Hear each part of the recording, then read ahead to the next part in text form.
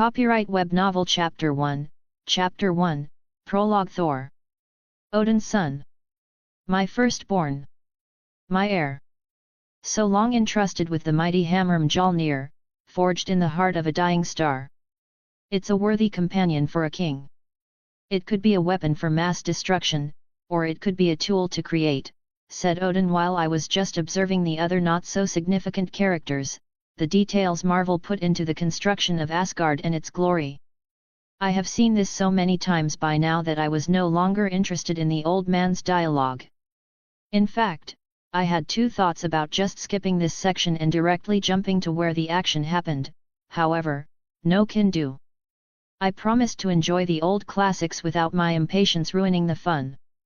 If I did it once, then surely I'd do it with other movies as well, which I didn't want. I'm just a simple student who also happens to do part-time work on the side to keep living in this expensive city and make just enough money to survive outside of paying for my university. Sometimes, I wonder why I wasn't born into a wealthy family. That sure would be nice. However, which man doesn't? Outside of those who have a car and multiple chicks hovering around them, all due to their old money. Sigh. There I am again, thinking of things that do me no good. I bring nothing but depression my way, which will lead to me wasting my entire day again by listening to either sad songs or motivational videos. I'm not having it. I decided to spend my off day decently this time around. So there were only two things I could do: hang out with friends or explore the endless amount of entertainment media out there. The first one would have been my choice if not for all my friends being back in the town I came from. As for making new ones here in the city, I never tried, and I don't think my wallet can afford to hang out with them. The latter was much more economical. However, the challenge was deciding what kind of entertainment I am looking for. I am already feeling empty, and if I jerked off any more, my dick would fall off. I was tired of those agenda-driven games and movies. So I was surprised when I found an entire collection of things I will watch someday on my computer in some hidden pathway on my drive.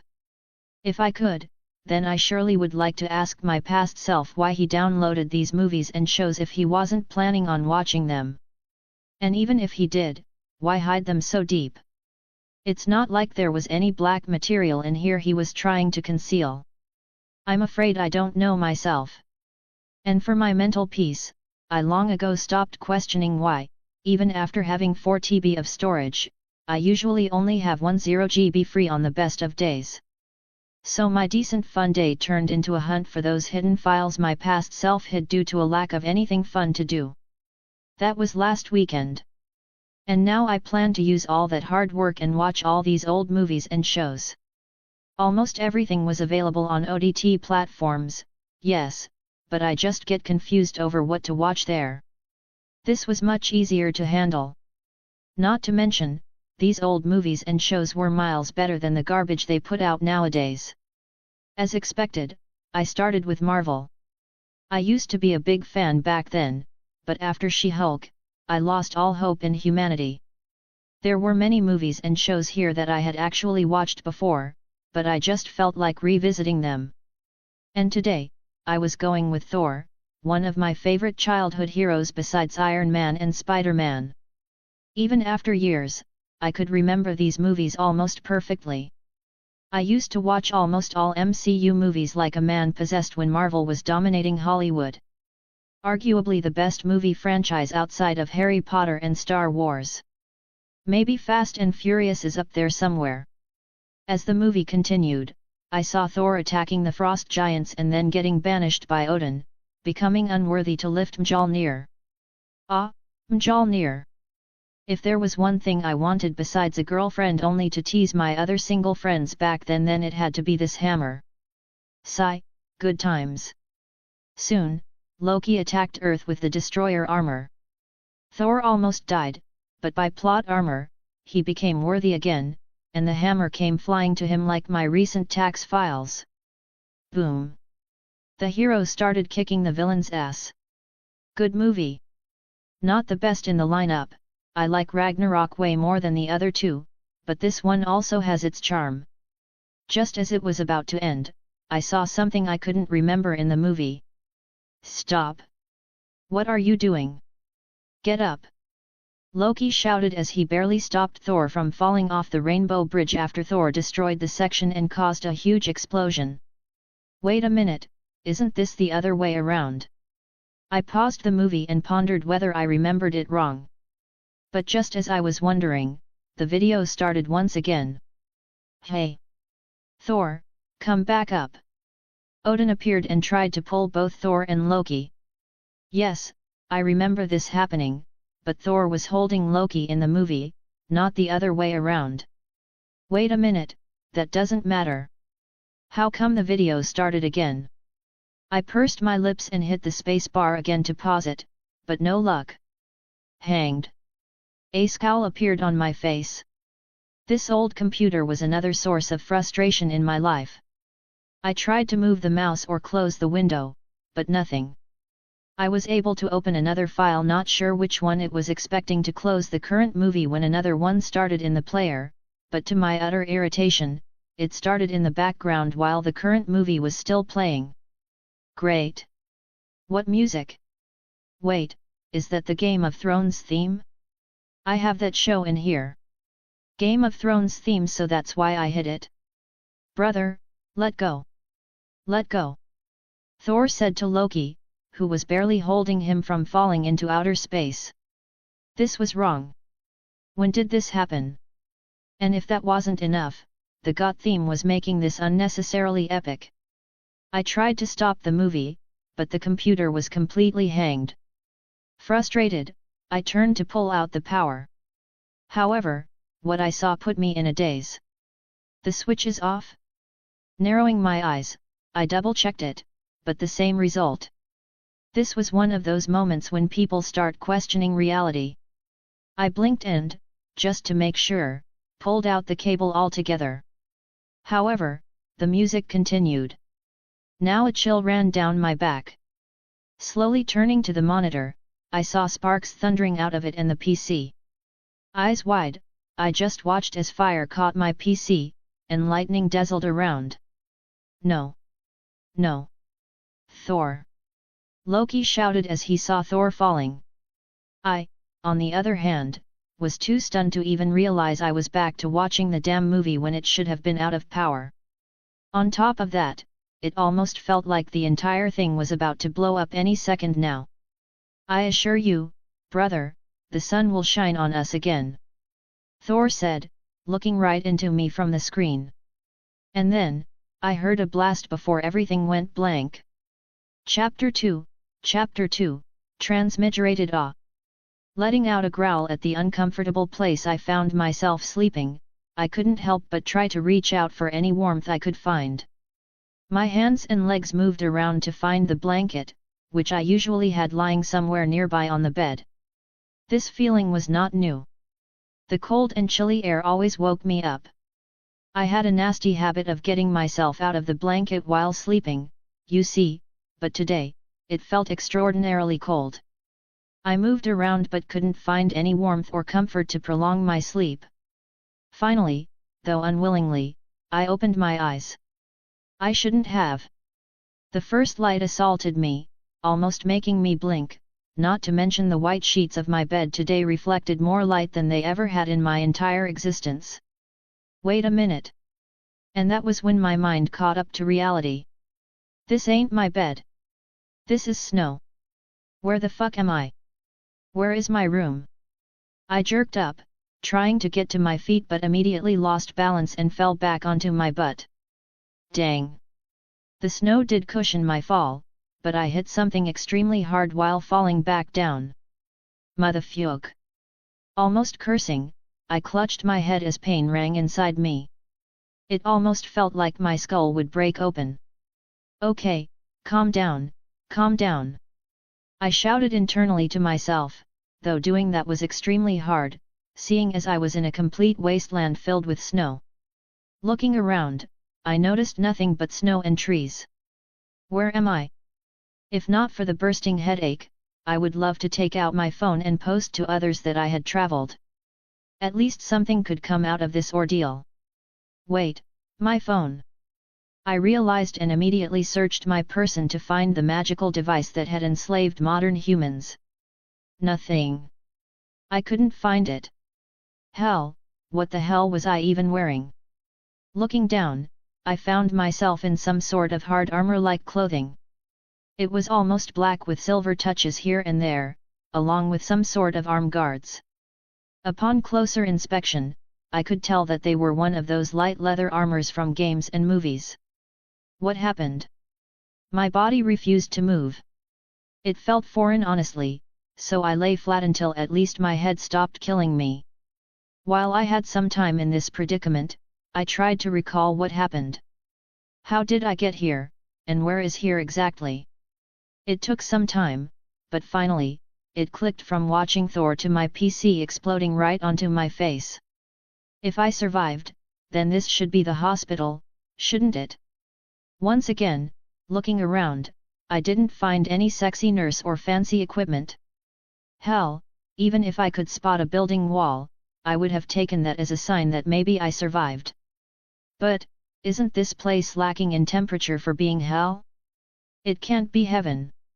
Aside from my personal track history, which makes me doubt that I'd go there, I once again couldn't seem to find those sexy angels most would consider heaven-worthy.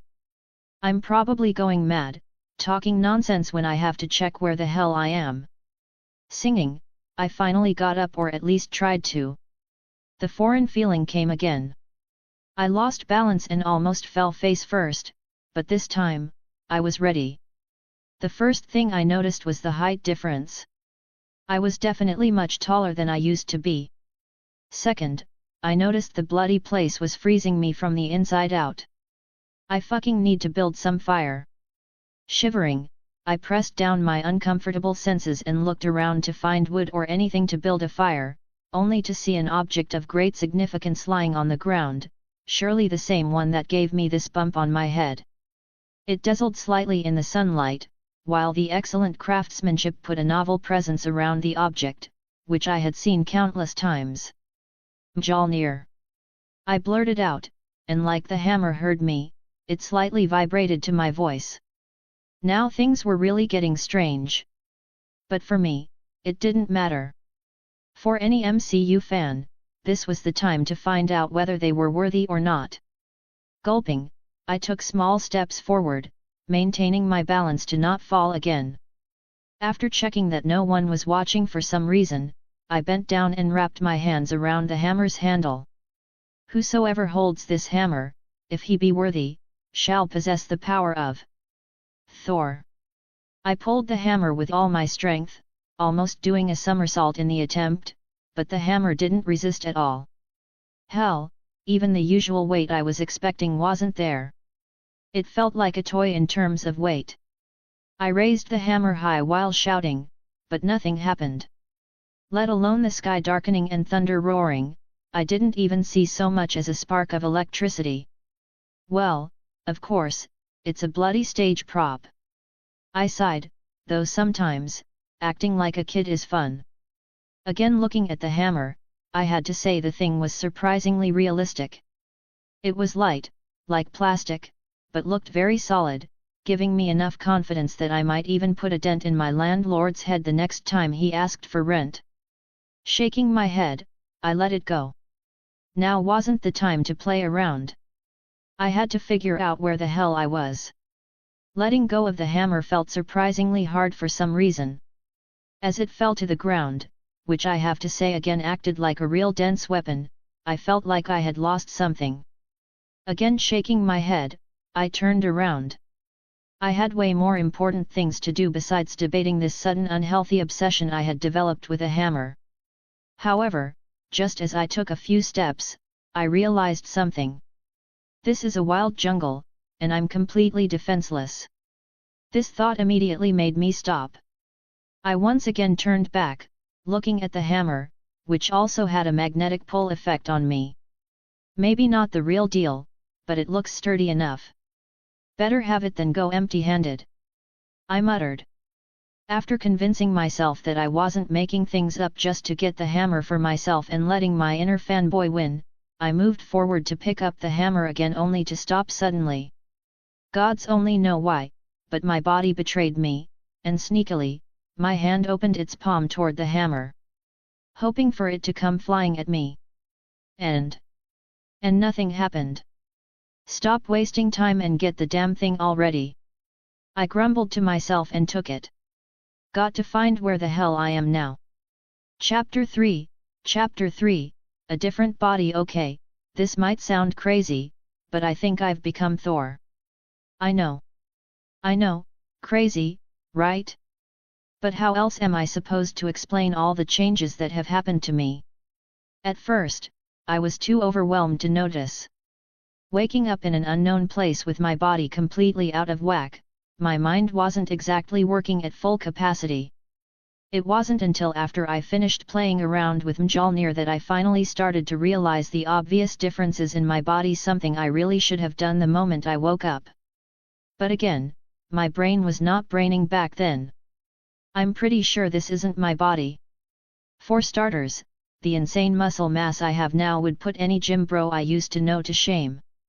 My entire physique looks like it was sculpted out of marble, like a Greek god.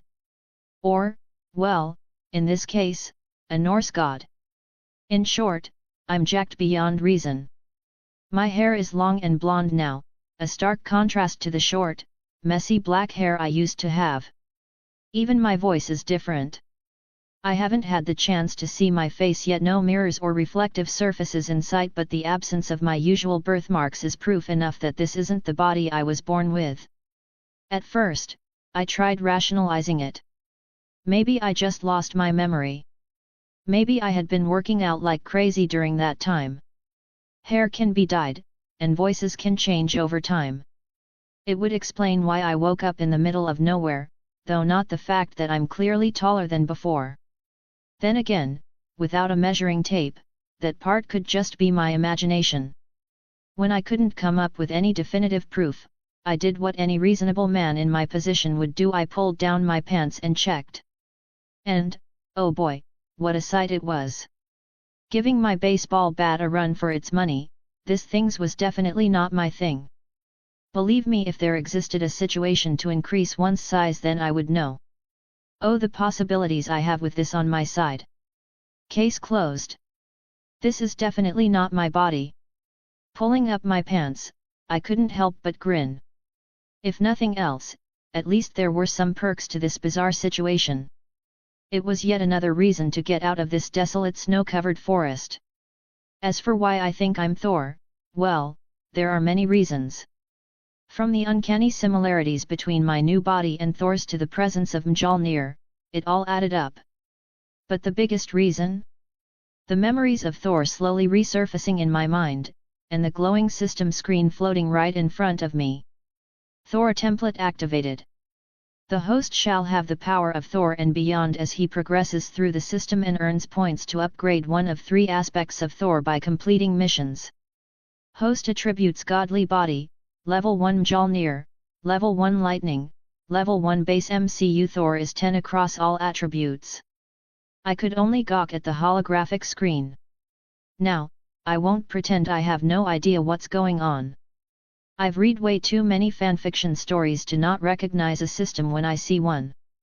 But to die, get reborn, and get a system of my own? What should I say? I'm honored?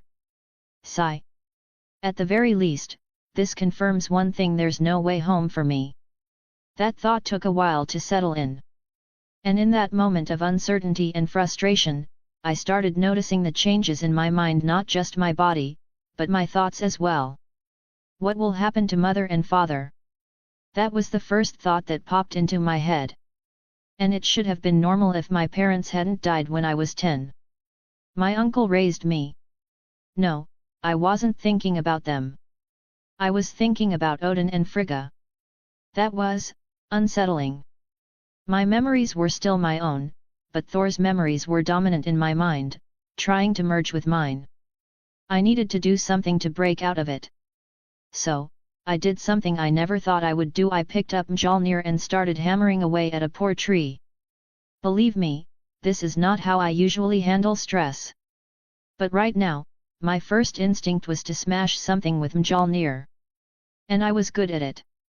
Though my strength was only at level 1, similar to when Thor lost his divine powers, sheer effort alone led to 6 trees falling before me. I felt like a beast. Never in my life have I felt this strong, and this was me without any of Thor's actual powers yet. Sigh. It took me some time to come to terms with everything. But once I did, I returned my attention to the system. If I needed to complete missions to unlock more of Thor's power, I should check what my first task was. First mission, find out where you are. Ah, great! I was hoping the system would just tell me. If only Mjolnir had its full power so I could fly up and get a bird's eye view. But it looks like I'll have to upgrade it first. Base MCU Thor is level 10 across all 3 attributes according to the system. That means I'll need to complete 27 missions to reach his level. It's a long way to go. As I mused over what I should do next, my senses suddenly picked up something. Even though I was just a human right now, Thor's instincts were still sharp. My body tensed on its own, slipping into a battle stance that I recognized from Thor's memories. If muscle memory was a thing, this had to be it. Good thing gods worked the same way in that regard, or I'd be in serious trouble. I just hoped that, if it came down to it, this body knew how to fight. The sound of footsteps grew louder, accompanied by haggard breathing. Tightening my grip on Mjolnir, I stayed vigilant until I finally spotted a person running toward me from deep within the woods. No, not a man, a boy. A teenager, about my age, well, my original age, anyway. He was dressed in black, his face pale and panicked as he ran straight toward me. But the moment he saw me, he skidded to a stop. Hope he understands English, or this is going to be a long one. Hello, I am Thor Odinson. Might I ask who you are? And while we're at it, where exactly are we? I asked, not even realizing I had referred to myself as Thor until after the words left my mouth. Something was definitely strange. My mind was my own, yet Thor's memories were overwhelming, seeping into my identity. Then again, with over 1,500 years worth of memories crammed into my head, maybe that was inevitable. The boy hesitated, clearly assessing me. He was unharmed, while I stood here holding a weapon. Naturally, he was wary. Yes, Mjolnir did look strange from a historical standpoint. A weapon like this was impractical, with so much weight on one side and barely any leverage from the handle. No normal person could wield it effectively. It seemed like he was about to say something until his eyes shifted from the hammer in my hand to something behind me.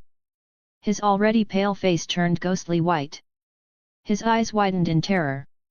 A cold sensation crept over me, and before I could even process what was happening, Thor's instincts flared once more, forcing me to turn around. And when I did, my own eyes widened in shock. Shit! Chapter 4, Winter is coming. The moment I turned around, I saw someone standing so close that Thor's instincts kicked in. Before I knew it, I was swinging Mjolnir at the person, knocking them back with enough force to send them crashing to the ground with a definitive crack. Back home, that alone could have landed me in prison. Shit! I froze, realizing what I had just done. For the first time, I felt a bit relieved that both I and the hammer were only level 1. Hopefully, the guy was still alive. Hey, are you all right? I asked, my voice laced with guilt. I stood motionless, waiting for any sign of movement from the person I had nearly killed. A low groan finally escaped from them, and I let out a breath I hadn't realized I was holding. At least they weren't dead, that was good. Just as I was about to move forward and help him up, I froze again. I hadn't expected him to recover this fast. Technically, that should have been a good thing, but something about this person felt off.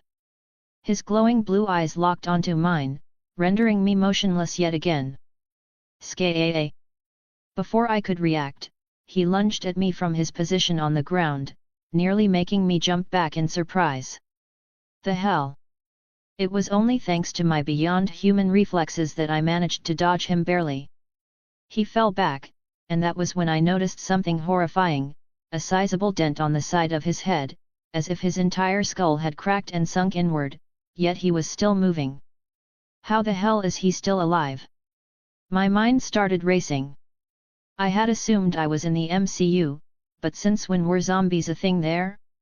I desperately wanted to deny it, but the thought nagged at me there were versions of the Marvel Universe infected with a zombie virus. God forbid, but please, not that world. Even cosmic beings like Eternity weren't safe in that version. If that was where I was, my survival chances were looking grim. As my imagination spiraled into worst-case scenarios, the zombie launched at me again. This time, I didn't back down.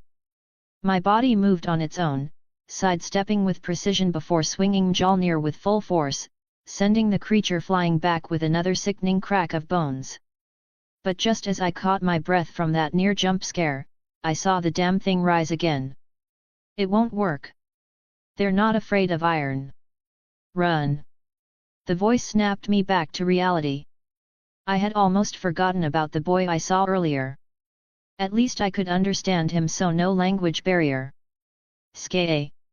Another guttural screech tore through the air, pulling my focus back to the immediate threat. Run! We need to go, the boy shouted. The thought of running crossed my mind, but for some reason, my body refused to move. Instead, I stood my ground, a surge of confidence welling up inside me, as if the very idea of retreating was unacceptable. And then it hit me, Thor's centuries of battle experience and warrior instincts were kicking in. Maybe it was his ego, but I wasn't running. Hey! Before I knew it, I was charging at the zombie, Mjolnir in hand. I swung down with all my might, crushing its legs while it was still on the ground. A deafening scream echoed through the area before I slammed my hammer onto its back and left it there. I silently prayed it would work like in the movies. To my relief and to the utter shock of the boy, the zombie continued thrashing, but no matter how much it struggled, it couldn't get up again. Seems like you're not worthy, I muttered, a smirk threatening to form on my face. So, your name is Will, and you're a ranger of the Night's Watch. My lord, he responded. My lord. What do you call this place, Will? And what were you doing here? I asked, ignoring the strange way he addressed me. It's beyond the wall, my lord.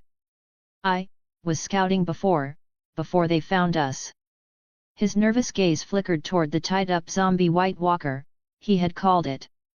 For a moment, I considered just burying the thing 10 feet under and being done with it, but my instincts told me otherwise. So, leaving Mjolnir atop the unworthy White Walker, I turned back to Will, determined to gather as much information as possible. Do you know how to kill it? I asked. Will shook his head but hesitated, as if there was something he wanted to say but was holding back. All right, tell me about the land beyond that wall of yours. At my question, Will gave me a strange look, almost as if I had asked him whether the sky was blue. It's the north, my lord. One of the 7 kingdoms in West Eros. The land ruled by His Grace, King Robert Baratheon. West Eros. I knew that name. Not from the MCU. Not from Marvel. But from somewhere else. And only now was I beginning to understand where I really was. And I didn't like it. MCU was dangerous, sure, but at least it was modern enough for a 21st century guy like me to settle into. But this was Game of Thrones. A series I never even finished watching, let alone read the books for. Were the books even finished? I stood up as the realization hit me, making Will flinch as if he had somehow offended me. Having Thor's memories came in handy here, at least I understood how medieval monarchy worked. But right now, I couldn't care less about Will. I was too busy trying to suppress the bubbling irritation and anxiety inside me. Hacking away at a few trees was starting to sound really appealing. Congratulations on completing your first quest. You now know where you are. An upgrade point has been allocated to the host. The system's notification snapped me out of my daze, momentarily distracting me from the heavier topics I wasn't planning on addressing anytime soon. The system classifies quests into 3 categories. Final quest, completing it unlocks another world, granting full access to the new world. Rewards 3, upgrade points. Main quest related to story progress, and they are mandatory quests. Reward 2, upgrade points. Side quest unrelated to story progression. Side quests provide upgrade points like all other quests. They are not mandatory, could deny the side quest if he wishes so. Reward 1, upgrade point. Unknown quest, not much known about this quests, they solemn appears and host is advised to take caution before accepting one. Reward unknown. Damn. And here I thought I was stuck in this primitive world. Couldn't the system have told me this earlier? This definitely motivated me to get the hell out of here. Final mission, kill the Night King, of course. Rolling my eyes, I stood there, fully absorbing my new reality. My lord. Will looked concerned. I had been silent for way too long, just staring at the air. Finally, I sighed and spoke. Take me to the wall. It's time to alert the realm of men. Winter is coming. Chapter 5, The Wall. The journey to the wall and Castle Black was a freezing one. I almost forgot about the cold, too distracted by Thor's memories assaulting my mind, the reality of being reincarnated, ending up in the Game of Thrones world, fighting ice zombies, and, if that wasn't enough, the system now wanted me to kill the endgame boss. Yet, too much had happened. To keep both mine and Will's attention away from the bitter cold, I kept the conversation going. The poor boy was freezing, thanks to me taking his Night's Watch cloak and using it to bubble wrap Mr. Zombie here so I could drag it back to Castle Black. He didn't protest, but I could feel his glare drilling into my back. I wasn't sure if he was cursing me for making his balls freeze off or for bringing a literal corpse to the people who were established to fight said corpses. Unlike him, though, I had a clear purpose. I might not have finished the TV show or read a single page of the books, but one thing was certain: the sooner the world learned about the White Walkers, the better. Especially for me. Maybe, just maybe, if they stopped fighting over that damn monstrosity of a chair, they'd send all that manpower where humanity really needed it. That meant I could leave this god-forsaken, internet-less, electricity-deprived world just a little faster. If only I had all of Thor's powers from the get-go, I wouldn't have to go through this unite humanity nonsense. I could just fly to the Night King's hideout and crush his head. Sigh. So, while freezing with Will, I kept questioning him, not just to keep us entertained, but also to refresh my knowledge of Westeros and the Game of Thrones world in general. Soon, the forest thinned, and by the gods, I had to admit HBO's VFX had nothing on what I was seeing. The wall, in all its glory, was more magnificent and enormous than I ever imagined. It was one of those sights that humbled you, making you realize you were nothing more than dust in this infinitely vast and ever-expanding cosmos. That's the wall. Will must have noticed my odd expression, and a small smile appeared on his face. Though I had been the one asking most of the questions, he had also asked a few about my origins. Maybe it was my clothes practically identical to Thor's, minus the metal armor and red cape. I definitely looked like a noble. And if I looked anything like Chris Hemsworth, mistaking me for royalty wouldn't be too far-fetched. Especially in Thor's get-up. Let's go. I'd rather not drag this corpse any longer than necessary, I said, since I was the one hauling the bound-up zombie through all this heavy snow. My lord. Will was about to say something, but I cut him off. Forget it, Will. In your condition, if I handed this thing to you, I'd just end up dragging 2 corpses to the wall. I joked, but there was truth in my words. The boy, no, the man, by Westerosi standards was in no shape to handle this. Not only was he shivering thanks to me stealing his cloak, but he had little to no muscle on him. He was already exhausted from his earlier encounter with the White Walker, and I didn't want to put more pressure on him. I needed him to explain the situation on my behalf to the Night's Watch. The White Walker itself was proof enough, but having Will's testimony would help. He tried to take the load from me multiple times, but I could tell it was more out of fear regarding our social statuses. His nervous fidgeting made it obvious. I could tell him I wasn't a noble, but that would only cause problems for me later. Best to keep my mouth shut for now. Gotta come up with a believable backstory soon. At the foothold of the wall, we had to wait no less than 10 minutes before the gates finally opened. Maybe the Night's Watch used their pitch-black cloaks to identify their own from atop the wall because I didn't see how else they could determine we weren't a threat. Which was ironic, considering I wasn't part of the Night's Watch. However, when the gates finally opened, and 5 men on horseback rode out with their swords drawn, I suddenly wasn't so sure about my assumptions anymore. "Will, what are you doing here? And who's this?" The man leading the group pointed his sword directly at me. Will stiffened, visibly nervous. He had already told me how deserting the watch meant execution. I didn't need the reminder, I had seen the show. But judging by his fear, whoever had died in his group must have been someone important. Under normal circumstances, it would make sense for Will to be afraid.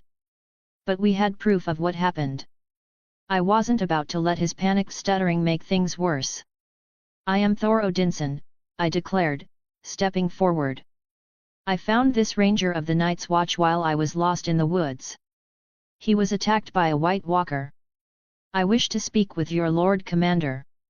I made sure my tone was firm. This wasn't a request. I was usually a peaceful guy, but people here didn't speak that language. If they mistook me for a noble, I might as well use the misunderstanding to my advantage. And it worked. The leader hesitated, taken aback by how I spoke. The other 4 scrutinized me from head to toe, their gazes lingering on my finely crafted hammer. Mjolnir didn't fit the conventional mold of a weapon. It was too impractical in both shape and weight distribution. But its craftsmanship alone was enough to tell them I wasn't some wildling. "White Walkers. They're nothing but stories," one of the men sneered. I sighed. Then, without a word, I dropped the large, human-sized bundle I had been carrying onto the snow. The impact caused a muffled, inhuman scream to rip through the air. That single sound wiped the smug look off the man's face. The horses whinnied in panic, their riders struggling to control them. "Then why don't you come down and see for yourself?" I said, my voice cold and imposing. The men exchanged uneasy glances. "It must be an animal," one muttered. "No animal sounds like that," another said, shaking his head. "Will, explain yourself. What's in there?" The slightly older member of the group stepped forward and asked this in harsh tone. "Alistair." Will's voice trembled. He speaks the truth. I couldn't save them. I told him to turn back, but he didn't listen. I couldn't do anything, so I ran." He was hyperventilating. The now Alistair narrowed his eyes. I didn't remember him from the TV show, but it's been years since I watched Game of Thrones, so going by my memory wasn't the best idea. "Who is this man?" Seeing Will struggle to respond, I stepped forward. Immediately, their swords were back on me. I simply sighed. "Save it. I'm not the one you should be afraid of." A man scoffed. "No one's afraid of you." I didn't bother replying. Instead, I knelt and loosened the bindings around the bundled-up White Walker. "Ska-a-a-a-a." Even with its mouth stuffed with cloth, the White Walker let out an ear-piercing screech. The Night's Watch's mighty warriors went pale. It thrashed violently, its limbs still bound, but nearly lunged at the nearest horse, causing chaos among the riders. I grabbed it by the head, forcing its face into the open for all to see. "That," I said, my voice like steel, "is who you should be afraid of." A stunned silence fell over them. "By the 7. Someone whispered. Alistair's eyes widened in shock. He glanced at me, then back at the creature, before snapping to his men. "Call Lord Commander Mormont." But he wasn't the only one in shock. His men fared far worse. Seeing their stunned expressions, he barked out, "Didn't you hear me, maggots? Call the Lord Commander now, tell him winter has come." Chapter 6, At Castle Black by the Old Gods, what is that monstrosity? 7 Protect us. Why has this stranger brought this cursed creature here? 7 Hells. Why did the Lord Commander even let that thing inside? Burn it! Burn it! The stories say they fear fire. The men of the Night's Watch gathered, horror and trepidation in their eyes as they stared at the creature caged inside the cellar. When fear began to creep into their hearts, humans often decides to strike first. Even though the White Walker was behind bars, completely restrained, people demanded its execution, demanded it be burned. It wasn't them speaking, it was their fear. Yes, burn it. Burn it and burn the last hope for humanity along with it, you half-wits. I shouted, growing annoyed by their cries. My voice immediately brought pin-drop silence to the cellar. No one had expected such an outburst from the new guy, but I wasn't about to let them have any bad ideas about the zombie. It was imperative to safeguard the White Walker until its existence became known to others. Burn it, and no one in the South will believe that the dead are lurking beyond this wall. Burn it, and no men will come to our aid when hundreds of thousands of these things start marching on the wall. Burn it, and every sacrifice made by the brothers of the Night's Watch, those who have long ended their watch, will be for nothing. I shouted, and finally, the men protesting the most quieted down. But there are always those who make things difficult. My Lord Commander, this man bringing this thing here is a bad omen. Don't fall for his words. We can't have this demon. Lord Thor speaks the truth. For how long has the Night's Watch bled and frozen its blood? It was for this day. We are here to guard the realm of men, the realm of living. This here is proof that our ancestors didn't build the wall for nothing. Before the man could finish spouting his nonsense, another voice resounded. It was none other than the Lord Commander of the Night's Watch, Georg Mormont. He was an old, burly man with completely white hair, yet he looked as imposing as hell. But Lord Commander, this thing is a sin against the 7, and enough. We are done here. The White Walker will stay in the cellar until all the lords of the North are made aware of it. That is final. The Lord Commander's authoritative voice finally silenced the man who had been protesting. Disperse, all of you. Alisir, Benyon, Will, Maester Iman, and Lord Thor, please follow me to my cabin, we need to talk, Georg Mormont ordered before turning to leave. I was reluctant to follow him, though. Seeing the reaction from these Night's Watch members, I was afraid that someone was going to try something really stupid. And Corin, Yoren, make sure none of these bastards do anything foolish, the Lord Commander added as he walked out of the cellar. So, you're a traveler who lost his way and ended up beyond the wall, where you met Will, who was attacked by the walkers. And you saved him while also capturing one? You expect me to believe that? Alisir spoke after hearing my generic background story, which contained little to no information about my past. You believe the dead can walk, yet you don't believe a living person can get lost. I shrugged as I fought a hard battle not to drink the wine they served me. I never drank in my old world, partly because I was still underage, but also because I never planned to. I intended to refuse the wine and ask for water, but then I realized water could contain algae and bacteria, one of the reasons people drank alcohol so much here. As for why I was resisting, well, it was because of Thor's instincts. He used to drink a lot. Even without his powers, I was sure I could handle liquor better than most with this body, but I'd rather not get addicted to it. I never believed they existed until today. Until there was proof. Benyon Stark, the brother of the Warden of the North, spoke. And the proof came from the same man you don't believe, I replied. Silence filled the room. Only the sound of the fire crackling could be heard. Every so often, I caught people drifting their eyes from me to the shiny hammer I had placed on the table. I believe you, Lord Thor. For the time being, the hospitality of the Night's Watch is yours, my lord, Georg Mormont finally spoke. Just Thor is fine. Lord doesn't go well with my name, I smiled, hoping to ease the tension. You have done us and the realm of men a great favor. Your actions could determine the outcome of the war that will surely come, the old man said. He looked like he was 1,000 years old or something.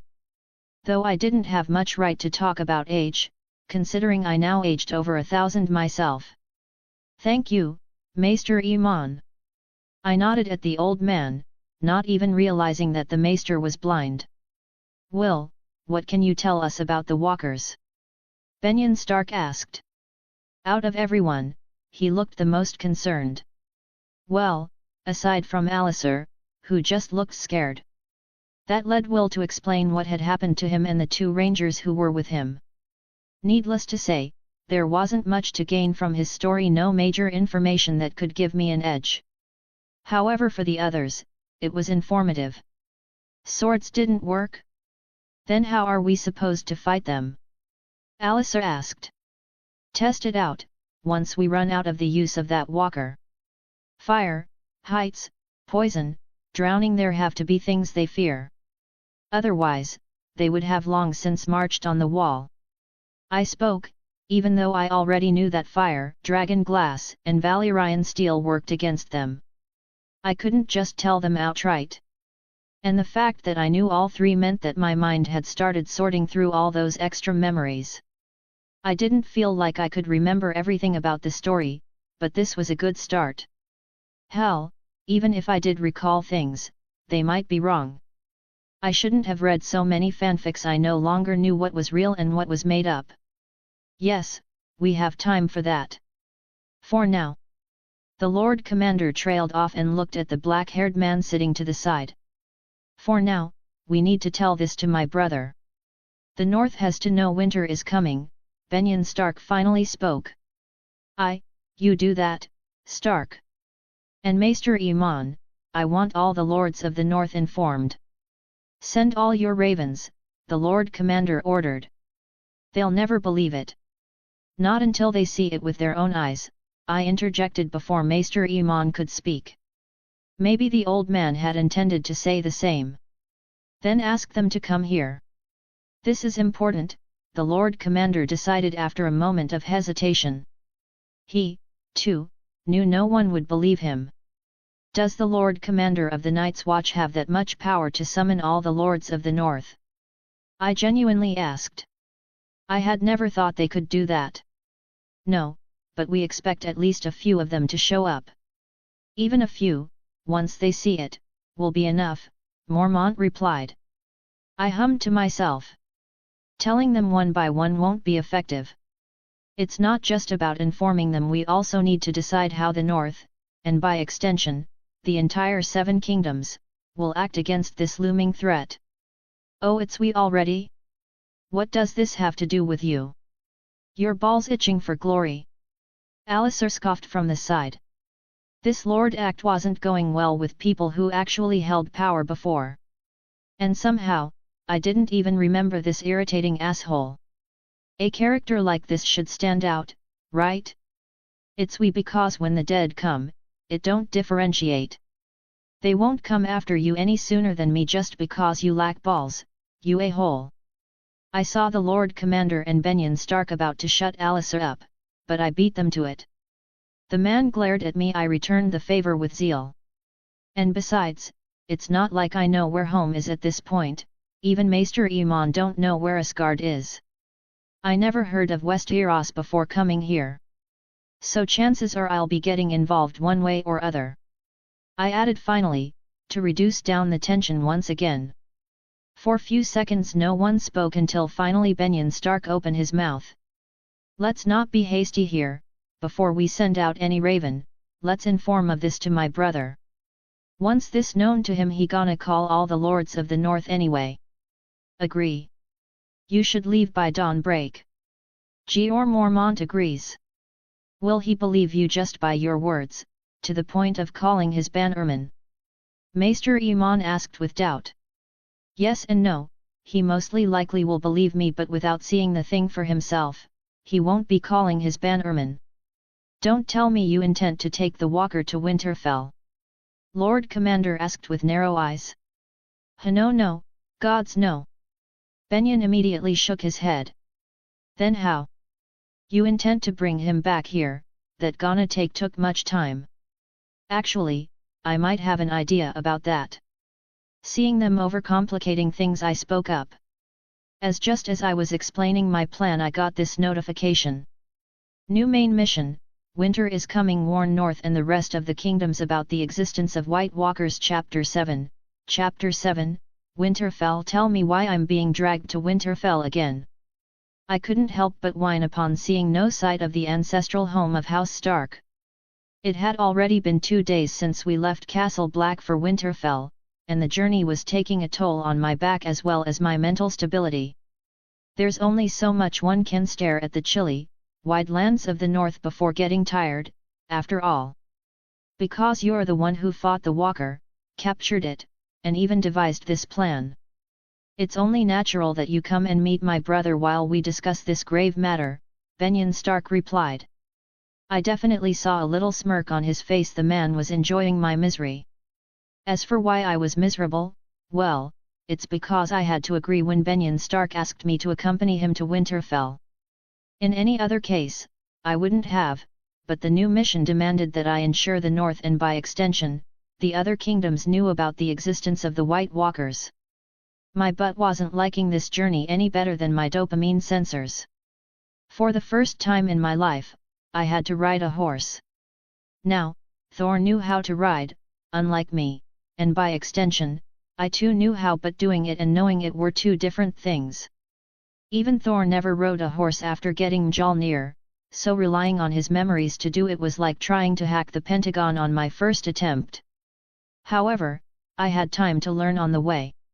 It wasn't like we were drag racing with the horses, it was a peaceful enough journey across a somewhat chilly land. But that time started to weigh on me. It turns out that the boredom that comes with riding a horse for 2 days straight is maddening. I needed something, anything to pass the time and forget my back pain from sitting in the saddle for so long.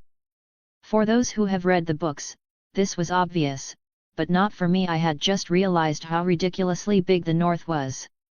The TV series never showed the sheer scale of this land, so I assumed the distance between the Wall and Winterfell would be short enough.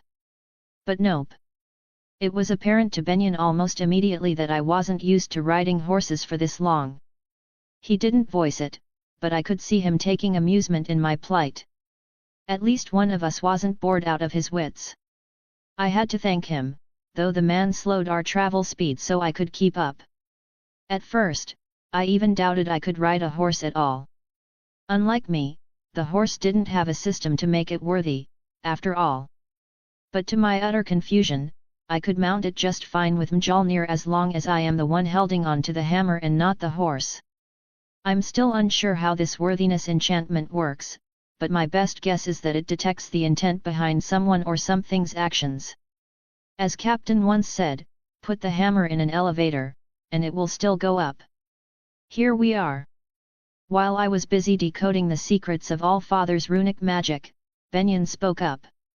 A grin broke across my face. Finally, the journey was coming to an end.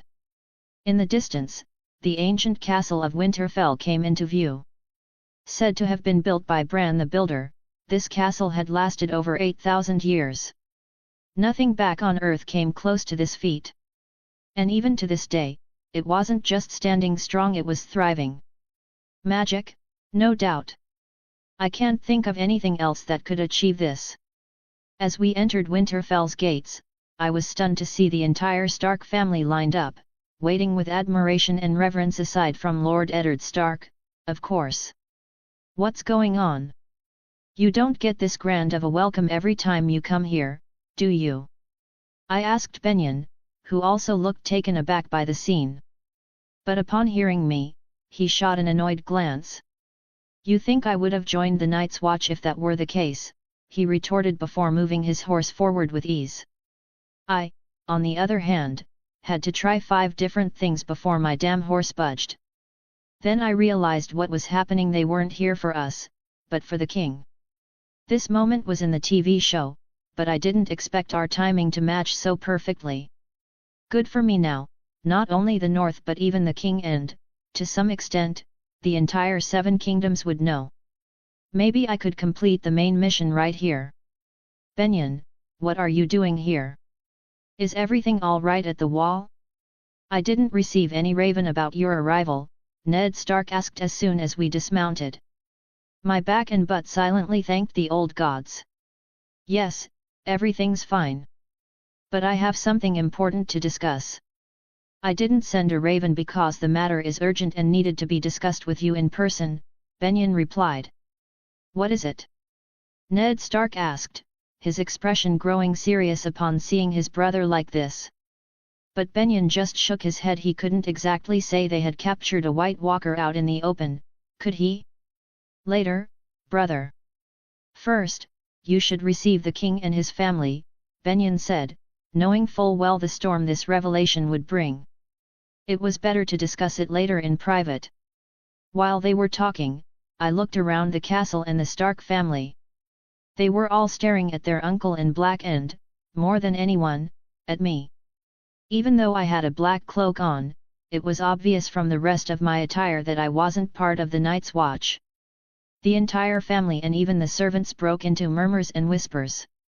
I didn't care much. I just looked for a few familiar faces, trying to recognize them from the HBO series. I spotted Catelyn Stark, who was observing me with the poised scrutiny of a high-born lady. She was beautiful, I had to admit, very similar to her actress in the show, but much younger. Robb Stark, Bran Stark, Rickon Stark, and even Sansa Stark, who was practically a little Catelyn at this point, given how much she resembled her mother, all looked strikingly similar to their HBO counterparts. Is it just me, or is she blushing while looking at me? I couldn't help but return a bashful look. I knew she wasn't blushing at me, but at Thor's face. Still, it felt good to be handsome nonetheless. Back at Castle Black, I had finally seen my own face in a mirror, and damn, was I amazed at how I looked now. Almost identical to Chris Hemsworth but younger. I don't know why, but I looked like I was in my late teens, maybe 17 or 18. I could only assume this was because I had been the same age back on Earth, and the system had given me Thor's teenage form. The only thing I don't get is this strange marking on my back, which I only saw in the mirror while posing like those bodybuilders I wanted to look like. No idea what that is, but there was no pain or inflammation. It looked like a tattoo the way it was looking, but I could tell that wasn't it. It's a strange birthmark, that the only way I could describe it for the time being. I wonder how old he was when he looked like this. 500? 700? Shifting my gaze, I started looking for the real stars of the show, Arya and Jon Snow, 2 of my favorite characters. But that thought didn't last long before Ned Stark turned to me, his face contorting as if he were remembering something. He stared at me for a few seconds, scanning me from head to toe. Was I really that handsome? Or had he caught me staring at his daughter? Your Royal Highness. Hey! Chapter 8, King's Entourage Handsome. That was the only thing on Sansa's mind when the prince of her dreams entered through the gates of Winterfell. Then and there, she knew this was the person she had been waiting for all this time.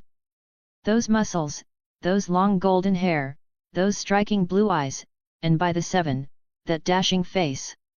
For a few seconds, Sansa completely forgot that her uncle Benyon stood right beside the prince. Her mind didn't have the luxury to even question why the Prince of the 7 Kingdoms would arrive together with her uncle, or where the king and the rest of his family were. No, for Sansa, none of that mattered. She only looked at the man in front of her, feeling her heartbeat rise so much so that she thought it might burst out of her chest. And she wasn't the only one under this delusion. Her siblings, her mother, and even the Lord of Winterfell assumed that this person was none other than the Crown Prince himself. She was flying on cloud 9 until her Prince Charming spoke. "I'm afraid you are mistaken, my lord. I'm not the prince. I hastily corrected them, seeing what kind of misunderstanding was brewing in everyone's mind.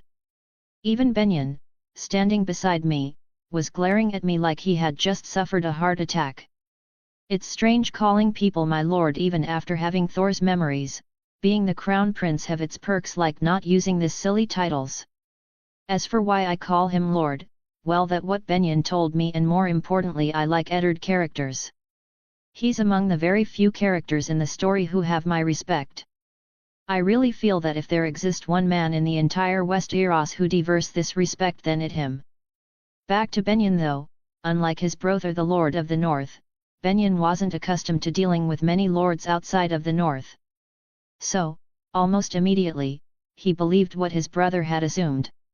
I could see everyone looking at me with strange expressions, especially Ned Stark, who seemed unable to believe what I had just said. But when I didn't add anything more, he felt a little embarrassed and turned to Benyon, as if silently asking, "Who is this?" "He is Thor. He's the reason I came here in the first place. We have a matter of great importance to discuss with you," Benyon said, now just as confused as the others. I couldn't blame them, though. It must have been my timing and my looks. With this blonde hair, I definitely looked like a Lannister. I couldn't help but chuckle to myself internally, not even realizing that while I was amused by the misunderstanding, a certain girl stood there, gaping. All her dreams had just plummeted faster than her heartbeat had been racing a second ago. "He's not the prince?" Arya asked, confused. She had never seen a prince before, but even she could tell that this man looked very much like one.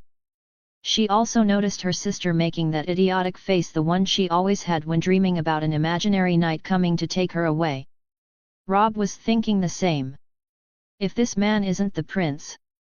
Unconsciously, he had now set a high bar for the real one. Catelyn was now observing the man in front of her even more closely. As a high-born lady, she had met many nobles, but even she had to admit there was something different about this man. He couldn't be just an ordinary person. "Pardon me, I mistook you for someone else. I'm Ned Stark, Warden of the North," Ned finally spoke, coming back to his senses. "I'm Thor Odinson." "Nice to make your acquaintance," I replied with a smile. I noticed that he was still looking at me keenly, only the old gods knew what those eyes were searching for. I saw him open his mouth again, clearly wanting to say something, but before he could, a horn was blown, drawing everyone's attention back to the gates. This time, it was truly the king's entourage. I quickly nodded at Ned Stark before moving to stand beside Benyon. I knew my looks would make me stand out, but I really should have thought of a way to avoid this earlier. Now, there was nothing I could do about it. As the entire royal entourage entered, a fat man struggled to dismount his horse, needing help from others before making his way directly toward Ned Stark. That was the king himself. Behind him were some of the most iconic figures in this world: the queen, her children, and her brother, the famous Kingslayer. I kept my mouth shut the entire time. To maintain a low profile, I stepped behind Benyon, as he was a Stark and belonged in the front. This also had another advantage: they wouldn't know whether I kneel or not. I wouldn't have mind kneeling down back on earth, but I have seen unusual amount of pride ever since coming here in this body. I just don't feel right kneeling for some reason. Feeling of anger, hesitation, and defiance rise inside by just thinking of doing which doesn't befits a royal. Surely an after effect of getting Thor's body and mind. I have to get used to this quick. The king soon began greeting the Stark children, while the queen made her way forward to have her ego stroked by making Ned Stark kiss her hand. It had been a long time since I had watched the show, but seeing everything play out live refreshed my memory. However, I wasn't doing as good of a job of hiding as I thought. Suddenly, the queen's eyes fell on me, locking me in a tense stare. I quickly broke eye contact, not wanting to give that crazy woman any reason to make trouble for me. But it seemed like trouble was hell-bent on finding me anyway. I saw the queen looking at me intently before making her way toward me. I internally hoped she wasn't coming for me, but all hope was dashed when she stopped right in front of me and raised her hand. It took me a moment to realize what she was doing. I am not a Stark. The host should have the honor. I'll allow it, she interrupted. I had been trying to escape the predicament, but Cersei immediately shut me down. Gotta admit, now that she was standing this close, she was beautiful. If only she could do something about that permanent scowl on her face. I see, but as a guest here, I can't do that to my host, so I'll pass it, I said without hesitation, looking directly at her eyes. I have no idea why I did that, honestly. I could have just ended this with just one kiss, but doing something I didn't want to made me repulsed. Who are you? She asked, narrowing her eyes, surprisingly not taking offense to what I just said. She looked directly into my eyes as she asked, and only the gods knew what was going through her mind. I'm Thor. Thor Odinson. Even after I answered, she kept looking at me. Slowly, her scowl morphed into a strange expression, one I couldn't quite recognize. How old are you? She asked suddenly, catching me off guard. Besides my real age being a complicated matter, why did she even care? I'm 17. What? Cersei's eyes narrowed. I had totally forgotten that people here were weird with their numbers. 10 and 7 named days old, I corrected myself, still looking right into her eyes, without showing any weakness. My mind said not to. I'm not sure where I stand in the food chain yet with just level 1, but this newfound pride gonna be my end. She still didn't respond. Instead, she gave me another glance, one that lacked her usual scowl but carried something else entirely, before finally turning around and walking away. What was that about? Benyon hurriedly asked once the queen was gone. I know no better than you do, I shrugged. What could I say? That woman was half crazy. Best to keep my distance. Benyon, on the other hand, gave me a hard look. First, his brother mistook the man he had brought as the crown prince. Now, the queen was suddenly taking an interest in him. Benyon didn't like it. It didn't help that neither he nor the Night's Watch knew anything about me. Well, at 17, I was a man, but calling me a boy wouldn't be wrong. It was just that, unknowingly, or to be exact, Thor carried an aura that made him stand out. Ned, take me to her, the king said immediately after greeting his old friend and family. I was just relieved he hadn't noticed me. We have been traveling for a moon, my love. Surely the dead can wait, the queen spat, her scowl returning. She earned a glare from the king for that.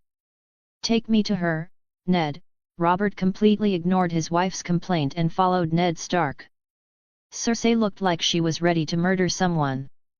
She flashed a fake smile at Lady Stark before marching inside Winterfell with her children. However, just before she disappeared inside, she turned back, almost startling me, and gave me another strange look before finally leaving. I won't lie, I was starting to feel uneasy. Mixing with that woman had never brought anyone good fortune. And in my current state, with all stats being level 1, I couldn't afford to get caught up in her schemes. However, if I have no other option, then fight I must. No. Why I'm thinking like that? Damn, Thor's personality is rusping on me. I saw a few more notable people in the entourage, but now that both the king and queen were gone, I just wanted to get away from all these watchful eyes as soon as possible. So I just ended up following Benyon and kept my dead down as much as possible. However, again it turned out that I was unwantedly attracting unnecessary attention towards me by just being there. I saw Jaime Lannister looking at me, and so was the case with Crown Prince. Chapter 9, Feast, Riz and LVL 1 hits. Be my hand, Ned. You belong in the Crownlands by my side, Robert Baratheon, the King of the Seven Kingdoms, finally said, making Eddard Stark's assumption come true. He knew why Robert was here, and he found himself overwhelmed by the proposal. Did he want to be the hand of the king and go south? No. Only the old gods knew how much he hated the south.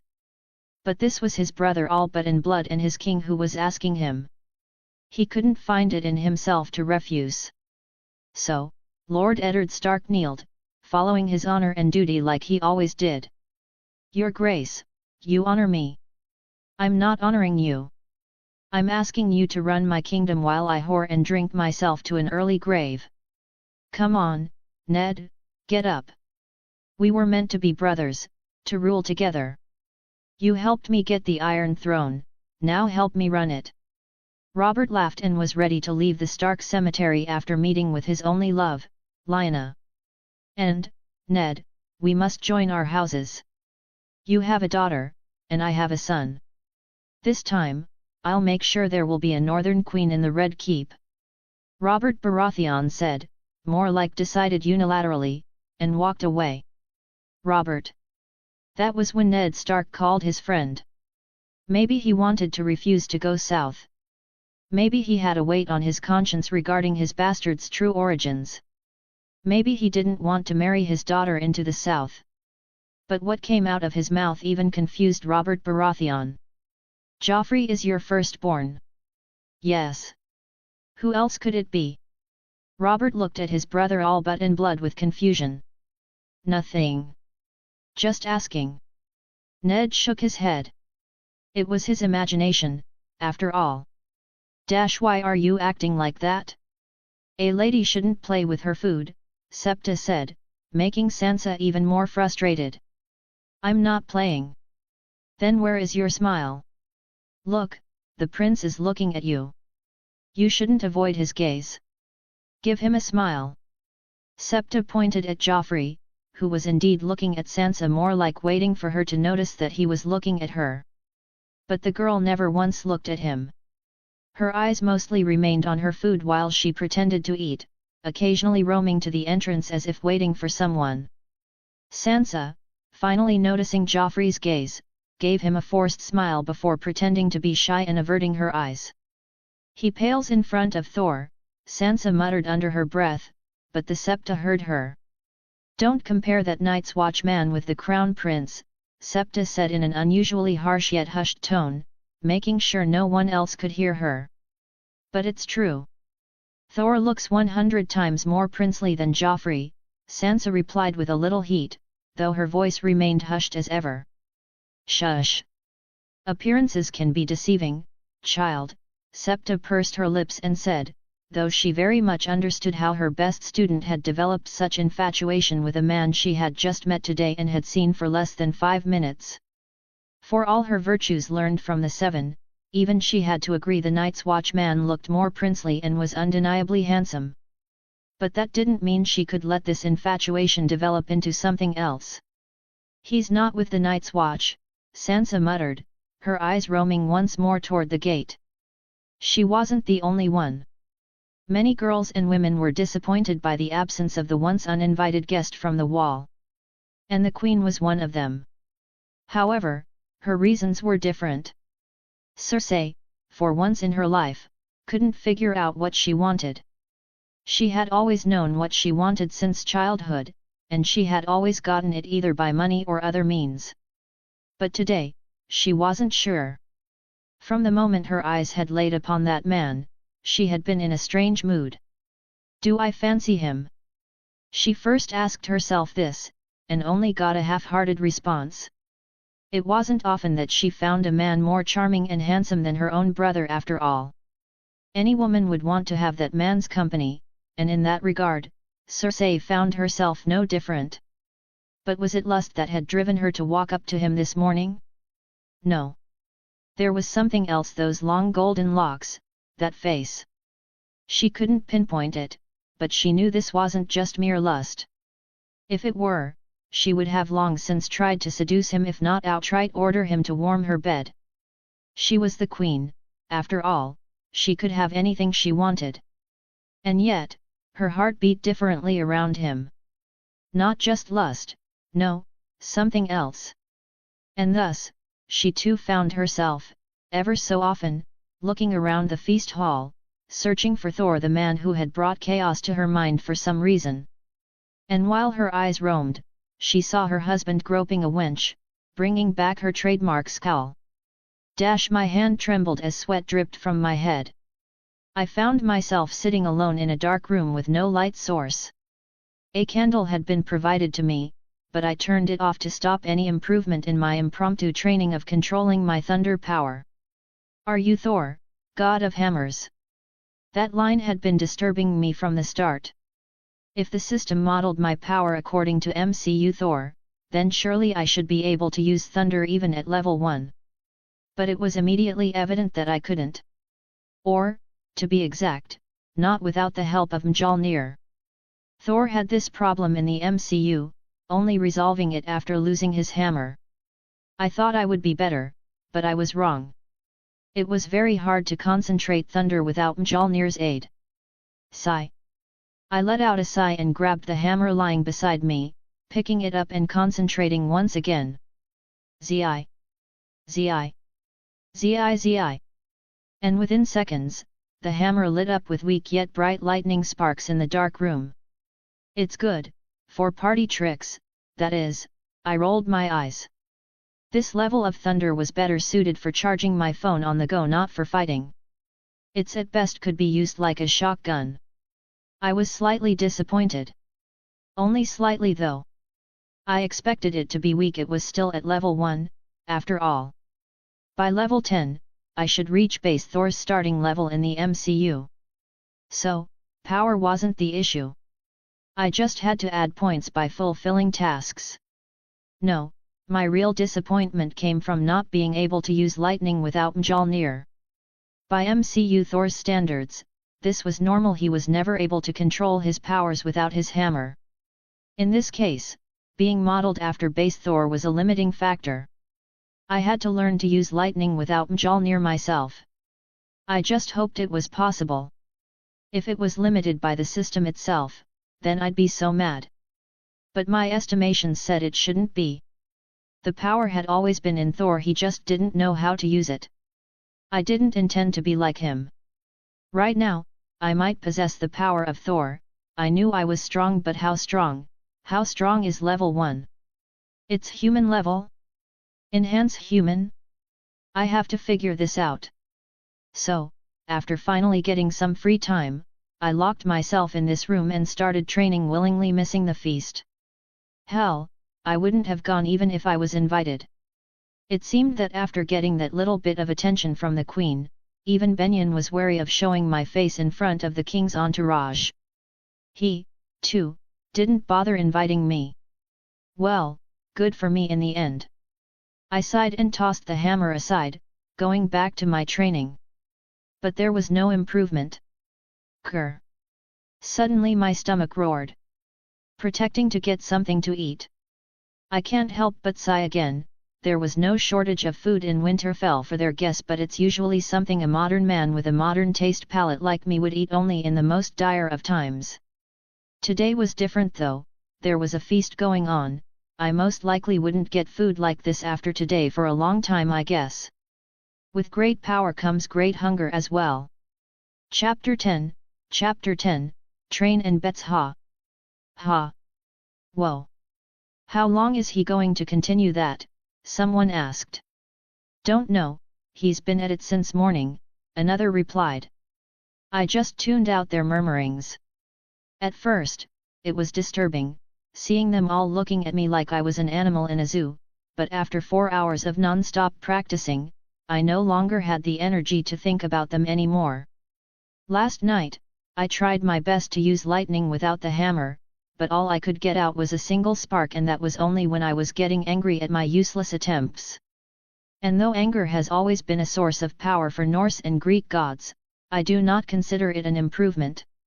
I can't always rely on anger to use lightning like that, and power driven by anger is often uncontrollable and destructive.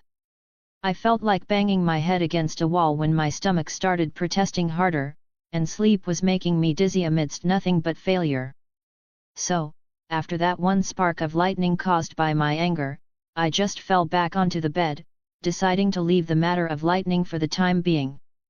If possible, I'd allocate daily training time for that. It could be a good pastime and definitely a necessary one in this god-forsaken era of no entertainment. First thing in the morning, I attacked the Winterfell kitchen, grabbed whatever they gave me, then took my dear hammer and rushed out to train. Last time, Thor's fighting experience and muscle memory saved me. It was good, but only against an unintelligent zombie. Against real seasoned knights and skilled swordsmen, I wouldn't stand a chance even though I'm physically strong than most. Just having raw power won't do me much good if I don't have the skills to wield it properly. So, training was necessary. I'm lucky in this regard as well. Thor has a lot of memories of fighting, and he has developed a distinct style of combat that suits this body very well. I just have to replicate it with his memories. The fact that these muscles are already accustomed to those movements is just the cherry on top. It actually wasn't the body that was the problem, it was the mind. My mind is not used to making battle decisions on the fly. That is one skill I lack right now, and only Thor's battle instincts saved me when I fought the zombie. Thus, I have to iron out both my body and mind before I find myself in another battle. So, here I was, going at it for 4 hours straight, swinging my hammer just as Thor did in his memories. And I have to say, it's all coming very naturally to me. From every swing to the shift in balance, I was getting better. I could visibly see the difference before my eyes. I started with some standard training: running, push UPS, and sit UPS. This alone was eye-catching for others. People here don't train like that. Then, I switched to swinging my hammer and refining the movements until I got used to them. That last part was pretty normal if not for the fact that I was swinging a completely unconventional and impractical hammer due to its size and mass. If that wasn't enough, I was swinging that exceptionally well-made yet horrid weapon for 4 hours straight. Of course, people were going to talk. Huff. Huff. Huff, again, once again, I muttered to myself, letting the cold northern breeze cool me down while I caught my breath. Clap clap clap clap. Fabulous. Never saw someone swinging a club with such enthusiasm. Do men often train like this on the wall? I looked up to see a golden-haired boy smugly watching me. Behind him stood a man clad entirely in black armor, his helmet shaped like a dog's head. Prince Joffrey.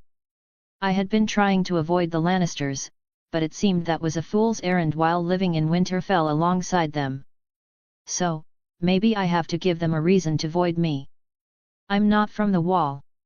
I replied offhandedly, not giving him much attention. The Joker will demand more of it if I give even a grain worth of it. Not from the wall? Interesting.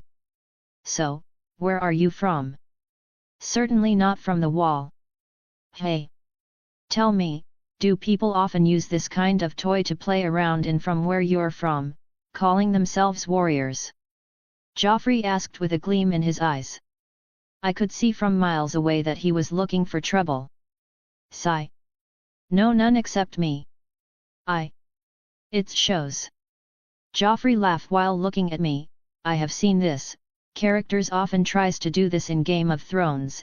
It's like they are born with a prick in their ass. None except, because there is no one like me, I replied, now getting a little serious as I got closer to him and easily flipped my hammer in the air, something very hard with an object with its weight, and yet I did it effortlessly, making both Clegane and Joffrey shocked, especially Joffrey who was so close to me now. I got the hammer when I was a child. It was indeed a toy to me, until I learned that if I swing it hard enough, it's a toy no more. I slowly got closer to him and glared at him. Being significantly taller and more muscular than him definitely helped me what I was going for here. The bastard slowly stepped back, losing that smirk on his face. But I wasn't done. I slowly lower my head to his level. Only I swing it because only I could. Many tried to lift the hammer, very few could, and none lived to tell the tale. Do you know why? I said with a heavy voice, not even Clegane on the side getting anxious seeing how his hands were almost on his sword. Why? Haha, because none were worthy. I slowly slipped the words into his ears and turned around. I don't like bullying, but that was damn satisfying. Me turning back also seemed to relax Clegane, who was clenching on his sword handle. However, just as I was going back in to fill this raging fire my belly, I heard someone shove his own foot on top of the hammer. I'll do it. Hey! The hammer, I'll lift it. You think that damn piece of junk can tell whether I'm worthy? Give the hammer here. Joffrey all but order. You sure royal ass. I mean highness. People are watching, you can still take back your words, but once I put the hammer down. I trailed off. Joffrey glared at me, though looking uncertain he opened his mouth finally. I'll lift that hammer, if I lift it, then it's mine and you would be punished for spreading falsehood in this kingdom and for lying and deceiving. Joffrey shot back, maybe thinking I would be afraid. Unfortunately for him, he wasn't the first person who tried to lift the hammer, the entirety of Castle Black had failed before I came here. None were able to and none shall. If this was some other fantasy like Tolkien then maybe, but finding a worthy one in G.R.R. Martin's work, I have better chances of finding peace here than that. Haha. Excellent suggestion. Very well then, agree, but what do I get in return if you can't lift the hammer? Certainly, a prince of your caliber and honor with a mass reputation would put something equal to this wager. Now I was grinning, I wasn't looking to scam people, but if they themselves wants to be scam, then whom I'm to say no in the face of a gifted horse? Hey, that will never happen. Sure, but just in case, let's put something on the table. How about 1,000 gold dragons? Surely it's nothing for the crown prince and the next king of the 7 kingdoms, or it's too much.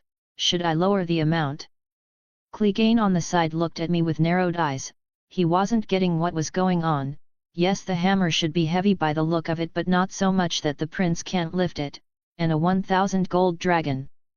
Where did this guy got the balls to ask for something like that? Fine, just toss the damn hammer already. Joffrey was getting annoyed now, seeing I wasn't playing his game. He now was just looking away to punish me. Fair enough. I shrugged and tossed the hammer at the ground, had 2 thoughts of directly tossing it at him though. What followed was a show of a whiny child making a fuss.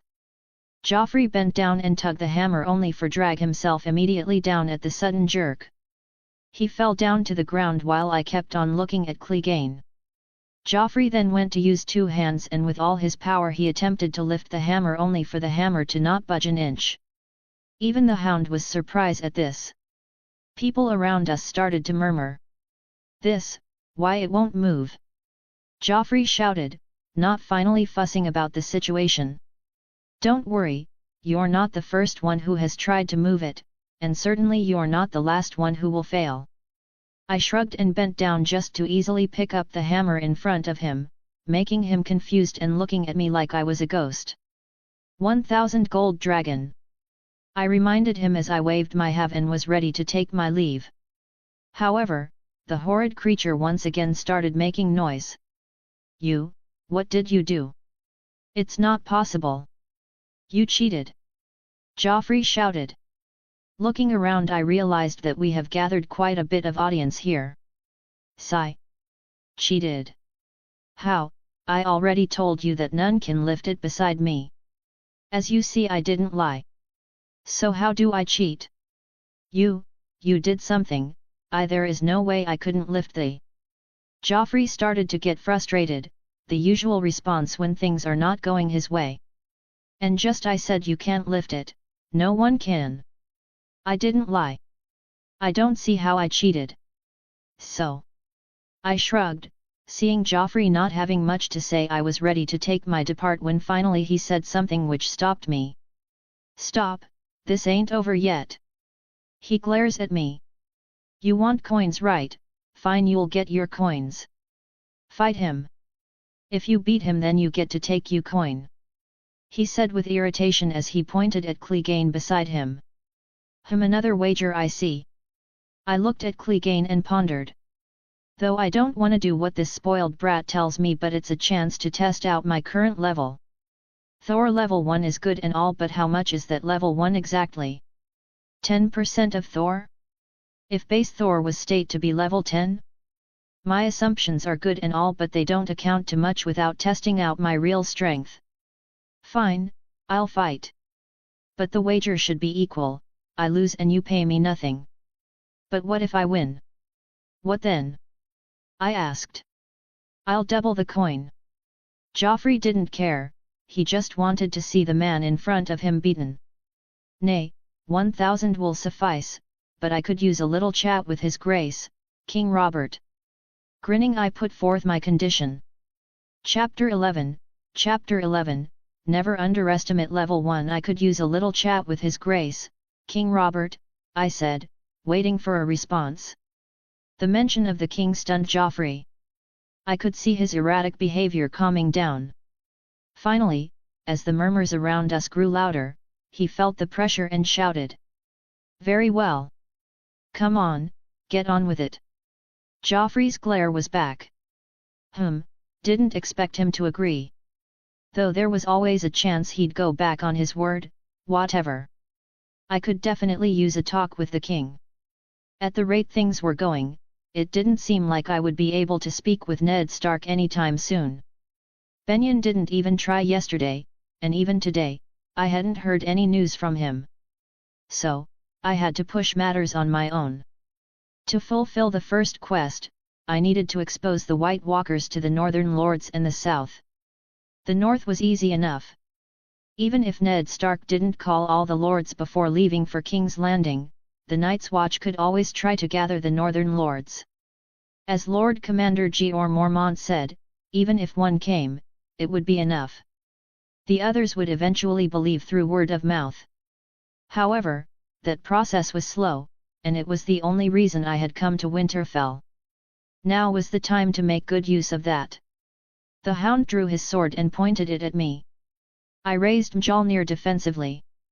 Already winded from training, I was tired, no doubt about it, but at the same time, I was excited. This would be my first real fight here. Aha! And then it began. Without giving me a second, the Hound rushed at me, swinging his sword. Did I mention the bastard was in full plate while I was wearing just a thin shirt from training? On instinct, my body ducked, dodging the attack while sidestepping when he tried to Spartan kick me. Seeing a little opening, I swung my hammer, only for him to close the gap when he saw my arms wide. He headbutted me again, with his helmet on. Surprisingly, it didn't hurt as much as I thought, and I didn't feel much force from the attack. But I fell for that trap. My inexperience was showing. Just stop using your brain and let Thor do the fighting, I muttered to myself with irritation as I was knocked back. He came again, his sword pointed at my side. Seeing the attack coming, I moved my hammer to block it, only for him to suddenly turn, retract his sword, and use the same motion to strike my extended leg. Fuck! For a big guy, this dog was surprisingly agile. Maybe exhausting myself to death on the first day of training wasn't the best idea. At least it didn't hurt much. Level 1 or not, we were still talking about a god's body.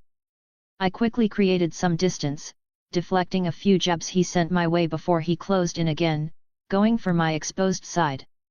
I turned and swung my hammer to intercept the sword. Only to feel his hand grab my long hair and yank me close before he drove his armored knee into my gut and threw me back. I managed to keep my balance, but I was more surprised at how he moved than anything else. Yeah, get him! Joffrey mocked from the sidelines, grinning. Clegane simply stood still, watching me. Don't touch my hair! The words left my mouth before I even realized it. A strange surge of anger flared within me at the thought of my hair being touched. The Hound came again, swinging from the side. This time, I wasn't going to just defend. Not holding back, I swung Mjolnir. Zayak! A metallic clang rang through the air, and before either of us knew it, Clegane's sword was shattered in two, sent flying out of his hands as he stumbled back, shock clearly written across his face. That should have been where the match ended, but my body moved on its own. With my right swing, I had created the perfect momentum to bring my hammer to the left. Now, gripping Mjolnir with both hands, I followed through with a powerful swing, striking him directly in the chest. Dumb. The entire breastplate crumpled inward as Clegane was lifted a few inches off the ground before crashing down with a thud. His chest plate was crushed, and he immediately lost consciousness.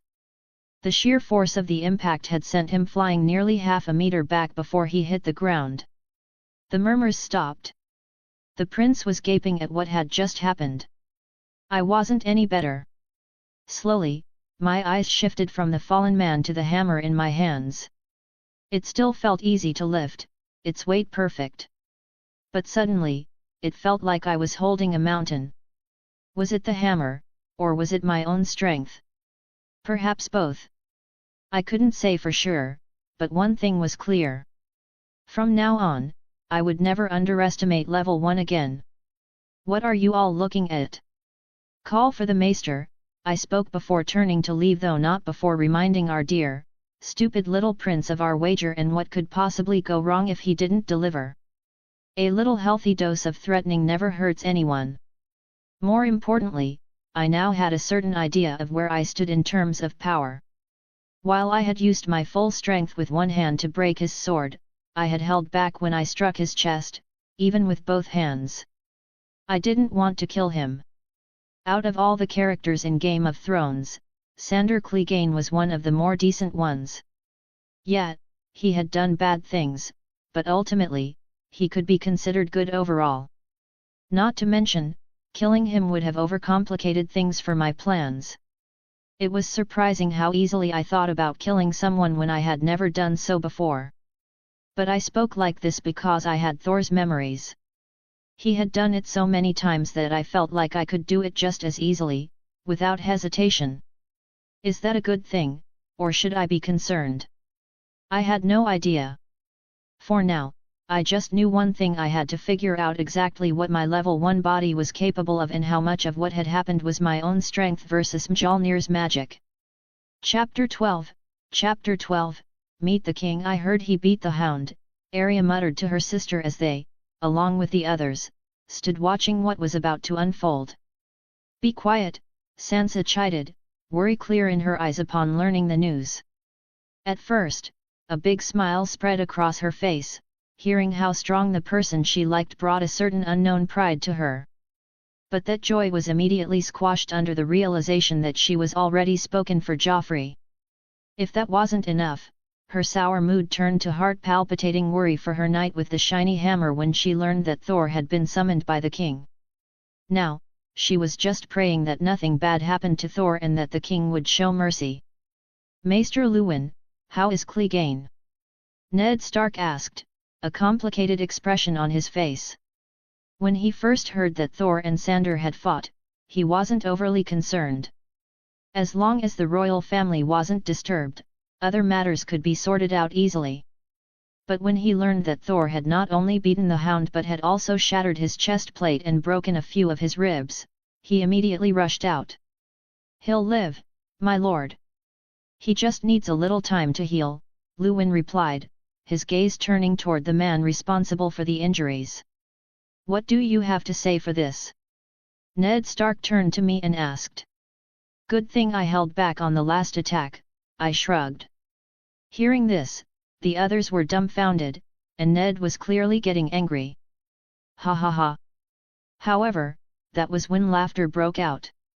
I saw the poor breastplate. Almost looked like one of my works when I was your age, Robert grinned. Reminds me of what I did to that dragon spawn. My hammer struck true back then, and unlike you, I didn't hold back.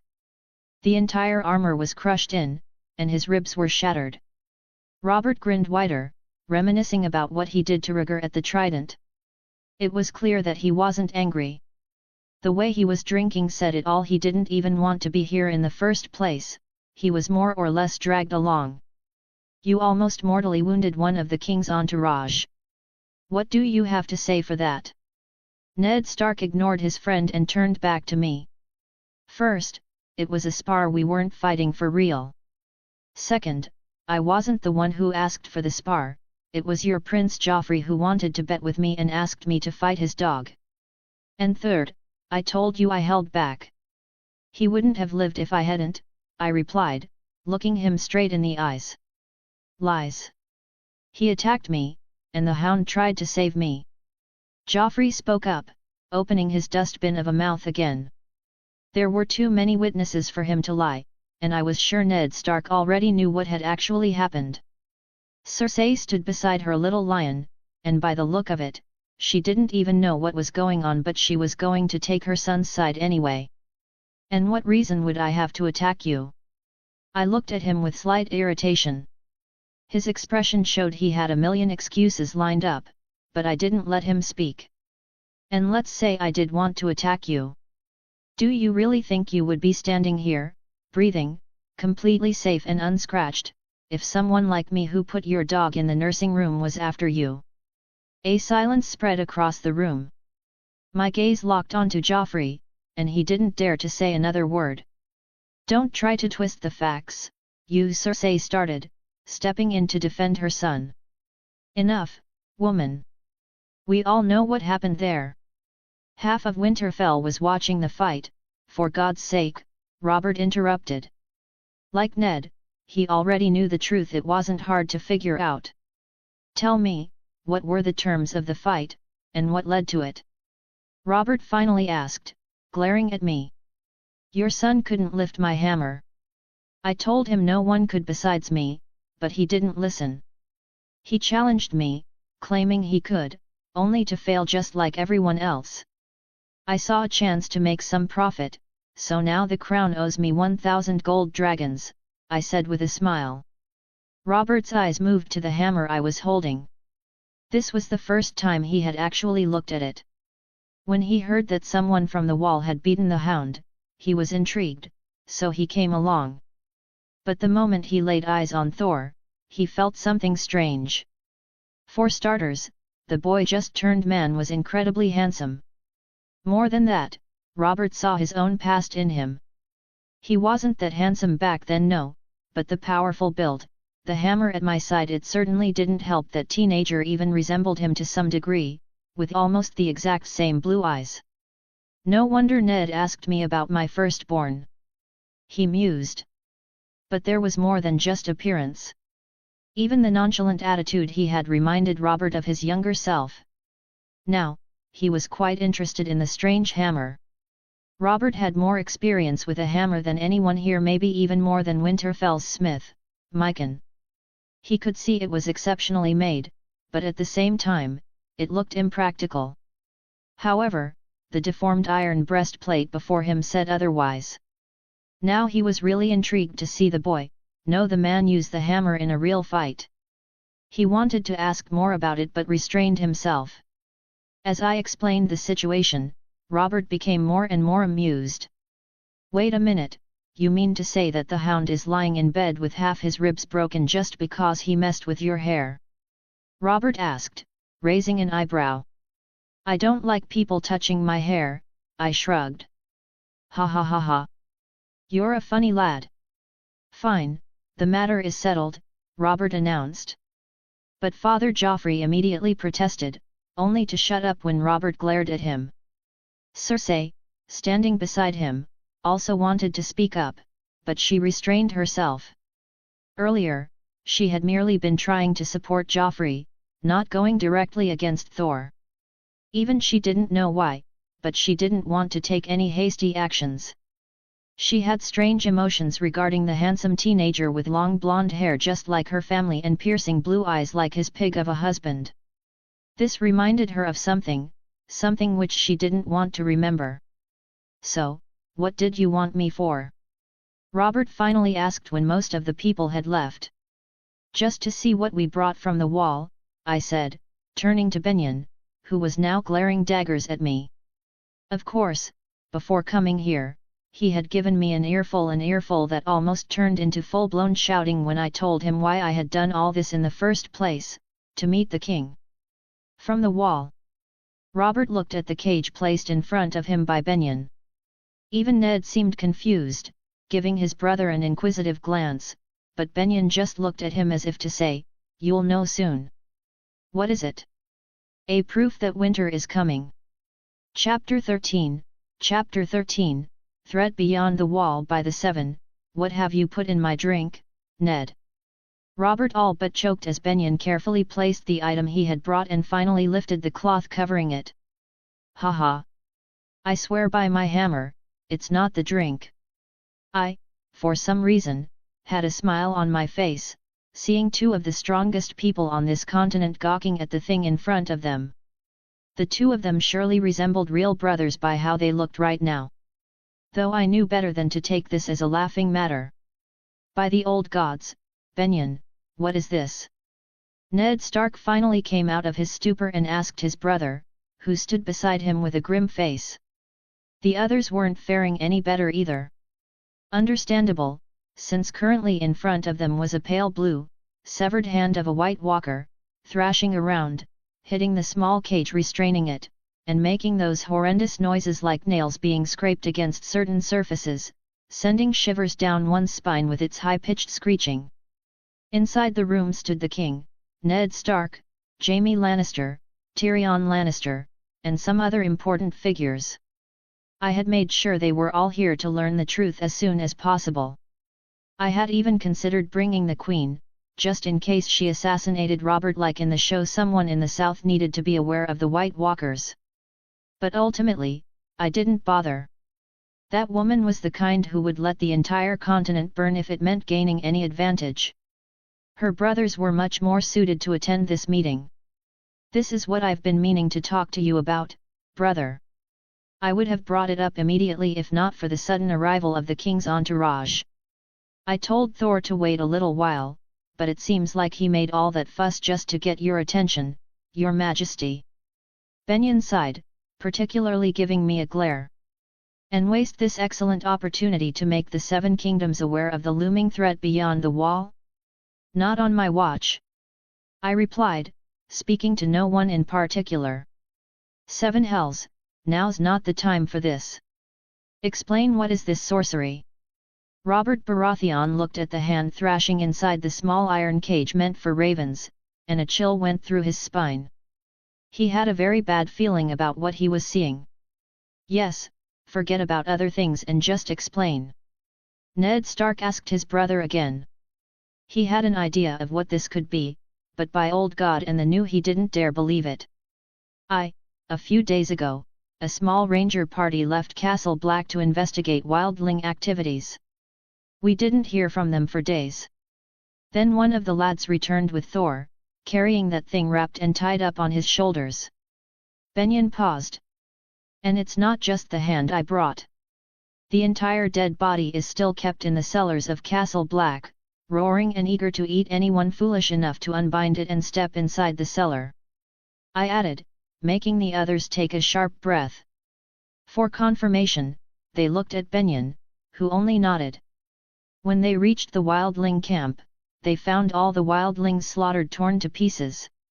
Though I believe Thor could explain better, as I wasn't there myself. Benyon looked at me, prompting the others to do the same. Well, I wasn't there at the start either, to be precise. I just happened to meet the only survivor of the ranger party while I was lost beyond the wall. He was running from something, and I needed his help to find my way. By now, you all should know I'm not from Westeros. Before I could ask him anything, behind me stood the owner of this hand. I have to say, I have fought many battles, but I had never seen anything like that before. It was unnatural, the stench of death, the glowing blue eyes. It was as if the thing had crawled out of the stories adults used to scare children. I replied, keeping a straight face and making sure not to break eye contact with the king and Ned Stark. For a while, there was silence. It seemed they had all lost their words, until finally, the Jaime Lannister spoke up. And you expect us to believe that? I'm sorry, but strange as this might be, I don't see myself believing in legends of White Walkers just because of a moving severed hand, Jaime said, making all of us look at him. Nay, I don't expect you to believe anything. I want you all to see what lies beyond the wall in the north. I assure you, it's not just some wildlings. I fought one, and thus, I believe it. Will, the ranger, saw two of his fellow Night's Watch brothers die to these things, and thus, he believes it. The Night's Watch saw this monstrosity when I brought it there, when I caged it inside the cellar, when I severed its hand to bring here only for the hand to keep moving. They saw the body of that thing still moving even after I crushed half of its skull, after it lost a leg, after it had been without water or food for days. And yet, it still makes noise. It still moves. That is when the Night's Watch believed. If you find yourself unable to believe, then by all means, swordsmen, you are welcome to visit the wall and see this new wonder for yourselves. Perhaps then, you will believe. I said, with a little heat in my tone. Lately, I had found myself quick to anger, and this man insinuating that I was lying only stoked that fire. Jamie quieted down. He wasn't someone to believe in fairy tales, but the proof was in front of him. Still, he didn't want to believe it. However, if the man who defeated Sander claimed to have fought and defeated one of these creatures, and if it was imprisoned in Castle Black, then did you try killing it? Robert finally spoke after my outburst had silenced Jamie and the others. No one else dared speak after that. While fighting it, I dealt enough damage to kill a man 10 times over. It did nothing. Part of the reason I brought it to the wall was that I had no way to kill it. As for whether it is possible to kill, if that's what you're asking, we are not sure. We didn't touch it further, since we needed proof to convince the rest of the northern lords, and if possible, the south, if we could get any help from there. I replied before Benyon could. At this point, he was probably wondering why he was even here. Who was the first ranger again? Are you telling us that there are more of these things beyond the wall and we don't have a way to kill them? Tyrion asked, finally making his presence known. It was easy to forget he was even there. Hearing Tyrion say that made everyone panic slightly. Their minds rebooted, and they finally started to grasp the reality of the situation, now eager to know what defense the Night's Watch had against this threat. I'm afraid I have no answer for you, Master Dwarf. I'm just as much in the dark as any of you. I only know that there are more of these things out there, since it's impossible for a single undead to have slaughtered an entire wildling camp. And even if they are not many yet, they will be soon enough, because the corpse this hand belonged to was a wildling from that same camp. That was like a bomb going off. Only a few failed to grasp the implications, but those who did went pale. How many wildlings are beyond the wall currently? The king asked, his eyes wide, as if he had connected the dots. For once, the alcohol didn't dull his wits. Unfortunately, he was asking the wrong person. I had no idea. So, even I turned to Benyon for answers. We don't know, but if we count all of them, hundreds of thousands. Benyon replied grimly. Gods help us. Chapter 14, Hunting. I did my job. Now the North, and by extension the South, knew about the looming threat of the White Walkers. So, where is my upgrade point in Odin's name? I expected to get it as soon as I showed Ned Stark that hand. Things often don't go as planned though. So here I am, stuck with no progress, wanting to knock my head against Mjolnir. I must be missing something, I pondered as I mindlessly followed the king on his hunting trip. He said this helped clear his mind. The fool didn't realize that, aside from sleeping, this was the only activity where he wasn't drunk enough to forget his own name. The only explanation for the system's silence about this quest could be that I hadn't completed it yet. Since this was a main quest, it had to be more difficult than I initially thought. Maybe I had to see it through to the end, summoning all the lords of the north and showing them the proof. Outside of that, I couldn't see anything else that might work. The north needs me, Robert. Rob is too young. Without me, the northern lords will, Ned Stark was saying, but the king cut him off. 7 hells, Ned. Without you, I can't run the fucking 7 kingdoms, let alone help you with the problem up here in the north. You know damn well that old lion has been eyeing the hand's position for more than a decade now.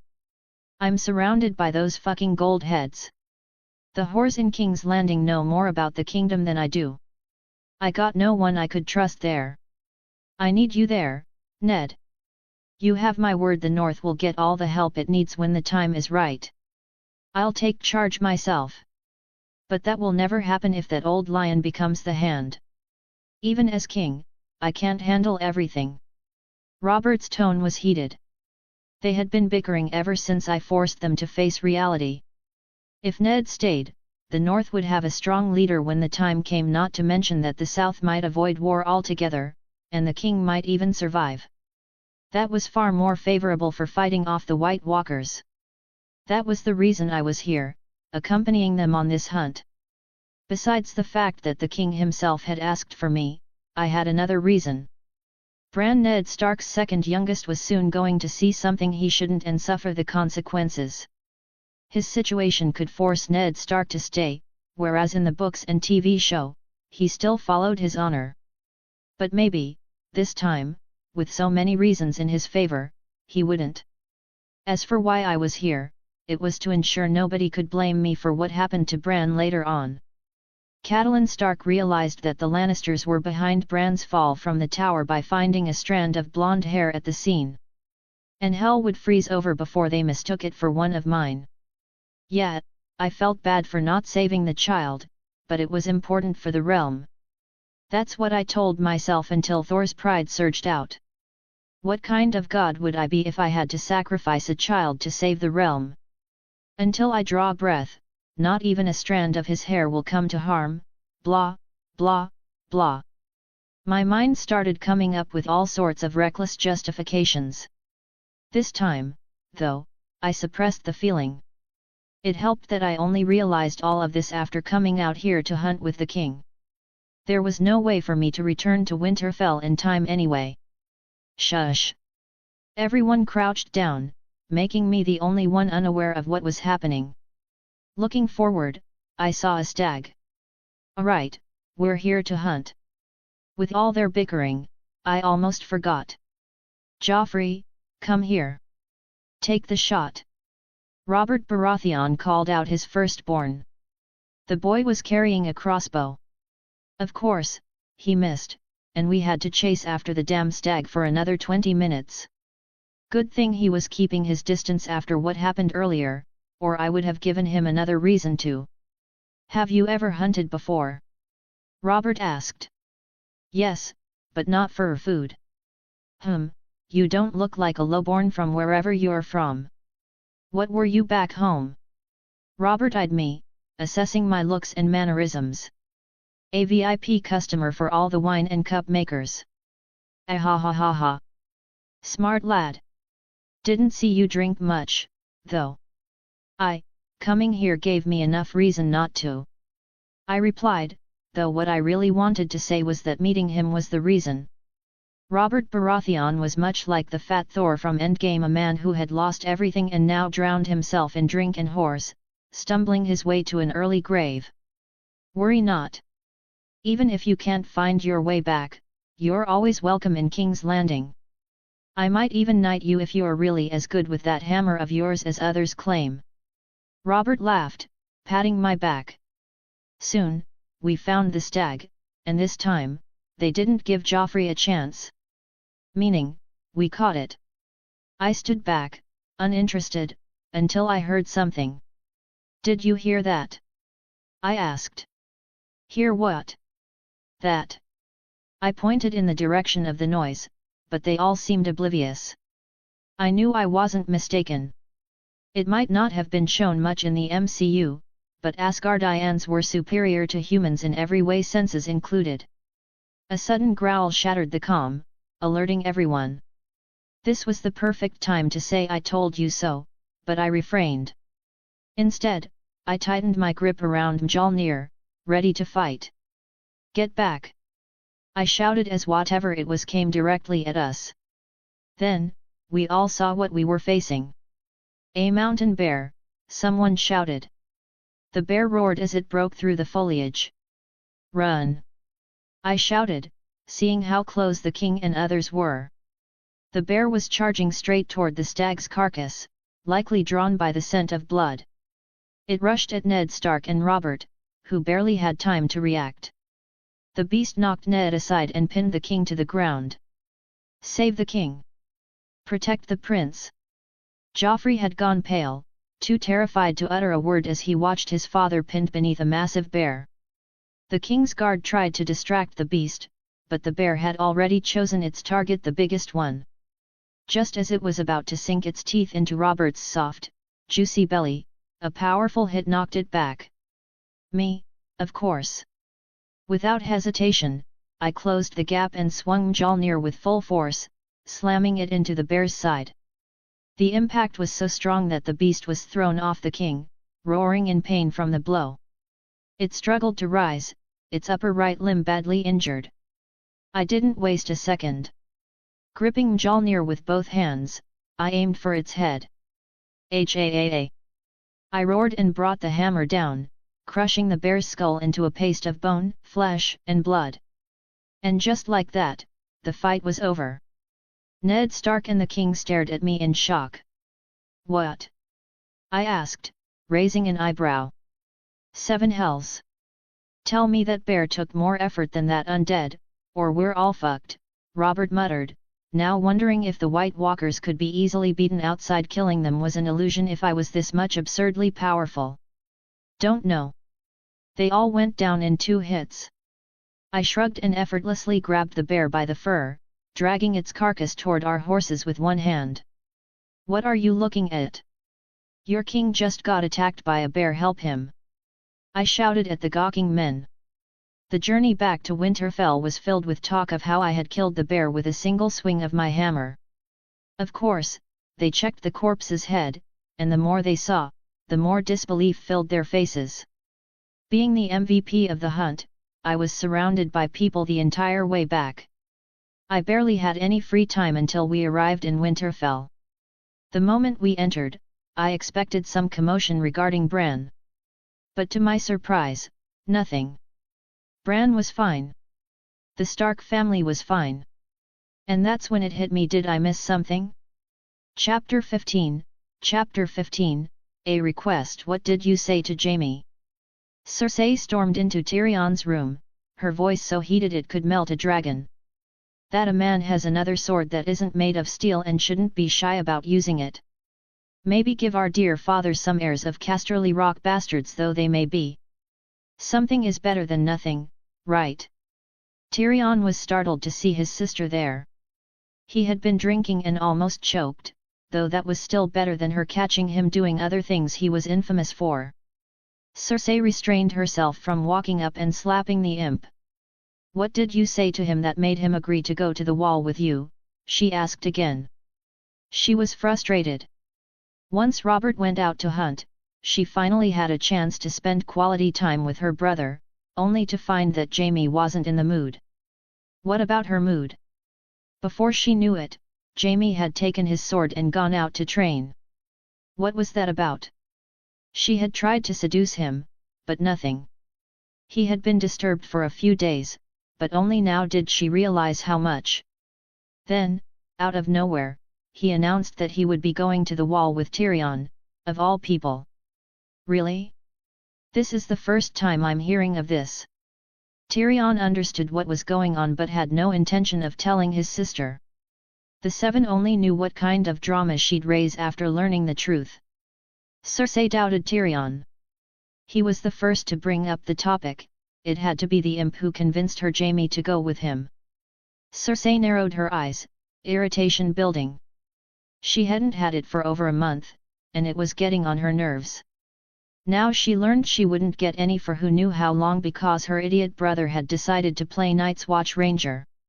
And of course, hell would freeze over before she looked to her real husband to share her bed. Dear sister, if I could weaponize that fiery gaze of yours, maybe I could have saved humanity by now, Tyrion mused to himself. I have my eyes on you. Cersei gritted her teeth.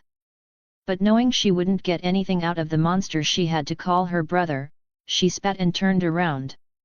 By all means, do that. If the old stories are to be believed, the 7 know we could use all that heat up at the wall. MCPOV, I missed something.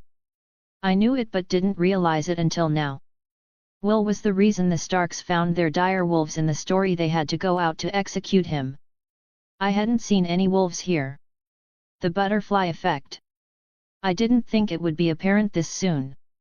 Unlike some fanfics I read, where no matter what happens, the canon stays intact for the MC to reap the benefits, here it was immediately evident that things were changing, and there was no greater power holding the plot together.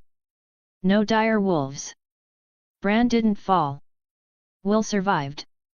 And Odin only knew what else I had already changed. This was proof that as I went further, I couldn't rely on the meager amount of canon I remembered. However, that was a problem for future me.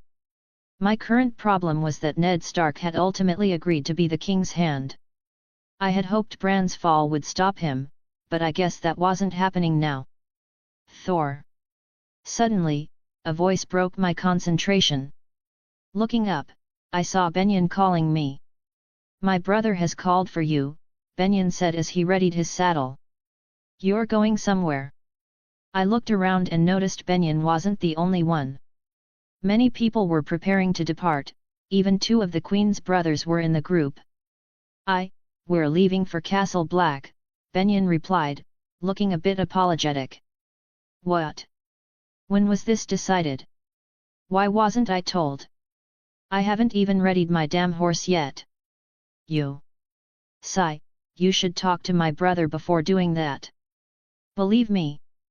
Benyon said and left, making me wonder what in Odin's name was going on.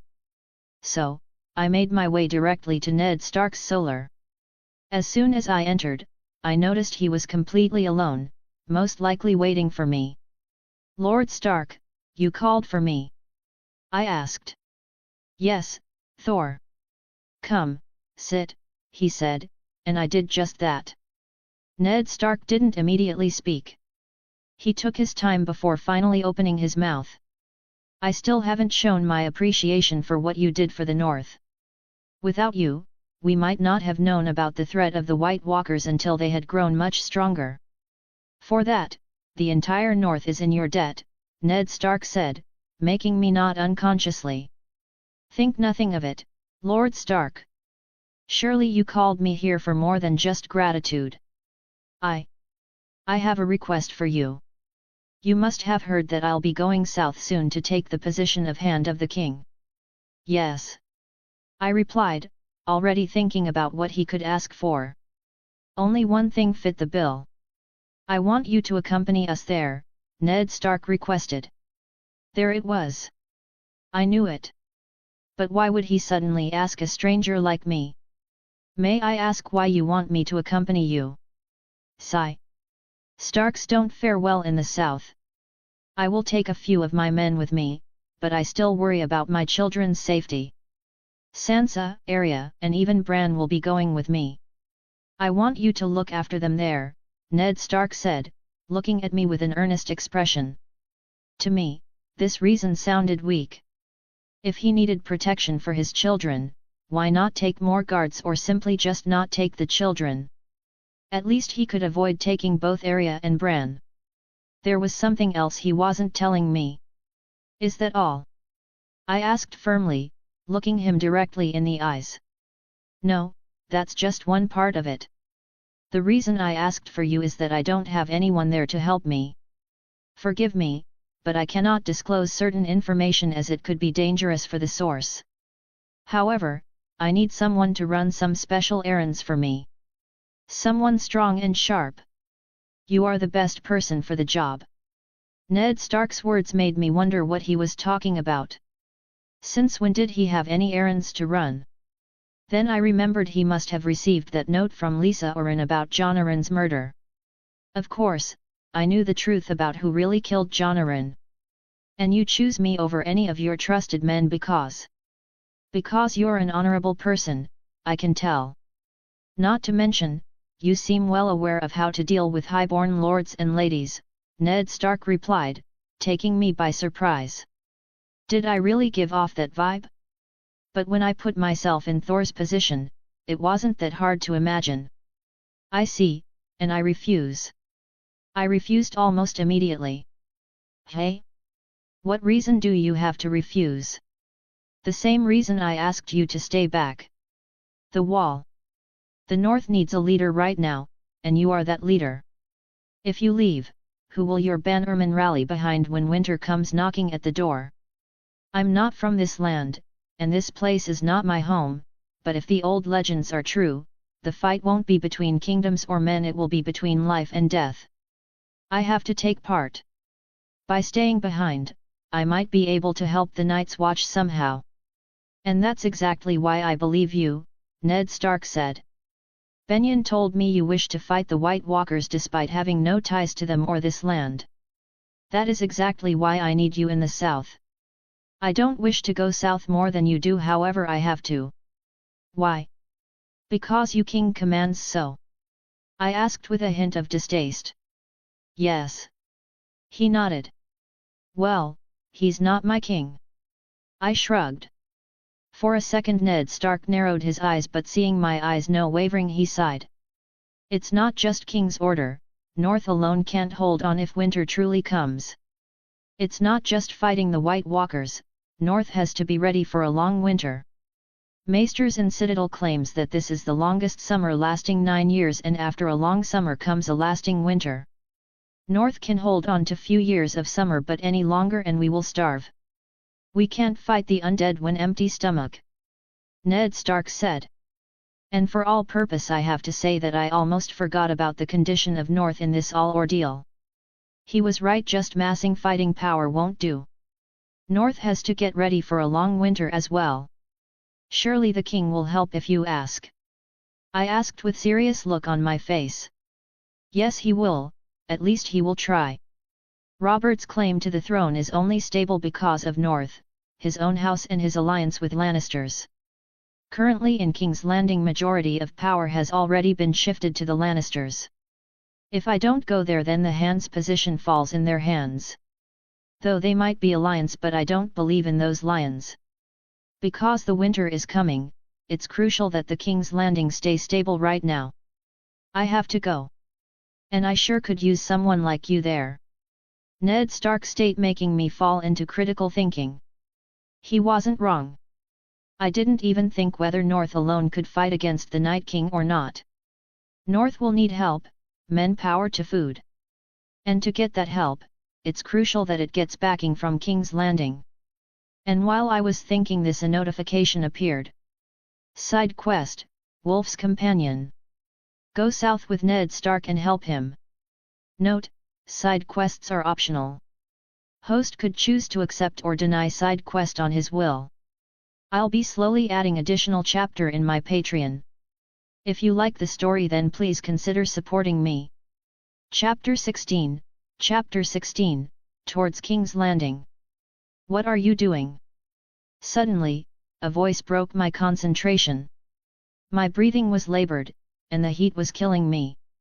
Dancing. Dancing? You're not training? Asked the little she-wolf, squinting her eyes. Quite observant of you. I replied, but anyone but a child could tell I was being sarcastic. Why are you naked? She asked with big eyes. I almost lost my footing while swinging the hammer. I'm not. I'm wearing pants, I replied, irritated. Half naked, then? Sigh, yeah, half naked. Why? Because it's hot when I train. It's not the North anymore to keep me cool, I said while going back to training. We had long left Winterfell. I ultimately ended up accepting Ned Stark's request. I'm getting paid for it, of course, but I didn't want to do it initially. The South, especially King's Landing, is full of deceitful unmen. Not my words, Benjen told me. Surely, those words came from experience. If it were my father and brother who the Mad King burned, I'd feel the same after killing the damn dragon myself, that is. There was only one reason I decided to go along. The North needed help to counter what was coming. We were unaware of how strong the Night King was, how many undead he commanded, when he would attack. What were his weaknesses, and what was he truly after? If I knew that, I could shorten the war that was sure to come. If only I had watched the later seasons of Game of Thrones, then I would have known how they killed the Night King. However, as it stood, when the war came, it would be a prolonged one until I found answers to those questions. The North alone wouldn't stand that long. Ned Stark was right, we needed help. Thor, she suddenly spoke, breaking me out of my daze. Pardon? Did the bear do that? Bear? They call you Bear Slayer now. Arya smiled as she said this. Do they? Quite an improvement from Hammer Lord, I rolled my eyes. Those at Castle Black started calling me that behind my back. They thought I didn't hear, but they underestimated Asgardian senses. Hammer Lord. Arya perked up like she had heard something funny. I shouldn't have said that. So, did he do it? Arya asked again. Who? The bear, the mark on your back. Did the bear do it? Arya stared at the strange scars on my back, intrigued. No. They're birthmarks. Never seen birthmarks like those before. Well, now you have. Run along, little lady. Let me train in peace. I smiled and went back to training. I'm no lady, Arya protested with a defiant look. But you're little, and you shouldn't be here alone, this far away from the king's entourage. I'm not alone, you're here. You'll protect me, she asked, ignoring everything else I said. Says who? I couldn't help but look at her with a strange expression. Father. He told me to look for you when he's not there. Arya chirped. Damn him. What? Arya looked at me with suspicious eyes, even after I just whispered that last part. Will you teach me how to use a sword? Arya suddenly asked. A sword? Do I look like a swordsman to you? Arya looked at me, then at my hammer, and then back at me again. A hammer then? What in Sir Tuor's name was I thinking, agreeing to Ned Stark's request? Turning me into a nanny. Muttering, I went back to my training. Who's Sir Tuor? Fire demon. Demons exist. Most certainly. Where? Hell. Where is hell? Muspelheim. Muspelheim. Arya couldn't even pronounce the word. Muspelheim, I repeated. Where is that? I stopped. Would murdering a highborn lady of Winterfell land me in any trouble? I'm seriously wondering that now. Arya, what are you doing here? Suddenly, another voice broke out, saving Arya from learning what Valadohaeris meant this early in the show. We both looked to see it was none other than Sansa with that idiot Joffrey. You. Sansa was about to speak, but her eyes landed on me, and a sizable blush appeared on her face. I was currently sweaty and topless. Even a dense person like me understood why she was blushing. Seems like I wouldn't be getting any more training today. Sighing, I walked up to my shirt and put it on. Finally, Sansa, who had been blushing and looking away though I was sure she sneaked a few peeks here and there, relaxed. Disappointed? I got to see him train like that for hours. Arya looked at Sansa and boasted, maybe catching the disappointed look on Sansa's face unlike the rest. More like disturbing me for hours, I thought with irritation. She's been talking about you all night. Talking about how handsome you Arya. Sansa's face flushed red, and she all but shouted, stopping her sister from revealing more. Joffrey, on the side, scowled when he heard this. Go back to the camp now, Sansa said, wearing a face too much like her mother's. I don't wanna. I got nothing to do there, even Bran isn't here. I can't play with anyone, Arya protested. Bran can't come. Maester Luwin said he has a fever. He couldn't travel with us. Sansa replied in frustration. This was another thing on my mind. Bran suddenly fell ill just before we were about to leave Winterfell. Coincidence? I don't think so. Someone didn't want Bran to leave Winterfell. I might have an idea who, but I couldn't be certain. And I had an inkling that if I wanted to learn more about the White Walkers and the Night King, I had to find this certain someone soon. What are you doing here? Joffrey scowled at me. Seems like that lesson from before was already forgotten. Can't blame him, incest causes brain problems. What's a little memory loss? I wonder if hitting him on the head would fix it. Something you don't, training my body, I replied with distaste. I tried to act civil around him and his mother, I really did. But that wasn't possible with them being a pair of insufferable fools. Ha, I'll be king one day. I don't have to train anything, Joffrey scoffed. How do you know you're going to be king? I asked, a smirk appearing on my face. Though I was taking this talk casually, Sansa on the side was getting worried. What? What kind of ridiculous question is that? My father is he's the king, I know. I cut him short. Why do you think he is the king? Joffrey was getting frustrated now.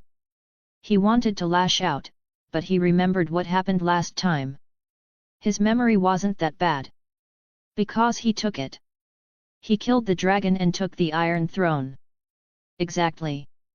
How do you think he did it? By asking nicely. Joffrey had nothing to say, he wanted to come up with a good comeback but beat him to it. I doubt he would have been able to even if he had time though.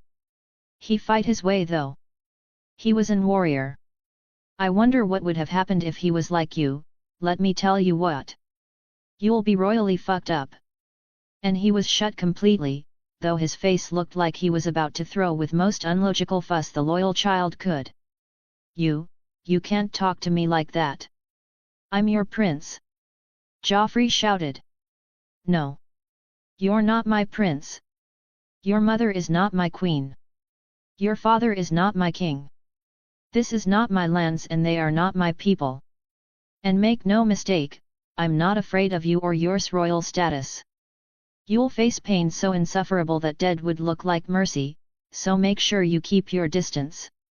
I walk up to him and put my hand on his shoulder, gripping it hard enough to almost make his face distort in pain and whisper to him. The last few parts Arya and Sansa didn't hear. I'll be slowly adding additional chapters in my Patreon. If you like the story then please consider supporting me. Chapter 17, New Recruits and Lannister Brothers. Jon stood there as he observed his new brothers in the Night's Watch. All his ideals of serving an honorable order that guarded the realm of men were shattered the moment he saw them. Murderers, rapists, thieves, he saw only them. No honor, no valor. It's a mistake. Jon muttered to himself as he dodged an attack from one of his fellow Night's Watch recruits. He didn't let his thoughts dull his movements and immediately parried, following up with a punch to the man's face. They didn't get much rest, as all new recruits were thrown into training immediately. The one conducting it was Alliser Thorne, and if the others were to be believed, this time, the training for new recruits had been made stricter many-fold. Jon was able to handle the recruits easily enough, it wasn't hard for someone who had learned swordsmanship in a castle. However, he could feel that something was wrong here. Unlike in the TV series or the books, here, Alliser wasn't breathing down Jon's neck from the start. Perhaps it had something to do with what was inside the cellar within Castle Black. Even after Thor had caused quite a commotion upon his arrival, many within Castle Black had yet to lay eyes on the White Walker. Mere word of mouth wasn't enough for these lowlifes to believe their sworn brothers. This was especially true for the new recruits. The Lord Commander didn't want word to spread too far, fearing more defections. There had already been many after Thor brought the undead. The new recruits were the most likely to flee. Thus, the cellar was off limits to almost everyone. No one was allowed near it, and for good reason. Those with sharp ears could hear it at night alongside the howling wind, a voice so unnatural it kept them awake. Jon could feel that there was tension in the castle. He wasn't an idiot. He knew something was going on. Both his father and Uncle Benyon hadn't wanted him to join the watch, but he had come nonetheless. After arriving, he had heard whispers among the brothers. He couldn't help but remember what that man had told him. To the wall, planning on taking the black. Jon recalled a muscular, handsome blond man walking up to him while he was preparing to depart from Winterfell. I see you didn't, John observed the man. He was imposing the moment he arrived. Imposing and charming. Yes. I haven't. I wouldn't join a group of murderers, thieves, and rapists even if it was my last option. The Night's Watch is an honorable order. We protect the realm of men. John immediately got agitated and replied. Says who? A boy who hasn't yet stepped outside this castle's walls. Thor glared at John, making him calm down. I came from there, Jon Snow. I know the reality. The black is not the order it once was. I came here to you because Benyon asked me to. He seems to be tired of you pestering to join the Night Watch. My mind is set, I'm sure. Go ahead, Thor interrupted him. But before that, ask yourself one thing, do you need the wall, or does the wall need you? Because if it's the former, you won't last long when the time comes.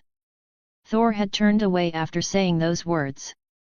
John hadn't understood what he meant then. But now, maybe, he was beginning to connect a few dots. While heading back to their quarters, he asked one of his fellow recruits, "What's in the cellar?" "Cha-a-a-a."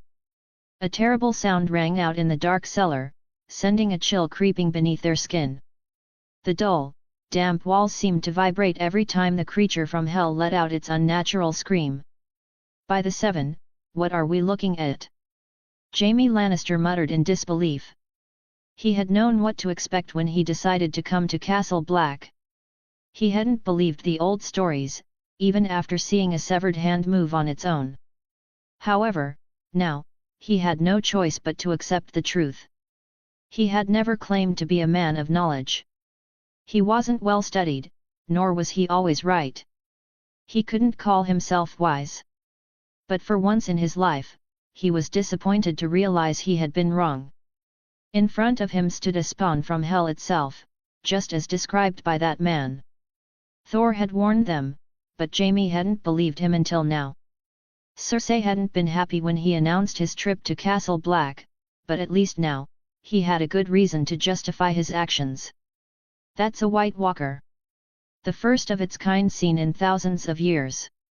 They were the reason the wall was built and why the Night's Watch exists. Lord Commander Jeor Mormont spoke with a stern expression. He had clearly had time to come to terms with the fact that the childhood tales of White Walkers were no myth. Did that man really capture it? Jaime asked, now wondering whether he could have done the same. He had never fought Thor, but he had seen what the man had done to the Hound and that bear. Would he be able to fight a White Walker? Before the Lord Commander could ask who Jaime was referring to, Tyrion, standing to the side, finally spoke up. Have you found any way to kill it? Any information about their numbers? How many we can expect? Do we know anything at all? Tyrion asked. He was just as horrified as the others, but he was always prepared to accept the unexpected. Being a dwarf had taught him that, who knew when his father might decide he was no longer needed. Jeor Mormont glanced at the imp with a steady gaze before finally replying. We don't. Besides the meager knowledge we possess from the old tales, we know nothing. I wanted to assemble a scouting party soon, but I can't leave the castle unattended, not with that thing here. Why? Afraid your entire order will be wiped out by the time you return? Tyrion asked, his usual flair and mockery laced in his words. The other way around. Jeor Mormont replied sternly, unfazed by the jibe. So you have found a way to kill it? Tyrion asked, a little hopeful. No. More like we don't know. The stories speak of fire and dragon glass, but we can't test them on it just yet. Why not? Shouldn't we know if we even stand a chance against these things? We'll be sitting ducks, ready to be slaughtered if we don't find a way to kill them. Jaime asked heatedly. Ever since he had seen that severed hand, he hadn't been able to rest. Now that he knew they existed, he was even more anxious. You think I don't want to know that? Jeor Mormont raised his voice to cut Jaime off. You Southerners know nothing of how long we Northerners have kept the wall safe. So don't dictate to me what I should and shouldn't do." His outburst finally brought silence to the room, giving Tyrion a chance to speak.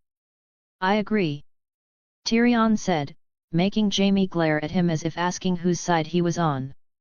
"I understand why you haven't tested it. If we didn't believe it at first, chances are others won't either. This here is our only proof to convince the lords of the Seven Kingdoms that a real threat exists beyond the wall, not just some bloody wildlings." He looked at Jaime, who, too, was beginning to understand why they were keeping the White Walker alive. "However, we need to know how many are out there. We need to learn how to kill them. Do you have any plans, Lord Commander?" Tyrion asked, his gaze steady. Though they had initially been suspicious, both Lannisters now understood the gravity of the situation. The north might be the White Walkers' first target, but how long until they reached the south, to the Casterly Rock, or even King's Landing? They knew this news had to be passed to the lords of the north soon. "A war is coming, a war we are not prepared for. I'll be slowly adding additional chapters in my Patreon. If you like the story, then please consider supporting me." Chapter 18, At King's Landing the never-ending road finally came to an end. A good thing, because if it hadn't, I would have made sure there wouldn't be any King's Road left to travel. Even a god needs his rest. I learned that firsthand. My back wasn't very happy after this almost month-long ride from Winterfell to King's Landing. And for what? To smell human shit rotting in the streets, or to see human lives treated as nothing more than livestock? A genuine anger was building inside me, and I could tell this wasn't just the Thor in me. What in Odin's name is this foul smell? Arya crinkled her nose and covered her mouth without any dignity. Sansa was better, at least more ladylike in her approach. "Stop doing that," I replied with a straight face, though it was hard to maintain my indifference. She was getting better at getting under my skin. As their private bodyguard, I was with them almost all the time. Though this was nothing but a cover for my presence, according to Ned Stark, it didn't save me from Arya's endless ravings. I had to keep my horse mostly close to their cart to appear like a guard. I could see Arya fidgeting constantly, annoying Sansa and Septa Mordane the entire way. Just like the Starks said, she had too much wolf blood in her to stand still for long. The girl was cute, but I wasn't in a stage of my life where I could find her anything but annoying. Thor's plus 1,500 years of experience didn't help in this regard. Sansa was pleasant in comparison, if she wasn't peeking at me every 2 seconds when she thought I wasn't looking. And that old Septa? Well, I had no idea what crime I committed, but she was glaring daggers at me like I had caught her and Lady Stark making out. "Why does it smell like that?" Arya asked, and I ignored her with passion. Learned a quality of life lesson this past month: if I ignored her first few questions, she'd eventually get bored and leave me alone. I turned my head away and saw the gates of King's Landing as we passed through them. Inside, the smell hit even harder. "Come on, settle them in." Ned Stark got up and instructed the girls to come out of the cart and get settled. But before that could even happen, I saw a noble-looking man approaching him with a paper in hand. "Looks like the game has already started." I immediately dismounted my horse and made my way over, abandoning my fake guard duty the first chance I got. "Lord Stark, there has been a small council meeting called. Your presence is requested," the man said, handing Ned the paper. Ned Stark frowned. After a month of traveling, this was the last thing he wanted to deal with. But duty called. "Lead the way." "I'll join." "No, you won't." Just as Ned Stark spoke, he heard a voice from behind. That was me, of course. The messenger turned to see a tall, muscular man with blonde hair approaching. He had an imposing presence and carried a short hammer in his hands, unlike any weapon the messenger had ever seen. "Excuse me." Ned Stark sent a glare my way. High Lords, no matter how honorable like Ned Stark here, don't like being defied. But upon seeing that I wasn't backing down, staring him straight in the eye, Ned hesitated for a moment, and that when I responded. The hand of the king is tired.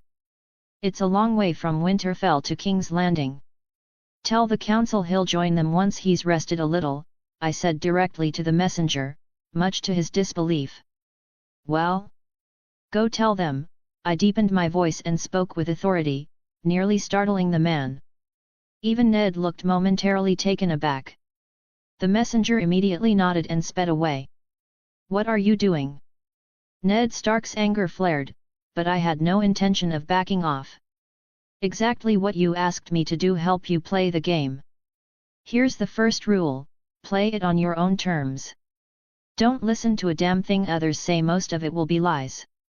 Get some rest and prepare your mind before heading to the council. You're going to need it. I held my gaze firm. Ned had to admit that what I said was true, but making them wait like this didn't feel right. He was about to argue, but I was done here. Come on, girls, get up. Finding a decent-smelling room is not going to be any easier than the journey from Winterfell to here. I turned and started helping them. Ned was stunned to see me outright ignoring him. Shaking his head, he just accepted it. He was quite tired himself, and the messenger had already gone. Resting for a bit wouldn't hurt. Just as he was about to leave, he heard me speak from behind. And one more thing in King's Landing, don't watch the mouths, Lord Stark. Watch the hands. What you hear will be vastly different from what really happens. Are you telling me the crown is 3 million in debt?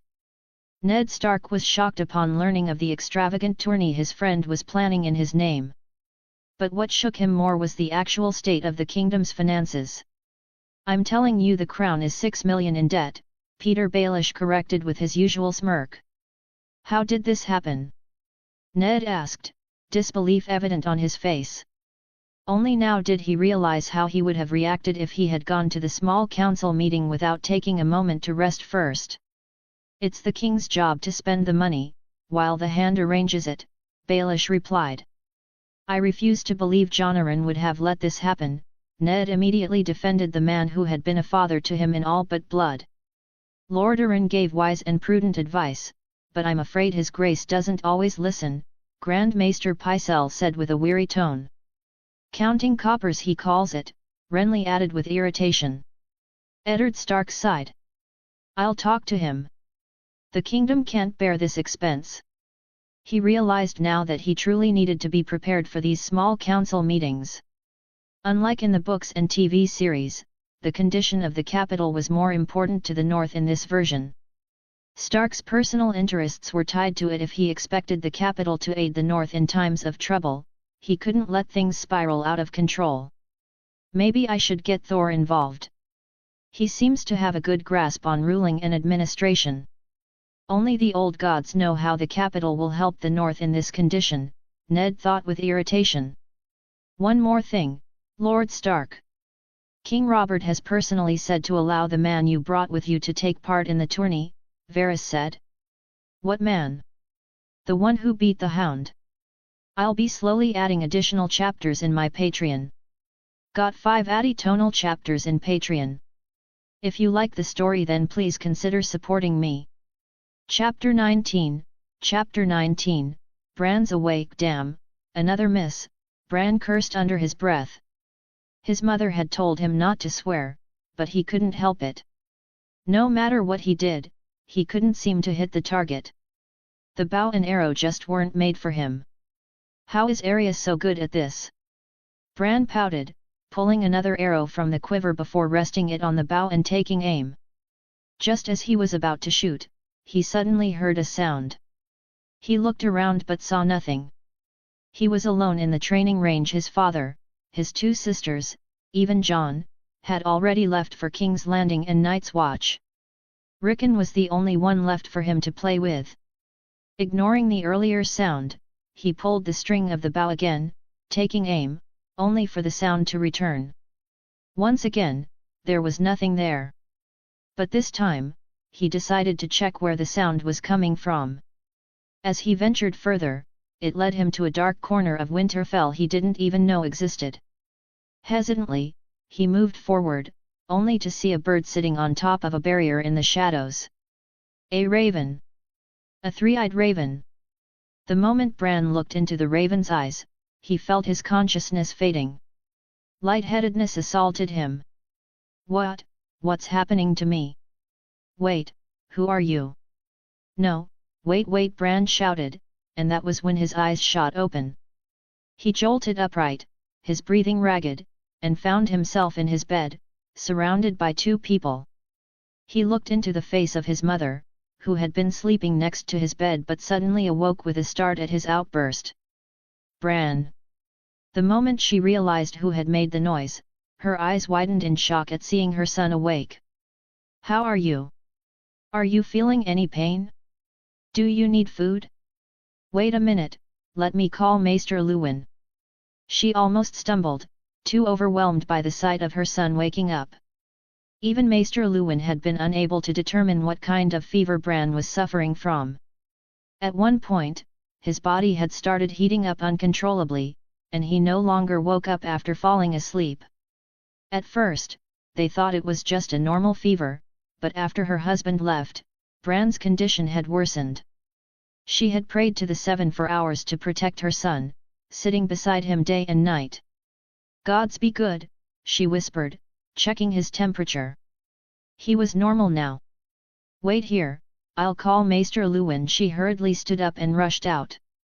Bran was still struggling to process what had just happened. Once Maester Luwin checked him and declared him healthy, Catelyn Stark finally sighed in relief. Just as Maester Luwin was about to leave and complete his sleep, Bran, lost in thought, suddenly spoke. Maester Luwin. Yes. Luwin responded. Catelyn tensed, fearing that her son was in pain. Are there any books about the history and faiths of Westeros? History and faiths? Why do you suddenly need that? Both Luwin and Catelyn looked at Bran with puzzled expressions. I just want to learn a bit about history, that's all, Bran replied. Both Catelyn and Luwin exchanged looks, their expressions tinged with concern before Luwin nodded. I'll have someone bring you the Gospel of the Seven. No. Bran's sudden response startled both of them. Pardon? Not just the Seven. Bring me all the books about history and faiths, all faiths from Westeros and Essos too. Bran's tone was firm, making the two adults exchange concerned glances again. Do we have them? Bran asked again, his urgency growing. Yes, but it's a ponderous read. You won't find it to your taste. I'll bring you, but before Luwin could finish, Bran interrupted him. No, I want to read it. What's the name of the book? The Lineage and History of Great Houses of the Seven Kingdoms, Grand Maester Pycelle said as he pulled out an old, dusty book from his study, placing it on the table with some difficulty. Why did Jonaran want to read this book? Ned Stark asked as he flipped it open, only to find tedious descriptions of noble houses and their members. The book contained detailed records of the members of all the great houses, their appearances, birth dates, parentage, and even places of birth. Seeing its contents, Ned Stark already felt repulsed. He turned to the Grand Maester. Did Jonaran say why he wanted to read this book? No, my Lord Hand. And I never thought to ask him. Pycelle shrugged, clearly unbothered by it all.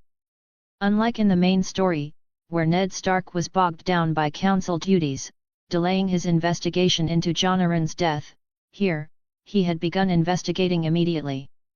He wouldn't voice it, but he knew he wouldn't have been able to do this if he had followed the council's calls all the time. Thor's advice had been valuable.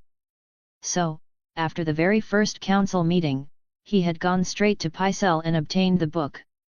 Did Jon say anything more? Any last words before his passing? Ned Stark asked, already resigning himself to reading the book despite his reluctance. He kept saying one thing. He repeated it over and over. He said, the seed is strong. The seed is strong. What does that mean? I'm afraid I know no better than you do, Lord Stark, Pycelle said with another shrug. Ned Stark wanted to voice his suspicions about Jonaran's murder. However, remembering Thor's warning to trust no one, he held his tongue and took his leave. As he walked to his chambers, 1,000 thoughts clouded his mind. The most pressing was whether he was wasting his time. Should he focus on preparing the North for winter instead of chasing a dead man's secrets? But he couldn't shake the feeling that he owed it to Jonaran. That man had been like a father to him. He had chosen to protect both him and Robert when they were mere wards. When the Mad King demanded their heads, Jonaran had gone to war to protect them. If there was any truth in Lisa's letter, then he would find out who had killed his father in all but blood and get him the justice he deserved. 1, 2, 3, 4. Thor's deep, resonant voice echoed in the open balcony. Keep the rhythm in mind. Remember, you don't have to move on every beat, but the beat will help you track your footwork initially. Ned Stark saw Thor training his youngest daughter, Arya, in swordsmanship. Why am I not swinging the sword? It's not swordplay if all I'm doing is moving around, Arya complained. Foolish child. Half of swordsmanship isn't in the sword but in how you move. A stationary target is a dead target. You have to be nimble on your feet, keep your balance, and shift your weight properly to deliver strong and true strikes, Thor said firmly. Exactly, I couldn't have said it better myself. Suddenly both of them heard Ned Stark spoke from the side. Thor already knew someone was there but he just didn't know who. Oh, not you two. Arya whined. Thor's teaching you true, Arya. One must learn how to crawl before walking. Foot and paw saying is the foundation of swordsmanship. Listen to him. Ned Stark said, making Arya grumble but back to his training. She was holding the sword but only for show, her current job was nothing but move around and get used to that while holding a sword. I thought you don't do swords. Ned Stark suddenly looked at Thor with intrigue. Oh, he did, just didn't wanted to teach me. Arya immediately protested from the side. Oh, then how you convince him? Ned Stark asked with amusement no his face.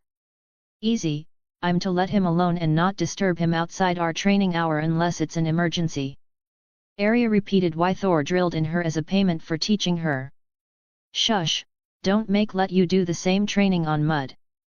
Thor glared, putting Arya back to work. Thought you don't do swords. Ned Stark smiled at his youngest daughter and then turned to Thor. I learn all sorts of weapons while growing up, hammer just happens to be my favorite. Thor replied offhandedly. Ned Stark once again wondered what was his background since, it can't be anything less than a son of a Lord Paramount. Maybe even royalty the way he acts sometimes around others. Good, you'll gonna need that for the tourney. Ned Stark said, not hosting his suspicions about Thor's background. What tourney? Thor turned his head towards him with confusion. I'll be slowly adding additional chapters in my Patreon. Got 5 additional chapters in Patreon. If you like the story then please consider supporting me.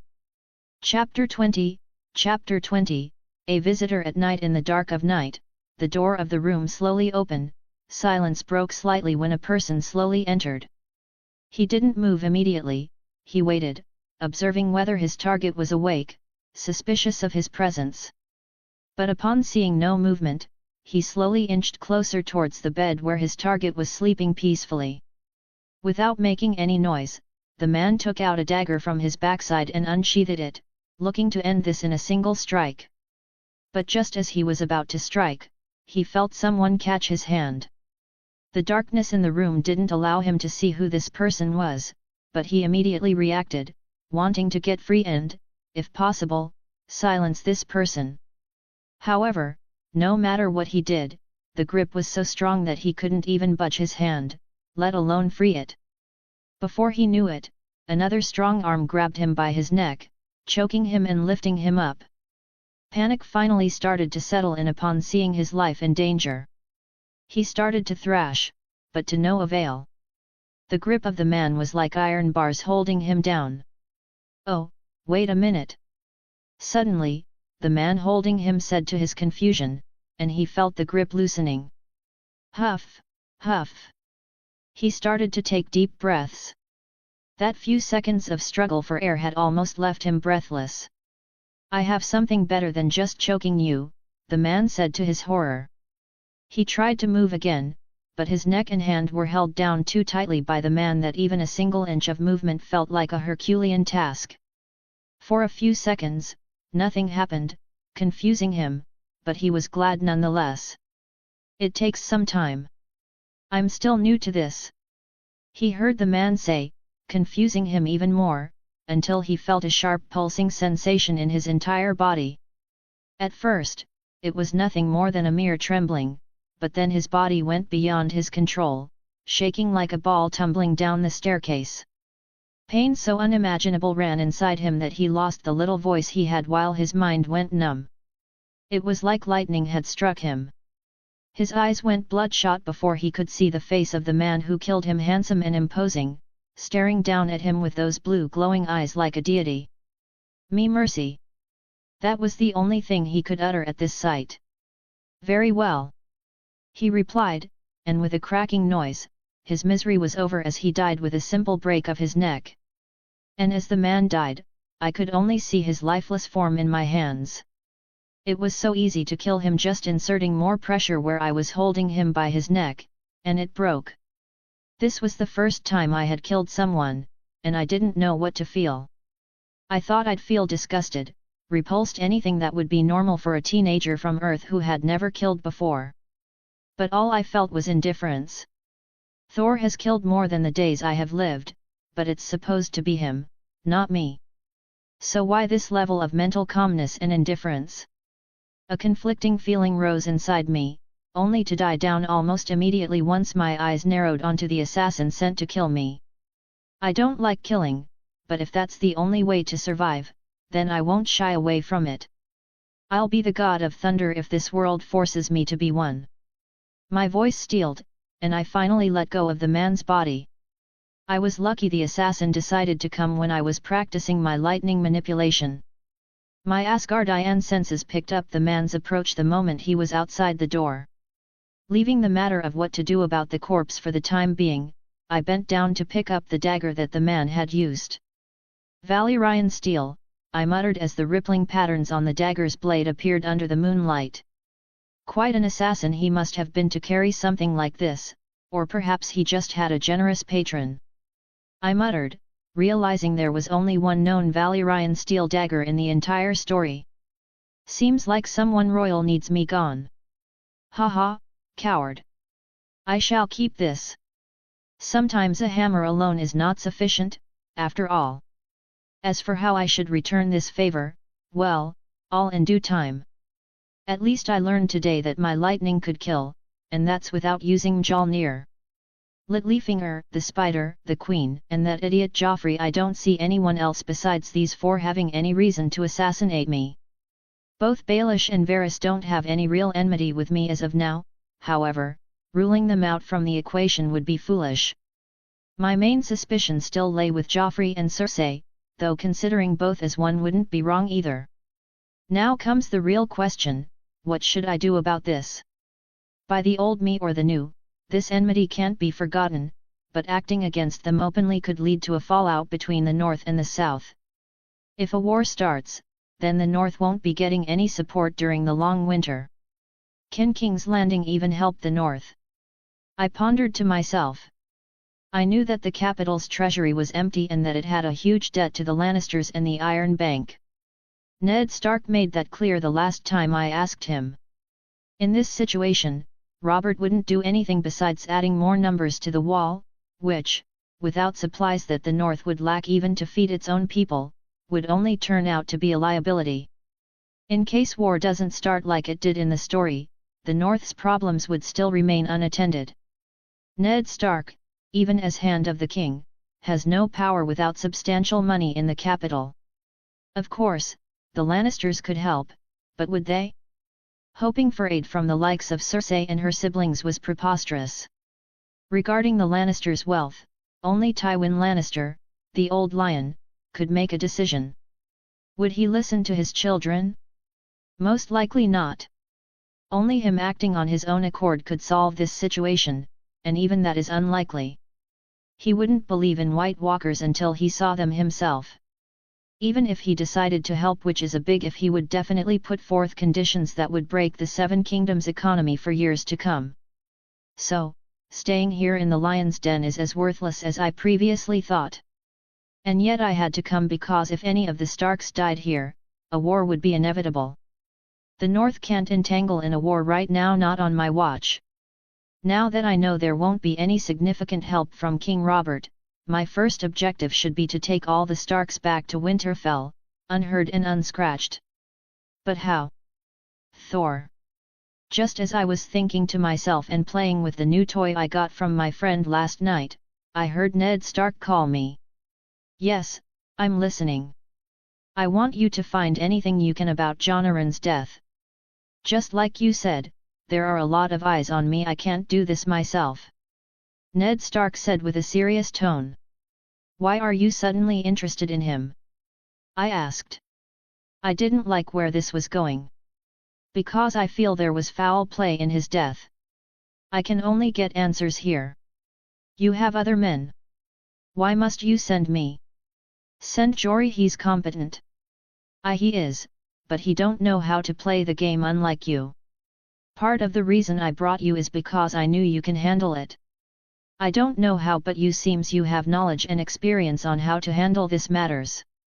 Can I truth this task to you? Ned Stark asked with serious tone.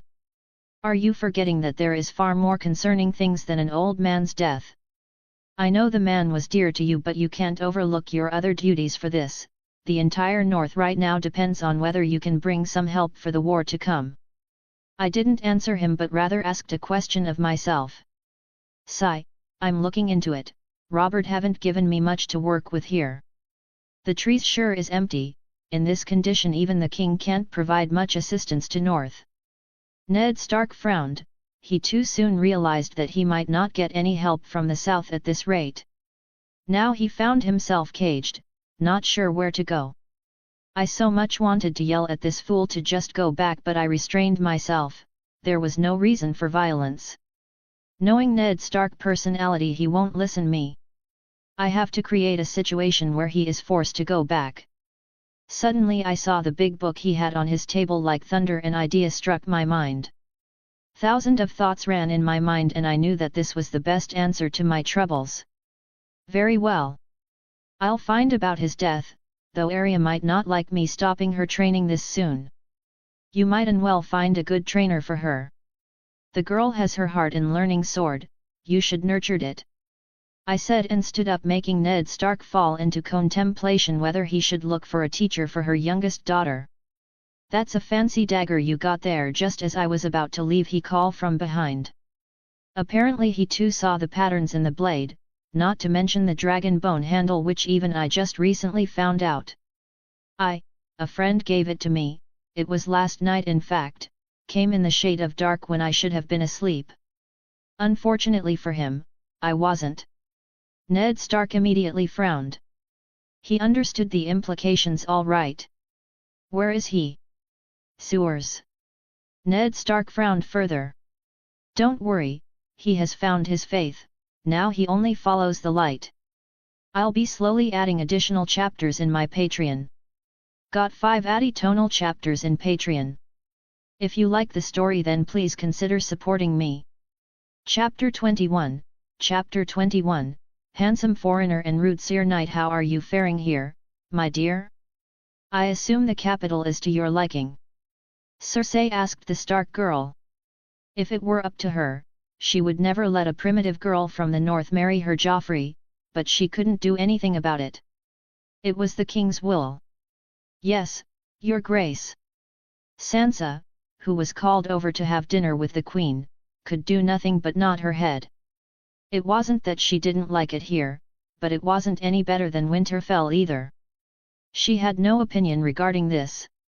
She only came because her father and the Fat King decided to marry her off to the prince. Sansa was overjoyed, but if only the prince looked anything like Thor. She tried hard, but no matter what, she couldn't replace the image of the handsome, muscular foreigner with the prince in her mind. She got an earful from Septa Mordain for this. Don't be near that man. What if someone sees you? You're promised to the prince now, she said, while Sansa found Septa herself sneaking a few peeks at him. Good. Apparently, you're the only Stark who does. It's nice that you're adapting well. I see Joffrey is very fond of you, Cersei said with a fake, coy smile. At this, Sansa only lowered her head in shyness. Tell me about that foreigner. He's been your guard all this time, has he not? Cersei suddenly asked, taking Sansa by surprise. Your Grace. Sansa stuttered. I heard from Joffrey you blushed seeing him train. Cersei's tone changed, her eyes now glaring at Sansa, making her almost shake in place. It's not like that, Your Grace. He was bare-chested while training when both the prince and I got there, that's why, believe me. Sansa stuttered to say anything. Of course, I believe you, dear. And within seconds, her tone changed again. Cersei returned to her fake smile. Sansa visibly relaxed at this. Her face had almost gone pale earlier. The poor girl was being played with like a toy in the queen's hands. I was once your age too. I know the allure of strong, handsome men. The queen narrowed her eyes, her words now teasing Sansa like an adult seeing through a junior's mind. Sansa stiffened again. She tried hard to suppress her upcoming blush but failed miserably as the queen reminded her how handsome Thor was. How was he? Cersei asked suddenly. Your Grace. Sansa looked at her with a confused face. That man. How was he bare-chested? Cersei asked while taking a sip of her wine. Sansa's blush deepened. She felt like she was talking with one of her friends about boys back in Winterfell. It was a dangerous thought, even considering Cersei Lannister as a friend, but ignorance is bliss. At first, she hesitated, but seeing the queen looking at her intently, she finally spoke. He's handsome. Has strong muscles, Sansa said in a small voice. She had no idea why the queen of all people was asking her this, but she didn't want to continue this talk any longer. He's tall, and there is no fat anywhere on his body, Sansa said, thinking maybe this much was fine. I see. What more? Cersei clearly didn't think so. He has a deep voice, long blonde hair, and blue eyes. Broad shoulders with well-defined muscles. At this point, Sansa felt like she was repeating herself, already out of things to say about the prince of her dreams. What more? The queen took another sip while slowly caressing the glass like it was her lover, her eyes in a daze, but she was listening to Sansa with concentration. He has a mark on his back. Men like him often have those. They describe their victories in wars, Cersei replied while still looking at the glass in her hand. She had seen a few on Jaime too. He didn't have many, but the few he did, he often showed with pride. They were a sign of his skill in battle and his victories. Oh, how desperate she was to be in her brother's embrace now. More than 2 months, and she was almost on the verge of madness. These urges her body brought her a woman's need. She could have any man she wanted, but not just any man was worthy of her. So she waited for the man she loved to return. But it was a hard-fought struggle as time passed. Jaime will pay when he comes back, for leaving his queen like this. No, it wasn't a wound. It was more like a birthmark. It was strange, like a spider's web or a tree's branches spreading out. Tree's branches. Cersei, who had been in a daze, suddenly looked at Sansa with confusion, like she had heard a joke. But then, her dazed expression cleared up.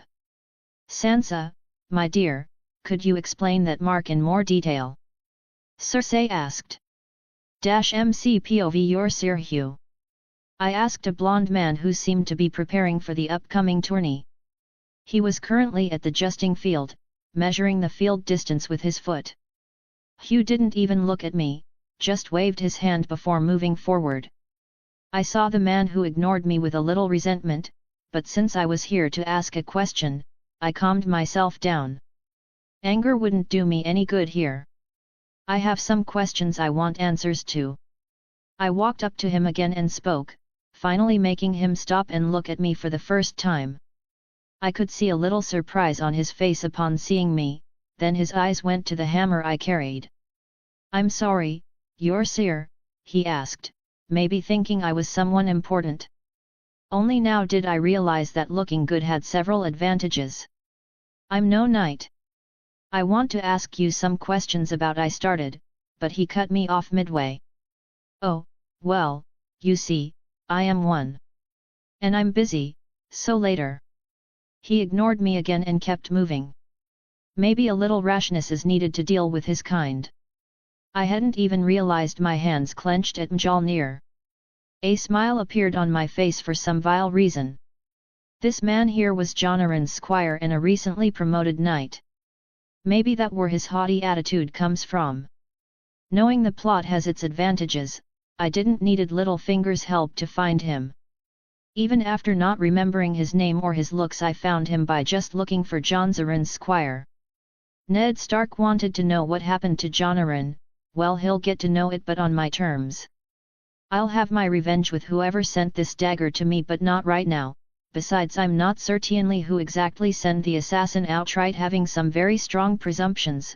My main concern is about convincing Ned Stark to go back south, and perhaps the cannon is not altered enough still now for me to use it for my goal.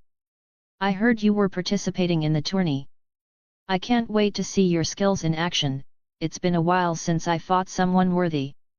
I smiled and walked up to him once again, attracting his attention. "You're in the tourney?" he asked with a suspicious look on his face. I'll be taking part in both justing and fighting after that. Though I have to say I got not much experience with justing before. Would you mind helping me out?" I asked with a big smile. Just as he was about to retort and refuse, Sir Hugh felt a powerful blow at his back which almost threw him to the ground.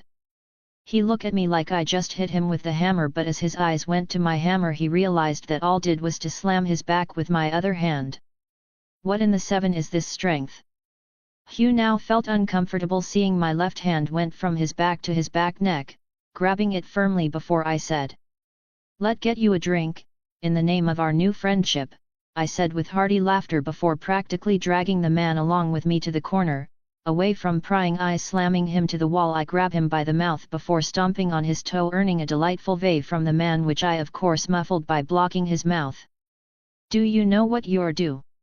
he shouted as soon as removed my hand from his mouth, though still holding him against the wall. "Ah hey!"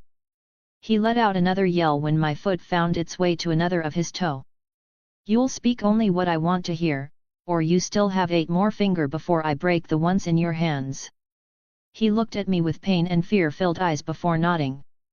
"Good man, and hear people sprout nonsense about violence not being the way." Can't help but a smile appear on my face. "Unfortunately for you, my new friend, I'm not the one you have to speak to. Let get you to him first," I said before dragging the man away with me. I'll be slowly adding additional chapters in my Patreon. Got 5 additional chapters in Patreon. If you like the story, then please consider supporting me. Chapter 22, Chapter 22, Queen's Rage. Sir Knights A Fake and Jamie the Brave. "My queen, you called for me." An old servant woman stood in front of Cersei with a frightened look on her face. She had served in the Red Keep for half of her life, and never once had she felt the dread she did now in front of the queen. "What's your name?" Cersei asked, an ugly expression on her face. "Mary, your grace." The old woman spoke with a trembling voice. "Do you remember who used to tend to me back when I was first with a child?" Cersei asked, looking at her with fire in her eyes. "Your grace, perhaps we have mistaken something." A voice attempted to interject, but a glare from Cersei shut him up. It was none other than Grand Maester Pycelle, standing there with sweat forming on his forehead.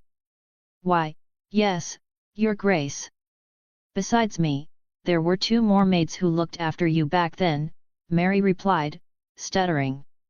She had tended to the queen back when she wasn't this old. Now, she no longer had the energy she once did, so she had been replaced by younger maids. "Call both of them here," Circe commanded.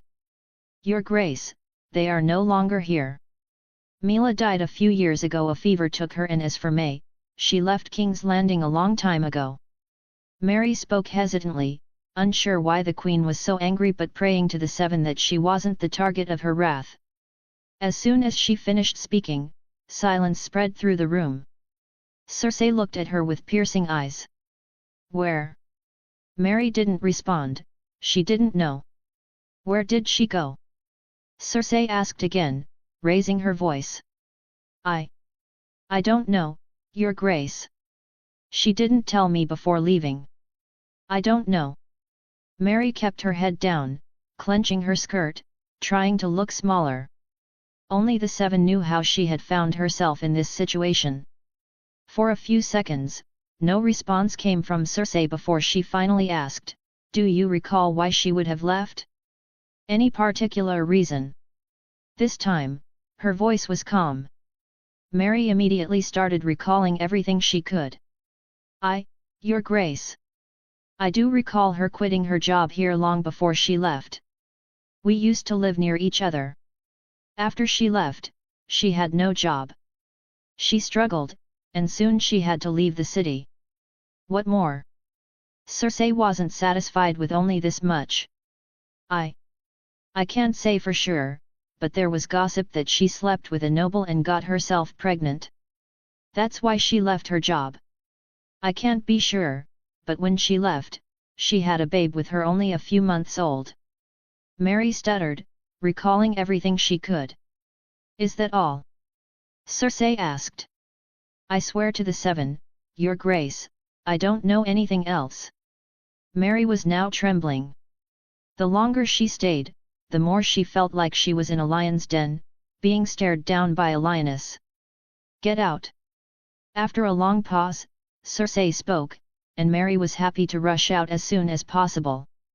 "Your Grace, I think there is a misunderstanding." "I myself checked," Pycelle started, but Circe cut him off. "Misunderstanding? It's a misunderstanding, is it?" Circe's glare toward Pycelle became fiery. "My firstborn's body is missing from its grave, and you think it's a misunderstanding," she all but roared, making Pycelle flinch.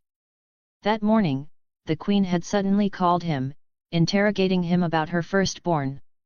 Everyone knew the queen's firstborn hadn't survived long after birth. This was the first time in years she had even brought up the subject. She had asked to be taken to his grave. She had never done that before, never even knew where her firstborn was buried. So they had taken her.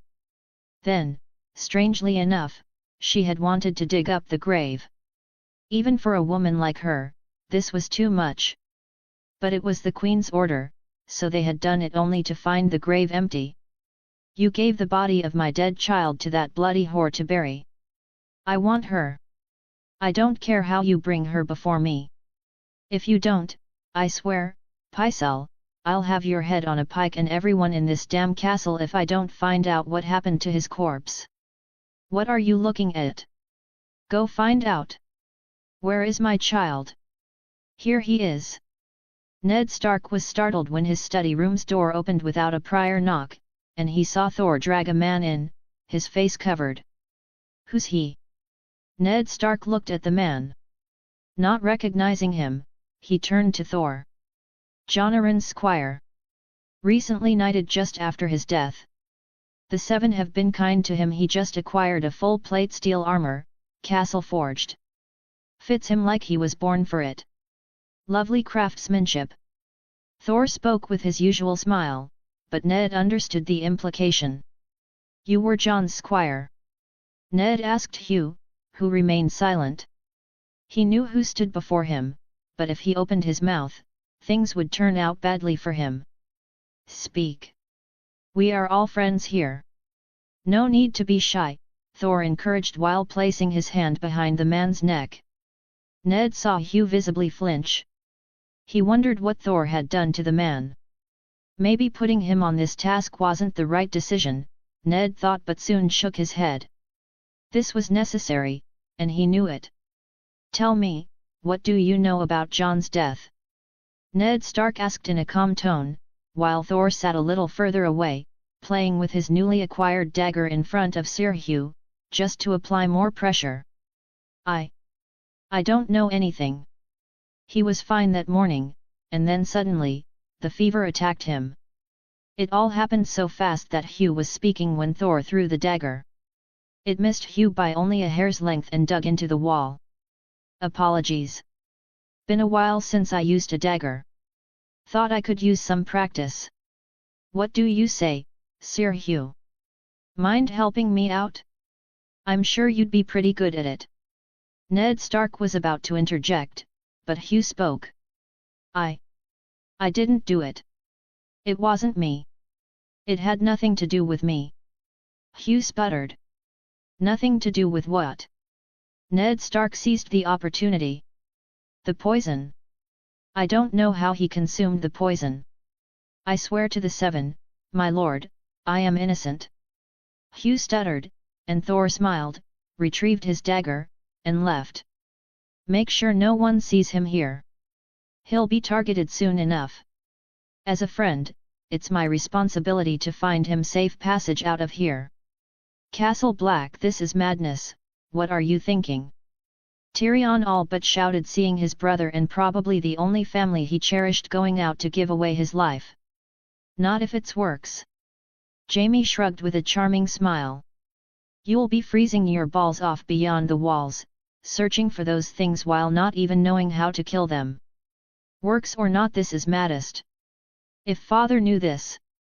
Tyrion trail of as he figure that if his father knew, then it's most likely all the blame will be shifted onto him. Jaime Lannister in all his wisdoms one day woke up and decided to go to North and capture a White Walker of his own. What if he knew? He won't do nothing. In fact, this is the reason why I'm going out there, little brother. Father won't believe this children's tale until he has a proof, and that old bear is guarding that cellar like it was a gold mine. Let alone a body part we can't even get fart from that white. Jaime said, making Tyrion shut up. Sigh, we both know Jeor Mormont not gonna let us take any part of that undead to show father. Without proof father won't believe even if it's me telling him. Ned Stark is a fool, he thinks that the king could help him. He should have learned by now that capital is in death, there won't be any help from the capital. The only three places which help North right now are Hightower, Reach and us Lannisters. If can't convince father, then Sevens know when those undead fuckers will show up. If the wall falls, then we all are doomed. Jaime said with a little heat. You can't, we don't even know how to. Tyrion after a little while tried to convince his brother again, but Jaime shook his head. That foreigner captured one, do you think I can't do it? Since when it's competition? Tyrion said with frustration. Do you know what will happen to me if our dear father and sister learn that I didn't do anything while you go out there to alone to die? Tyrion said with irritation. I'm not gonna die, and I'm not alone either. I got professional help. Jaime said, he was actually going out there with Benyon and few more ranger to shout the area. As for our sister and father, here, give them this, they won't cause you any trouble. He said as he tossed 2 letters at Tyrion. Sometimes I appreciate Seven choose to give me a bigger head than longer legs. I'll be slowly adding additional chapters in my Patreon. Got 5 additional chapters in Patreon. If you like the story, then please consider supporting me. Chapter 23, Chapter 23, Another night visitor. After a long day of hard work, sleep is the best. It's not just me, but Thor thinks the same, or else I wouldn't have kept enjoying sleep this much as I did back on Earth. The more time went on, the more I found myself becoming like Thor. I had this constant urge to smash something with my hammer. Strange? Maybe, but I can't deny it, I like doing it. It was very obvious that I was changing bit by bit, becoming more like Thor. In many ways, it was a good thing. To survive here, I had to be more like him, but I didn't want to be completely like him. It's already strange how I'm not making a fuss about another entity taking control of my mind, making me like him. Maybe because I have already started to consider myself like Thor. Who knows? I just hope that there is still a little bit of me left by the end. Just as sleep was very close to claiming me, I suddenly felt a presence. It was very faint, but my senses picked it up.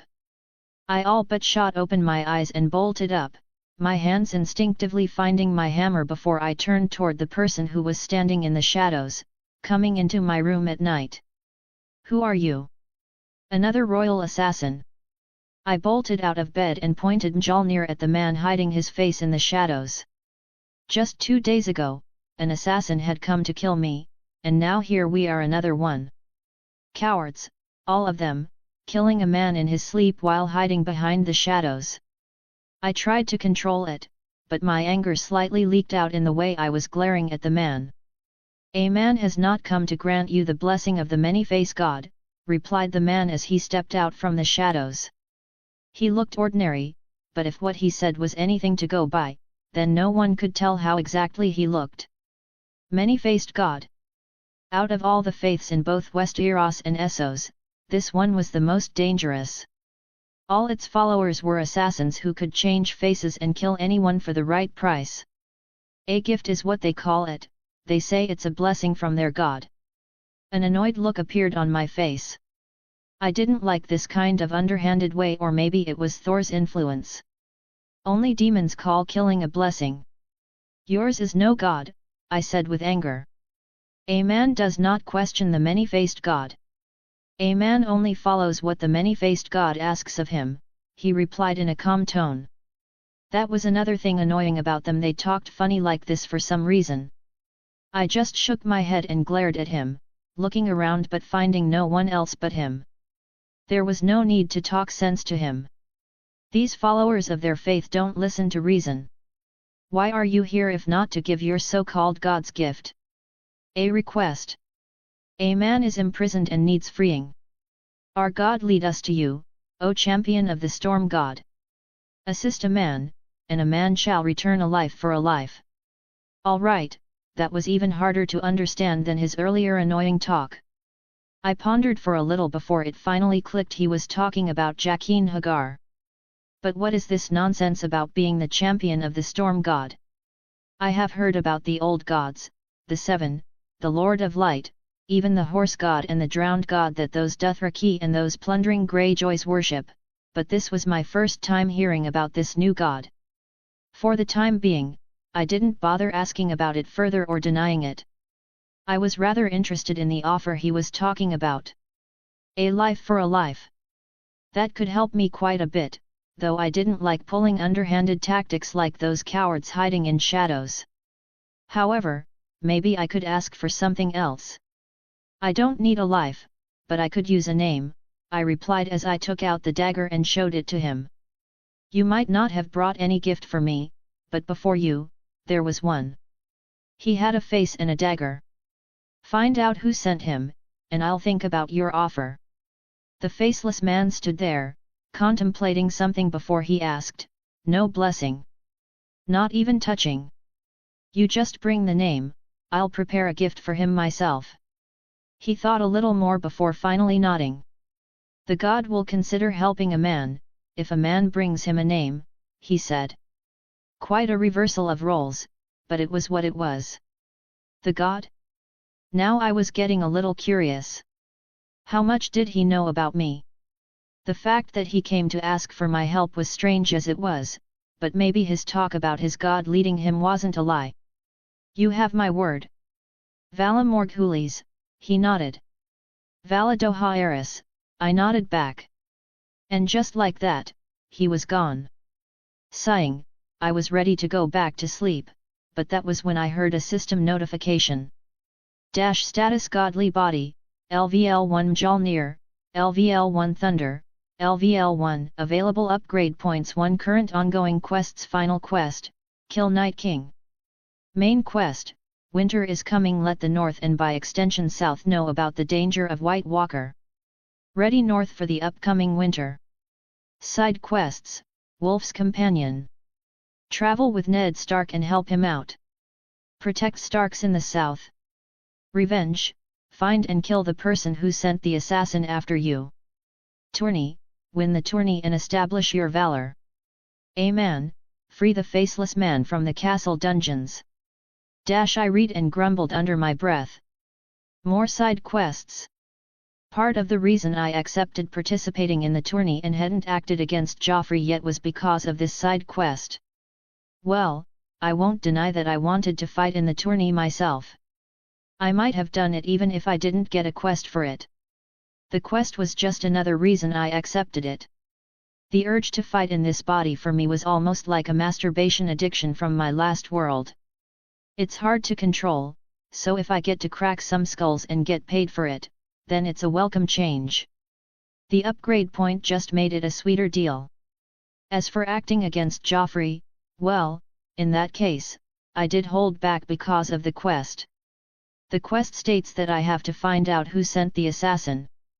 This was strange. The system could easily give a quest to kill Joffrey or something, but nay. Something fishy was going on, and thus I held back. Whatever, got too much work to do tomorrow. I better get some sleep. You're sure about this, my lord? There are many eyes here, Jory asked as both he and Ned Stark came to the blacksmith's shop. Sir Hugh had given them crucial intel about what Jonaran was doing before he died. Out of all the people, he had come here often. So, Ned too wanted to check out why. He could have just sent Thor, but the last time he did, the man was beaten and bruised badly. Regarding the person he was about to talk to, he didn't want the same fate to befall him and thus kept Thor out of it. It was a little risky coming here. Thor had told him not to raise suspicions, but he had to know. And by the time he was done talking to the person, he was shocked and troubled. What did you find, my lord? Jory asked. King Robert's bastard. I'll be slowly adding additional chapters in my Patreon. Got 5 additional chapters in Patreon. If you like the story then please consider supporting me. Chapter 24, Chapter 24, in heat you're just a soldier, isn't it? You were never taught how to rule, Cersei spoke mockingly, seeing the man in front of her think that honor could save him. I was taught how to kill. Ned Stark didn't back down, saying it without looking away from the woman's eyes. So was I. Cersei just smiled and left the room with a flare, leaving Ned Stark even more certain that he was getting closer to unearthing something that would shake the realm. Cersei learned what Ned was up to these days from her spies. Everything was fine until Ned decided to visit Gendry at the blacksmith's shop. That's when one of her spies informed her of what was going on. Cersei was quick to figure out what Ned Stark was doing, and by no means would she let him do as he pleased. For her kids, Cersei could do anything, even if it came to killing, she would resort to it. As she came out of Ned Stark's room, a frustrated expression appeared on her face. This matter should have died with the death of Jonaran. Letting Robert take Stark as his hand was a mistake. She had so wanted her father to take the role, but alas, that pig of a king wouldn't listen to her. She was about to rush back to her chamber and get something nice to eat before thinking about how to deal with Ned Stark when she heard a man's voice. Usually, she wouldn't care, but she had heard this deep voice before. Only once, but she couldn't forget it even if she wanted to. Before she knew it, her legs were already moving toward where the sound came from. What she saw almost froze her on the spot.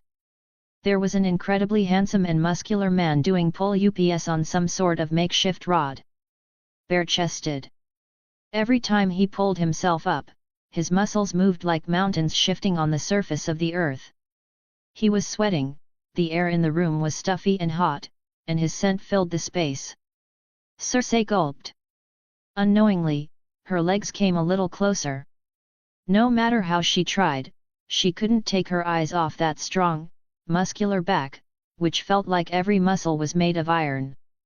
The man was doing a strange exercise that Cersei had no knowledge of, but she couldn't care less. All she wanted now was for him not to stop. The man she was staring at was no ordinary man. Thor immediately sensed someone behind him. He didn't stop immediately because he was in the middle of a set. Sensing no harm coming his way, he continued until he finally hit 1,000 pull UPS, then dropped down.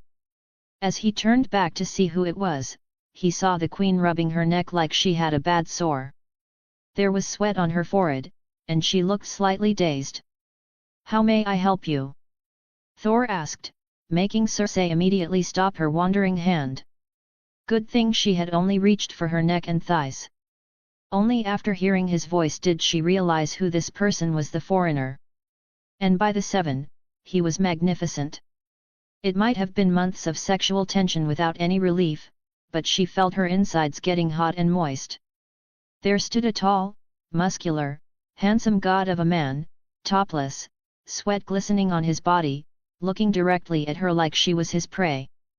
In reality, Thor was looking at her with confusion. What was she doing here? He had no idea, but he felt like she was looking at him strangely. "The 7 have blessed you with a strong body," she suddenly spoke. It felt more like a threat coming from Cersei than a compliment. Did she know about his dealings? Thor paused and thought. Not as much as they have given you beauty. Which, in Thor's eyes, meant none, as the 7 had nothing to do with his powers. "Do people often train like that where you come from?" she asked as she slowly walked closer, her face slightly tilted to the side, staring at him. Thor just nodded, trying to figure out what she was after. If she was here, there had to be a reason. They say strong warriors have marks, while exceptional ones have none. Cersei slowly raised her hand and stroked his arm. Thor, for his part, just stood there, keeping his eyes on her, still trying to decipher her intentions. She roamed around him, looking at every inch of him until her eyes fell on something she had almost forgotten. Her mind, high on lust, settled down upon seeing the mark that had concerned her so much in recent days. Wounds are indeed a warrior's pride, a mark that they lived to tell the tale while their opponent did not. "So, you're one of those exceptions, I presume." Cersei was now behind him, admiring his broad back while caressing it with her hands. When he wasn't looking, she took a deep breath of his masculine scent. Only the 7 knew how much this was waking a primal fire inside her. It was getting unbearable. Her hand went up to slowly massage one of her breasts while another hand kept on tracing his back. There was heat building between her legs. She knew that with just one touch, she would be a watery mess. By the 7, she just wanted to claim him right now, order him to kneel before her, press into her until she couldn't move anymore. However, she had more important matters to sort out first. "Then what about this one?" she asked as she caressed the strange mark on his shoulder, reminding her of a past she never wanted to recall. "Birthmark," Thor replied. He was on guard against her. Though she had no visible weapons, he wouldn't put it past Cersei to use an underhanded trick on him. At his reply, Cersei paused, hesitant to ask another question. Her mind was in turmoil, constantly putting her in conflict. She had more questions about his origins, his parents, that mark. Was there any chance that he was her son? Impossible as it may have sounded, that mark, she couldn't get it out of her mind. And yet, her body had a mind of its own. Her hands were massaging her breast while her breathing grew ragged. Her other hand was dangerously close to the junction between her legs. She knew that if she touched it, she wouldn't be able to stop herself. "Why is a handsome and strong man like you here alone? You should be in the company of fair maidens," she gulped and asked while forcing herself to tear her hand out of her dress and walk back in front of him. A man who can't control his own lust will only become a beast. A real man needs no more than one woman he calls his own, to share his bed, fortune, and life. Thor replied awkwardly. He was beginning to think her motives were something else entirely. Was she beautiful? Yes. Was she fuckable? Very much so. But by Odin's beard, he would not put himself anywhere near this crazy woman, even if she were the last woman alive in the 9 realms. There was no way he was falling for this vixen's act. However, his words did more harm than good. Hearing him, a genuine smile spread across Cersei's face.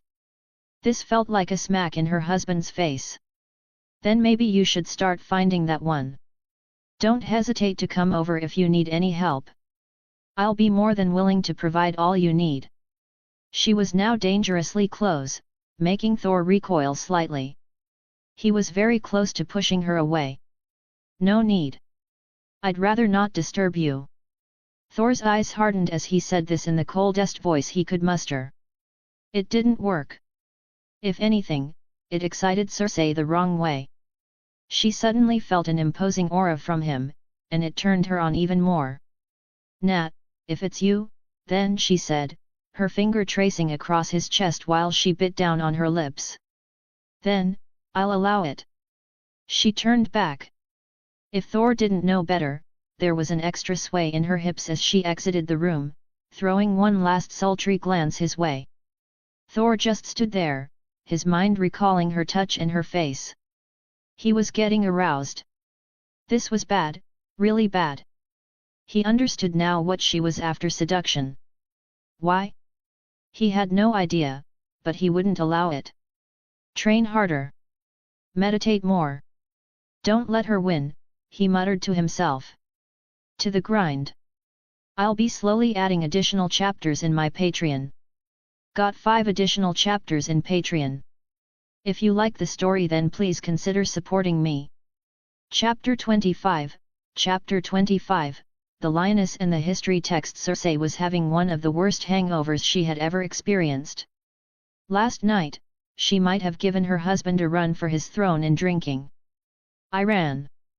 She covered her face with both hands, half anger building up and half irritation boiling within her. She couldn't figure out what she wanted, and she had to get away from him. Her mind told her to find his identity. That mark on his back and her dead son's missing body were too coincidental. And her body? It wanted to forget about that dead child and birth a few more with the same man she doubted to be her son. Her lion. She thought of yesterday suddenly, and a big blush uncontrollably appeared on her face, immediately followed by a scowl. Yesterday, her body had been possessed by the maiden, or else she couldn't explain how she, the queen of the 7 kingdoms and one of the fiercest players of the game, ended up acting like a bitch in heat. Batting her lashes and ready to open her legs for that man like a street whore. What madness clouded her mind, only the 7 could tell, but as she recalled the state she was in yesterday, she couldn't help but feel the heat rising inside her again. Her legs involuntarily tightened. As if acting like a lovesick fool and almost begging that man to visit her wasn't enough, at least that's what she felt. It looked like she had been indecisive about what she wanted and had gotten away from there. But not before trying her damnedest to look more appealing in front of him, thinking that her charm would make Thor stop her from leaving. Even after returning to her room, she waited, expecting him to appear. That son of a bitch never came. All night, she couldn't sleep, tossing like a fish out of water. Trying to relieve herself only caused her urges to skyrocket. No matter whether it was her own fingers, a tool, or the tongue of a servant she ordered, none could satisfy her. She needed a man, a real man. But most men were smelly orcs. Maybe Lancel. She thought. He was also a Lannister and looked a little like Jaime, but then an image of Thor's muscular, broad back came to her mind, and she compared it to Lancel. She tightened her grip on the cup as a bigger scowl formed on her face. She was the queen. She had never compromised in her life, and Casterly Rock would run dry of gold before she thought about doing it now. Just as Cersei was about to ask one of the servant girls to call for Thor, she heard Joffrey making noise again. On normal days, she would treat her lion as a 2-year-old and do whatever he wanted. However, today, she wasn't interested. She heard her son shouting about some man barging into his room last night. She wasn't sure whether to believe it or not. Even she had to admit that Joffrey wasn't the best when it came to behavior, but even his lies were getting worse. I want him dead. He must be the one who sent the faceless man to kill me. Joffrey shouted in a high-pitched voice.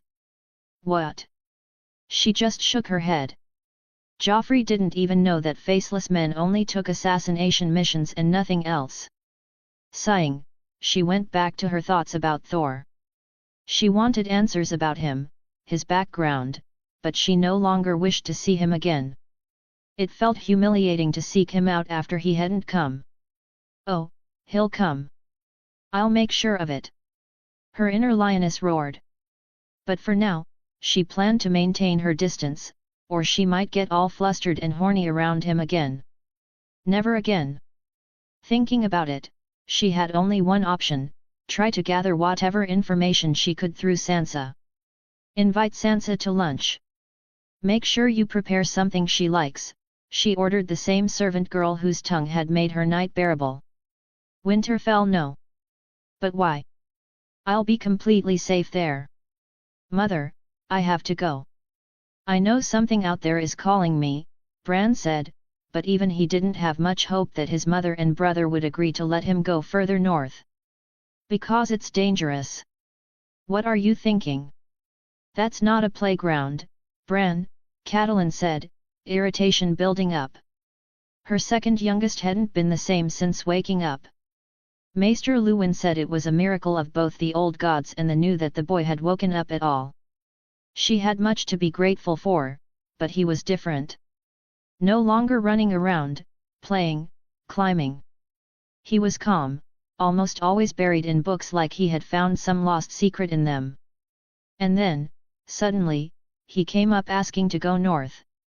I'm not going there to play. I told you, I had a dream about Bran was about to say, but Catelyn stopped him midway. You saw a three-eyed raven. So what of it? It's all because you've been reading those children's stories and history books with fantasy tales of magic. It's gotten into your head, Catelyn replied, cutting Bran off. Bran sighed. It had been hours since he had tried to change his mother's mind, but to no avail.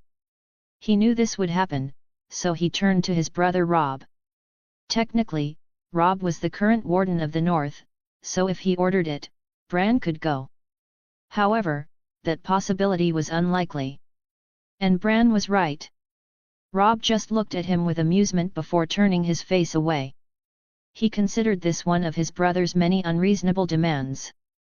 Bran wasn't like this before, but recently, things had been different with him. Mother, enough. You'll be going back to your room and staying here. We shall discuss this no more, Catelyn said, a headache forming. The seven only knew what had happened to her child. It was almost like he had become a completely different person overnight. Bran knew better than to argue any more and, with a dejected look, went back to his room. Just as he was making his way back, he suddenly saw a big man sitting outside with an ugly expression. He was big, not as big as Hodder, but still big enough. He had bandages wrapped around his side and chest while half of his face was burned. The Hound. Bran gulped, seeing him there. He had heard that the Hound wasn't in any condition to go back with the King's entourage to King's Landing. His wounds weren't life-threatening, but they had left him pretty hurt. As Bran looked at the Hound did the same. But just as simply, he ignored the little lord and went back to brooding. Bran's eyes went to Sandor's wounds, and he remembered the big, handsome man Sansa had been talking about non-stop. The hammer. He muttered, and this slight mutter was immediately caught by Sandor. What did you say? He asked with a little growl. Your wound. Thor did it, right? Bran gulped but asked nonetheless. He had to know. So what of it? Sandor growled even more. He didn't want to be reminded of that cursed hammer. That hammer and the one who wielded it both. It had put him in bed with pain and no wine for a month. All he wanted to do right now was stay away from that man. Sandor knew, from the damage his body had suffered even with armor on, that man was no less of a monster than his older brother. He might have looked like one of those pretty Reach knights, with a face prettier than most women in the Seven Kingdoms, but he was a monster. Do you remember that hammer? How it felt? Bran suddenly asked, making him even more irritated. Why do you care? Sandor asked with irritation. Bran, upon getting this question, took out the book he was carrying and started turning the pages frantically before opening one and showing it to the hound. That's the hammer. The hound at first just wanted to avoid the sort of kid, but seeing the almost same-looking hammer in that book his heartbeat quickened. I found it while reading about the faiths of the Westeros and Essos. It doesn't explain much, but it say, when the sea chirped and the sky crackled, that when the champion of the storm descended to slew the Kraken, he called forth thunder from heavens, his hammer crack earth. He flew off one day and then. Bran read the passage with a strange look on his face. And what? The hound, still glaring daggers at the image of the hammer, asked. A little interested at what this story was about. Bran purse his lips, and continue. Then the dance begin. I'll be slowly adding additional chapters in my Patreon. Got more than 5 additional chapters in Patreon. If you like the story, then please consider supporting me. Chapter 26, Chapter 26, Justing Thor, here. Came a familiar voice, and I saw Sansa, beautifully dressed, waving her hands to call me. Ah, my lady, you shouldn't smile so graciously. What if some lord falls for that charm? The realm can't withstand another Harrenhal, I said, giving her and the scowling Septa beside her a smile before sitting beside her. Sansa's face turned bright red.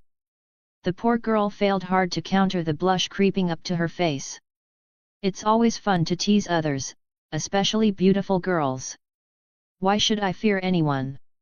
I have a strong, handsome knight to protect me.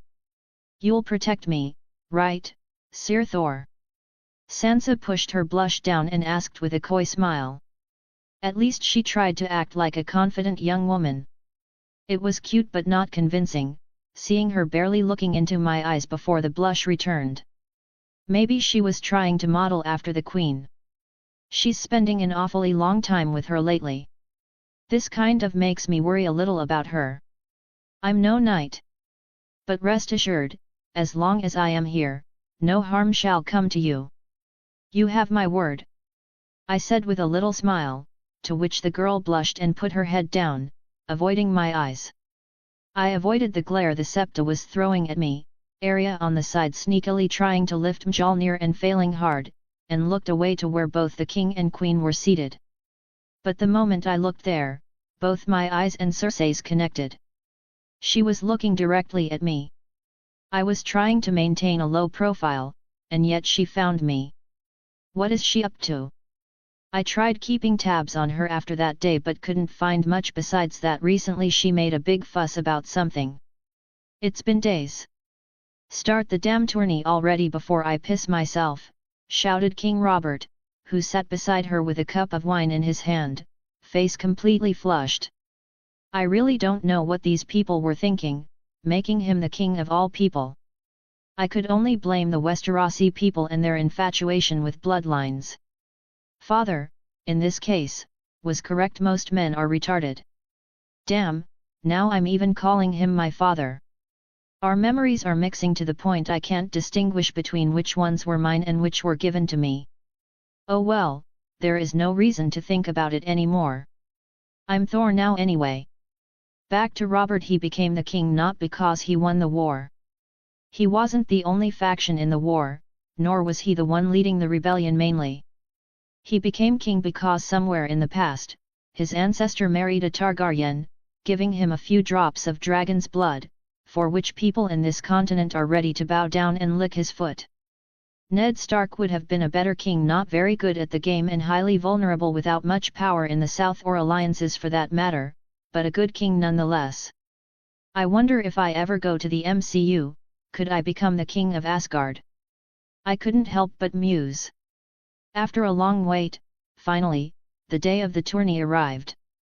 My hands felt like itching to crack open some skulls. This was the primal warrior urge inherited by Thor. However, it turns out that the first part of the tourney was justing. Upon the king's call, two people came forward. Both were knights who I didn't know, wearing handsome armor and sitting on top of their steeds with long lances in their arms, ready to start jesting. I had no interest in that. It was nothing but a ridiculous performance for the audience, not a real battle. I didn't even have any memories of Thor doing jesting. Fortune was on my side that I wasn't in this part of the tournament. Earlier, I said I was taking part in jesting to Sir Hugh just because I wanted to grab his attention, but no, I wouldn't have done it even if that fat king ordered me to do it. As for Sir Hugh, my friend wasn't part of this tourney after hearing my potent advice about the potential danger to his life. There are people already looking for him in King's Landing. Surely Cersei didn't want to leave behind loose ends after knowing Ned Stark was digging into the credibility of her children. I told that fool not to expose himself, but Honorable Eddard Stark doesn't fear anything. He went behind my back and let Cersei know what he was up to. Now he was a target.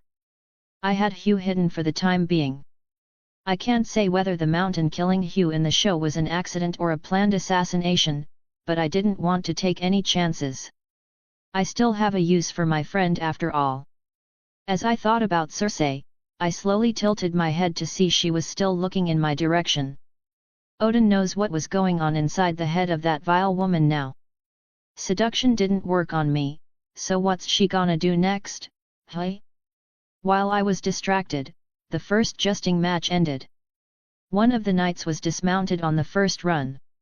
I still don't see the appeal of these games, but hearing the claps from others, I'd say this world seriously needs some entertainment options. A new pair of knights came forward, and finally, I knew this one. A man in white armor rode on his horse, holding a red rose, which he carried all the way towards us and gave to Sansa. Flower Knight. That's what they call them here, a term mostly used for knights who have never seen real war and mostly show off. This identity has long been attached to the Knights of the Reach. The man gave me a look. I couldn't recall who this person was, but I saw him staring at me a little longer than I was comfortable with before he turned back. What is that? Arya suddenly pointed in the other direction. I saw a big man riding a horse in complete black armor. He was big, even bigger than me, and I was 6 feet 2 inches. He looked almost 7. That's Sir Gregor Clegane, also known as the Mountain Who Rides. A voice came from the side, and then I saw one of the most dangerous men in this game. Peter Bale, why do they call you Littlefinger? Arya was faster to address him. Arya. Both Sansa and the Septa chided. Don't be rude. I don't mind at all. I was very small when I was a child, and I came from a small place called the Fingers. So, you see, it's an exceedingly clear nickname, Baelish addressed. It's even more remarkable that you raised your station despite your birth, I said, drawing his attention away from both Sansa and Arya. This man was one of the most dangerous players of the game, so much so that I wouldn't mind killing him even if I had no other reason besides saving myself from the future chaos he could bring. Ah, you must be Thor. It's a pleasure. I just returned the greeting and then avoided him. He reminded me too much of Loki. I heard Littlefinger explaining how the Flower Knight, whose name was Loras Tyrell, was cheating. His steed was a mare and in heat. It was affecting Gregor's horse. I don't quite remember this small bit of information from the show, but I do remember the Tyrell name. Marjorie Tyrell was his little sister. Interesting. The first and second runs both were not good for the Mountain. His horse was giving him trouble, and on the last run, Loras was dismounted him. In anger, Gregor cut open his own horse's neck. Power without restraint, not a warrior but a berserker. I just shook my head. I knew he was despicable, but losing control of his own emotions like this in the open was too much. But then something even more ridiculous happened. He went on to attack Loras. The crowd started to make noise and shout for help, someone to save Loras. I remember this from the TV show. Shouldn't Sander be here too? Oh. I'll be slowly adding additional chapters in my Patreon. Got more than 5 additional chapters in Patreon. If you like the story, then please consider supporting me.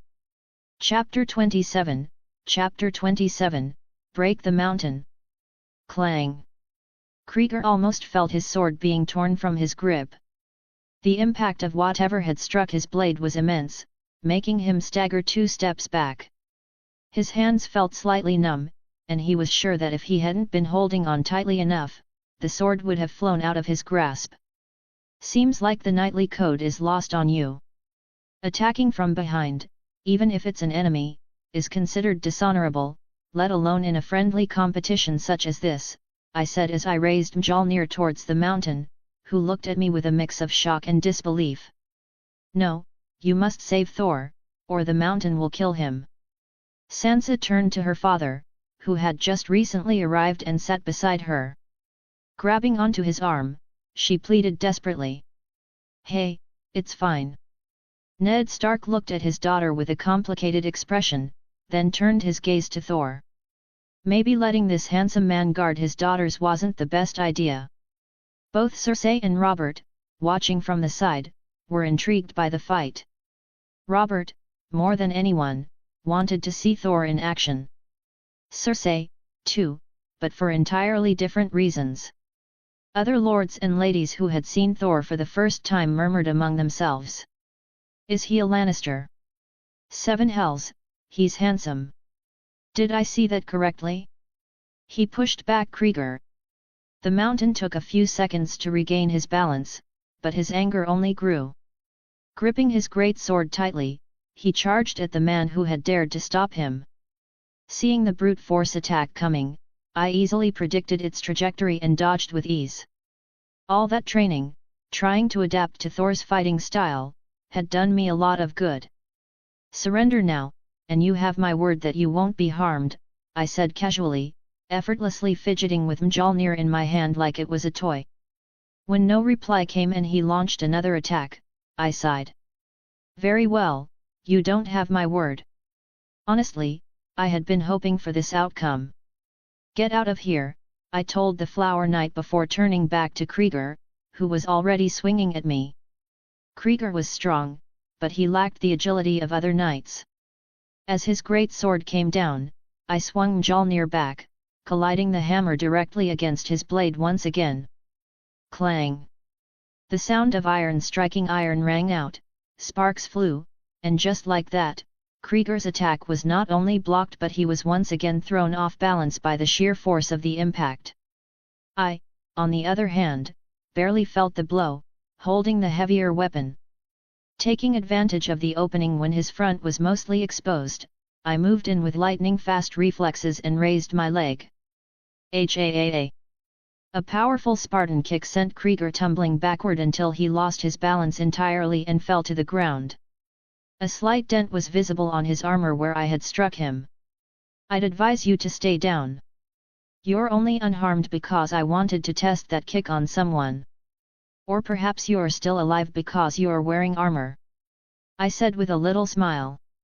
I had really wanted to try that out after last time, when the Hound had wanted to do the same to him.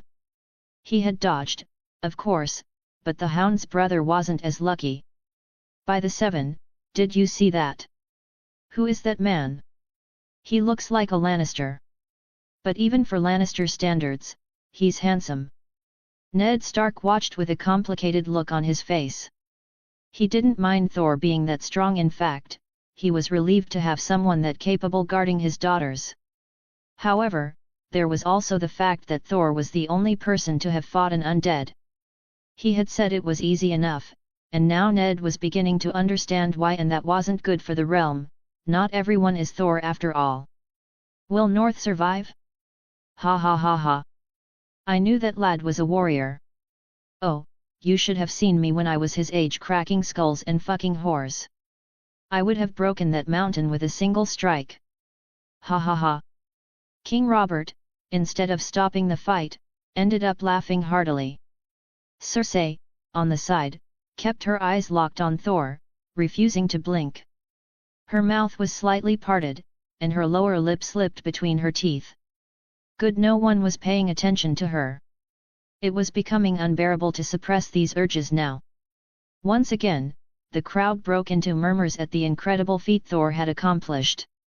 To throw the mountain back with just a single kick, beating him in sheer strength, it was unheard of. Even Gregor was stunned by what had just happened. Since childhood, this was the first time he had lost in terms of strength. Anger spread across his face, and he struggled to get up under the weight of his armor. "Kill him!" shouted someone. I had no idea who, but the whiny, high-pitched voice was familiar. From the side, Circe glanced at her son in confusion. Why did her lion want Thor dead? She had no idea. But this was one wish he couldn't have. That man was hers. I simply waited. Attacking a fallen enemy was beneath me. While my body was still at level 1, he might have been able to provide some competition. I would have upgraded my body long ago, but I held back. Getting stronger without learning how to fully control that power would be detrimental. After mastering the full extent of level 1, I knew that very few could challenge me.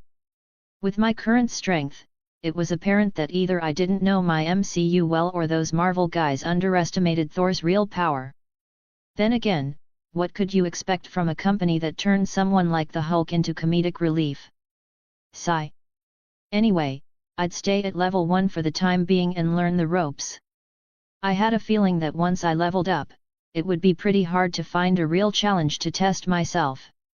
Krieger got up and immediately rushed at me, sword raised high. I simply sidestepped the obvious attack, pivoting my body to the right. Then, forcefully stopping my rotation, I twisted my body back to the left, gripping Mjolnir tightly with both hands. With a strong swing, I smashed my hammer against his sword once again. Though this time, I couldn't put much strength into the attack due to the lack of proper leverage in that quick swing. A loud sound rang throughout the jousting ring, and everyone watched as the mountain's great sword shattered in half. He staggered back once more. By the 7, who is this man? I heard he's from the north. Since when did northerners start looking like that? A maiden said, dazed. I knew he'd win. Thor is strong. Arya puffed her chest out proudly as if she had predicted the outcome. Sansa, meanwhile, only saw the mountain's downed figure for a second before her eyes found Thor again, another blush creeping onto her face. I, on the other hand, sighed as I looked at the broken sword in Krieger's hands. I had hoped to prolong the fight to test out Thor's different combat moves, but alas, all good things must come to an end. There is no honor in fighting an unarmed opponent, I said, slowly tossing Mjolnir aside, surprising everyone including Krieger, who looked at me in confusion. Though, I wouldn't mind settling this man-to-man. I had been meaning to punch someone so badly. I'll be slowly adding additional chapters in my Patreon. Got more than 5 additional chapters in Patreon. If you like the story, then please consider supporting me. Chapter 28, Chapter 28, Escape from Winterfell. I was expecting the fight to continue with the mountain. Fighting was fun, even more than I anticipated it to be. Though, maybe because I was winning. However, the king stopped the fighting after that. You'll get all the skulls to crack tomorrow.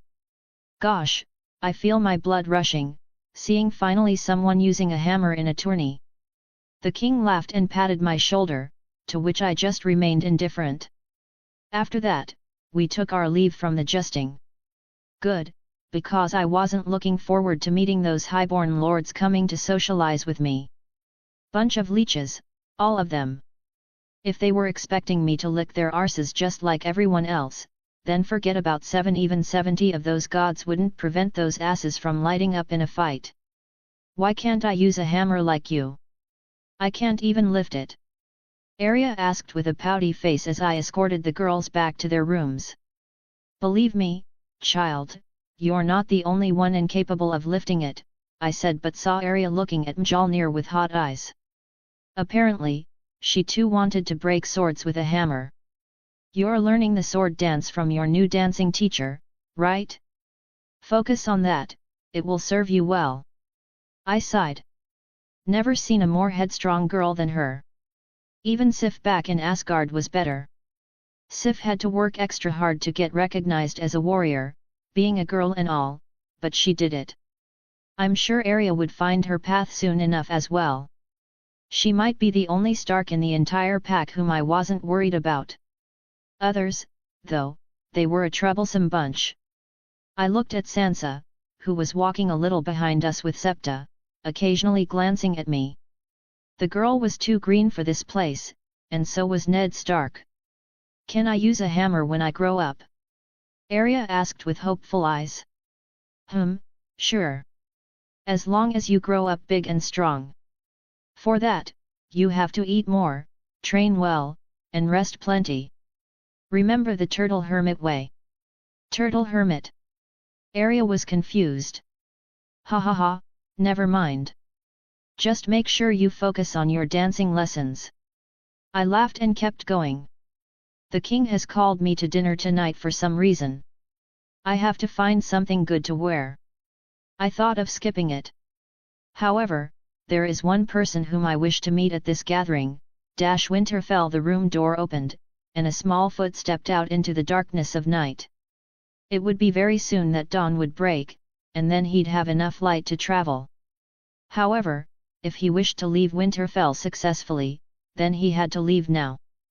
Bran looked at his room and then at the castle entirely. Hesitation was inside him, but he knew that he had to do this. No one believed him when he told them he saw things. He saw the wall and what was beyond it. He saw a three-eyed raven and found himself trapped inside some animal every time he dreamed. But no one believed him. Bran himself had no proof to show them. However, he knew that these things he saw were not just dreams. Only by going north could he get answers to his questions. However, it was obvious that no one would let him, so he had no other option but to act on his own. Leaving Winterfell under the cover of night was his only way out. He was ready from enough food to a small weapon in case the need arose. He packed everything. He even stole a pony for himself from Winterfell so he wouldn't have to walk all the way to the wall. But hesitation was stopping his legs from taking another step out of the castle. Closing his eyes, he took a deep breath, and with a determined look, finally took the step out. Going north alone would be very dangerous, and Bran knew that, but he had to go. Soon, dawn broke, and there was enough light for him to continue his journey. It will be a while before everyone in Winterfell finds out. I should hurry. Pressing his lips together, he increased his speed. This time around, the effect of the three-eyed raven was much stronger on Bran for some reason. Maybe it was partly because Bran wasn't hurt, so he was strong enough that the three-eyed raven showed him more, or just the simple fact that the three-eyed raven saw the future changing into something he couldn't seem to control, and thus he needed his successor with him as soon as possible. Bran, though, only knew one thing: he had to hurry. The reason was unknown, but the voice in his mind told him that he had to hurry. Things had changed. What things and how they had changed, he had no idea, but those few words from the dreams didn't let him sleep easy. He had to go. Find out what called him and why. However, just as he was making his way north, he heard movement around him. Sounds that startled him. "Who's there?" Bran asked. The sun wasn't high enough to completely light up the forest. In the darkness, he heard many voices, and he knew one thing: no animal up here in the north made that sound. He put more pressure on the pony to walk faster. However, that was when he saw the bushes moving, and his eyes widened. He saw a bunch of people with ragged clothing closing in on him with weapons in their hands. Wildlings. Bran recognized them in an instant. Only the wildlings dressed like that up in the north. But how come they are here, this close to Winterfell? His heart suddenly set in panic before he gave the pony's reins a hard tug, making it start galloping the other way around. "After him! Don't let him escape!" one of the wildlings shouted. Bran was already bolting out of the forest the other way around. He was going in the opposite direction from where he was supposed to be, but he had no option. If he were to fall into the wildlings' hands, only the old gods knew what would happen to him. So he pushed his pony even more. The pony wasn't fast enough, but the people chasing him were on foot, so Bran was still in a better situation. But not for long. While they indeed couldn't capture him, they could attack him from a distance. They didn't care about some lord's son dying more than their own presence being known to the said lord.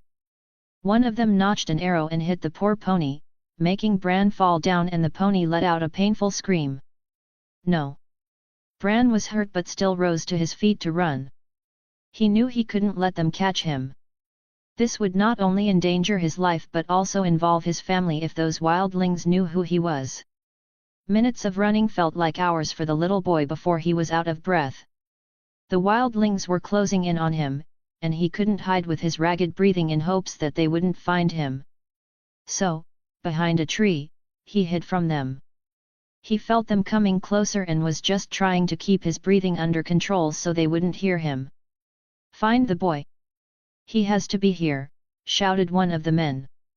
"I'll be slowly adding additional chapters in my Patreon. Got more than 5 additional chapters in Patreon. If you like the story then please consider supporting me." Chapter 29, Chapter 29, Little Feast. I'm Thor Odinson. It's a pleasure to meet you. I smiled as I took the hand of the little princess who approached me with a big smile on her face. "I'm Marcella. I saw you fighting the mountain. How did you do that?" Marcella asked, her expression full of curiosity. "Can I get strong like you?" Beside her, I saw the little boy, Tommen, who would be king after Robert Baratheon, because the 9 realms would burn before I let that monster Joffrey sit on the throne. They were Cersei's children, but unlike Joffrey, they turned out to be pretty decent. More than anything, they were innocent children, and I wanted no harm to come to them. "Of course, you can get strong. Just make sure to eat your fill and train every day." I smiled and turned around. Currently, I was sitting at a small feast the king had thrown, inviting only some of the most important figures in the capital. Heimdall may know why the children were here when their supposed father was getting his hands full with beer and a whore's breast. I swear, this age wasn't very good at child protection or child raising, for that matter. "Ha ha ha, where is he? Thor, get in here!" The king shouted, his voice booming, his face flushed. No idea what he wanted now, but I wasn't very interested in talking with anyone here. No, actually, there was one. He was the reason I even bothered to show up. "Ha ha ha, here's our warrior." Robert laughed as I approached, and for the first time since I'd been here, I saw him pull away from the swollen ass of the girl beside him. "I see you're enjoying yourself. Drinking and fucking are the only joys I have left in life. But you just reminded me there used to be another one. Gods bless your hammer, boy. Seeing you break down the mountain today almost made me feel like the day I crushed that dragon spawn's chest. So you better believe I'm enjoying this." Robert laughed again. "But what about you? Why is there no drink in your hands?" "I don't like drinking before a fight." "Why? Can't handle your liquor, boy?" "I used to complete barrels before I even considered entering a battlefield. I did that once. An entire army later, I remembered I was supposed to wait for my own." "Ha ha ha, you know your words. Here, forget about fighting and enjoy drink." Robert grabbed another cup with the same hand he'd had inside that servant's skirt just now and shoved it toward me. "Nah, I don't think so." I shook my head. Not that I hated drinking, but I was trying not to get addicted, and by Odin, it was the toughest fight I had faced since I came here. "Drink? Your king commands it." Robert's earlier smile faded as he spoke with authority. I looked at the cup, then back at Robert with a smile before placing the cup back down. "You're not my king." I stepped closer to him, lowering my voice. "What did you say?" Robert's voice rose, and suddenly, the atmosphere changed as everyone looked our way. I also saw a few of the guards from earlier tensing. Did I stutter? I glared at him, locking eyes. The tension grew until Robert finally broke eye contact. Ha ha ha ha ha. I like you a real man, not like those arse-licking cunts. Ha ha ha. Fine, no drinks before fighting. But what about getting yourself a good lass? When I was your age, I had fucked girls from the north to Dorne. Robert grinned, taking another sip. Ha ha ha, women here don't suit my taste much. Back home, I've got a few, goddesses all of them I tell you. They keep me away from enjoying my fights too much. At least that's how people know I'll be back eventually. I smirked. Or you're too enchanted by that hammer of yours.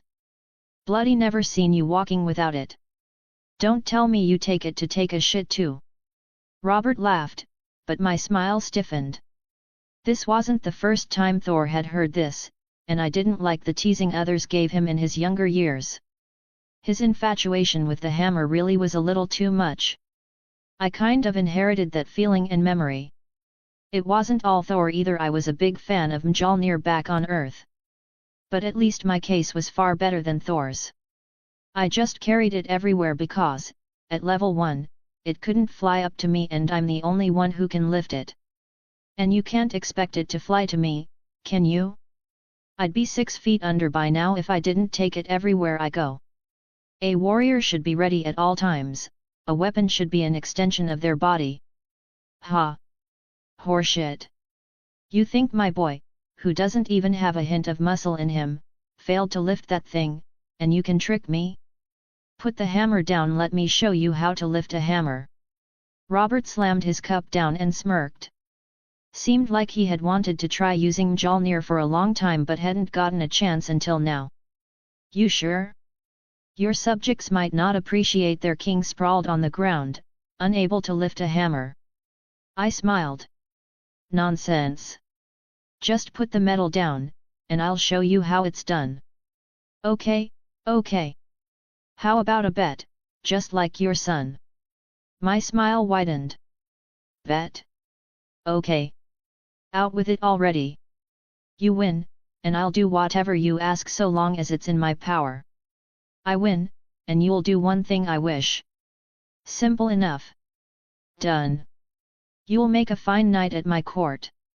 For starters, I'll have you fuck for 10 hours and drink 10 barrels of rum in front of me. Robert grinned. Ah, I'm almost tempted to lose. Alas, I'm not the hammer, and it's the hammer that chooses, King Robert. It's the hammer that chooses. Or God, I wanted to add, but no, let's keep this spoiler-free a little longer. Robert just spat and bent down to pick up the hammer.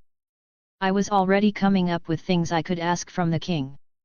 Robert failed spectacularly, and more laughter followed. Soon, this became a game while I kept an eye on my surroundings. For some reason, I didn't see Cersei here. Heimdall knows what she's up to, good for me though. I kept talking with the king until I finally found the person I was looking for. Lord Varys, may I have a word? Next morning, what do you mean I have to wear armor? I asked, irritation in my tone. It's mandatory to wear armor, my lord, the man who had come to deliver this news only minutes before my much-anticipated fight said with a hint of reluctance. Why did no one tell me this? I hadn't prepared any armor for myself. My apologies, my lord, but without armor, we can't allow you. It's the king's rule. He almost blurted it out, and seeing my glare, he looked like he wanted to be anywhere but here. Sigh. Fine. Let me try whatever armor you have in stock right now. We don't have any, my lord. His face turned ugly. His instincts probably told him staying here wasn't very safe. Damn. I sat down, irritation boiling inside me until my eyes fell on Mjolnir, all shiny and majestic looking. Then something clicked. Well, I might as well give it a try. I'll be slowly adding additional chapters in my Patreon. Get up to 10 additional chapters in Patreon. If you like the story, then please consider supporting me. Chapter 30, Chapter 30, Armor Up Crackle. The sky crackled, and strong winds blew, putting a damper on everyone's mood who came to see good fighting in this tourney. This was the second day of the tourney, and a battle royale was about to take place today. 7 hells, of all times, this accursed storm had to hit this bloody city today. King Robert cursed as he gulped down another drink in anger. He was already frustrated about not getting to fight in the tourney. His friend had talked him out of it. "Nobody will hit the king," he said. Robert scoffed. He wanted to fight so much, especially after seeing Thor fighting with his hammer yesterday. But there was truth in his friend's words, there were not many who would dare to hit him. So, he reluctantly gave up fighting. But if that wasn't enough, suddenly the climate changed. It was bright and sunny just a few minutes ago, and now it felt like a storm was about to hit King's Landing. Shizayam. Suddenly, a lightning bolt fell somewhere far in the nearby woods, making everyone waiting for the tourney to start flinch, now having second thoughts about staying there any longer. But the king wasn't having it. He announced the fighting to start. And just as time went on, the black clouds in the sky lightened up, only slightly, but it was an improvement. In a big gladiator-style ring, knights and fighters from all over the 7 kingdoms who had come to participate in the tourney entered. There were many knights with their handsome faces and shiny armor, but many waited for one face to appear. A particular blonde whom many expected to win them big gold. After learning that he was participating, many high lords and ladies placed their bets on Thor. However, the person they were waiting for was nowhere to be seen. Almost all the participants had entered the fighting ring, but Thor wasn't there. "Where is he? Did you see him?" Arya stood up in her chair to find her favorite blonde, thinking that it was her height preventing her from seeing him. "Arya, come down from there. He'll be here." Ned Stark sighed, seeing his younger daughter being troublesome again. Looking at his older one, he found she was no better either. The lass was biting down on her teeth like she hadn't eaten anything in years. "Where is Thor?" King Robert grumbled, not seeing the person he was waiting to see fight in the ring. Cersei, on the side, was the same. She usually came for appearance's sake and quickly took her leave from any tourney unless her brother was involved, but today was different. She was here to see Thor's fight. She had learned that last night her pig of a husband had invited the man to his small feast. She wished she could have been there, but alas, she had to tie up some loose ends. Pycelle had finally found something about that whore's location, the one who had taken her child. The merchant who had helped her out of the city in his cart was brought in by Pycelle and other guards. He confirmed that the boy she had with her had blonde hair and blue eyes. Though how much of what he said was truth and how much was just to save his own head from being on a pike the next morning was unsure. However, she would find out soon enough. She immediately sent men to the small village where that woman had taken her child. Soon, the truth would be in front of her. The crowd was starting to get bored from waiting when suddenly a strong wind blew, almost making everyone cover their eyes. The wind rushed directly to the entrance of the circle, where many finally saw someone coming out. Just as the first step of the man they had been waiting for came out, a thunderous sound shook the sky, as if the heavens were welcoming the person who had just arrived. Then the sky lit up, bathing the man in light that some might even call holy. "What is he wearing?" Ned Stark's eyes narrowed, and others did the same. They saw Thor step out in an armor they had never seen in Westeros. It was an intricate design between leather and metal. Multiple metal plates were attached to his armor. But what made both Ned and Robert even more astonished was the mail he was wearing. It was no normal chain mail, it was like the iron was engraved into his skin itself. Even with the armor, they could see the contours of his big arms. His long blonde hair was tied up this time, letting only a few strands flow, giving him an almost princely look. And if that wasn't enough to grab attention, he had a big red cape behind him that floated in the strong wind, making his physique, combined with that armor and handsome face, almost godlike. "Apologies, my armor needed cleaning," he said with a brilliant smile, and Ned heard his daughter next to him gasp. "Is she blushing?" "Well, he couldn't blame her. Let alone her, he doubted even her mother would blush seeing this man like this here. And he was right. Almost all the girls present felt their hearts leap out of their chests when they saw the charming prince in such handsome armor, which seemed like it was specially made for him. Ah, Thor is so handsome! Little Marcella blushed slightly before turning to her mother to share her thoughts. Right, mother. However, no response came. She found her mother was in a daze. Mother! Mother! Marcella shouted, finally bringing Circe out of her dazed state. What? She looked at her daughter with a glare. You're drooling. Marcella pointed at her mother's face with a giggle. What? Robert Baratheon saw the handsome, godlike face of the teenager in front of him with slight irritation. The boy reminded him of himself too much. 7, he even looked a little like him, to the point where he might have mistaken him for one of his bastards. Then how come he's so handsome? He remembered himself not having a face like that when he was young. An irritated glare was shot at Thor right then. He wasn't alone, though, many sent envious looks at him. If I had this bastard's face, would I ever have had to pay for whores? Women from all 7 kingdoms would have flown with their legs open like wings to land on my cock. He muttered under his breath. He wasn't in the best of moods, seeing how he lost the bet with Thor yesterday. He swore to the 7, the force he applied yesterday to lift that hammer was enough to unplug a dragon's tail, but that hammer didn't budge an inch.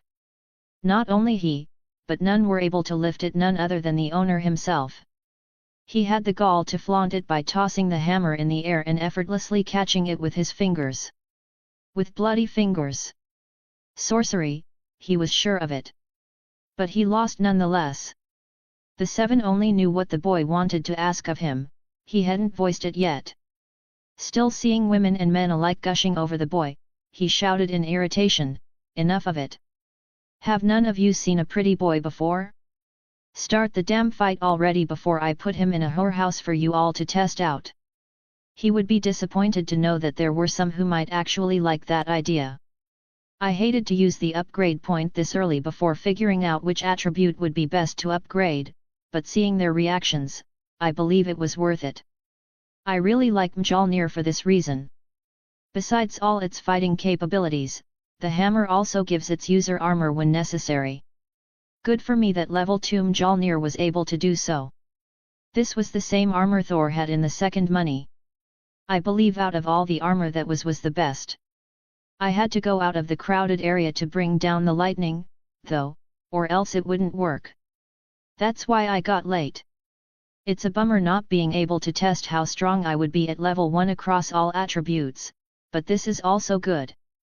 I looked at the knights in their full plate armor, staring at me with strange expressions. It wasn't just my different armor, it was the cape they were looking at. I thought the cape was a little too much, but why not? Come on, please don't disappoint me too bad. I'll be slowly adding additional chapters in my Patreon.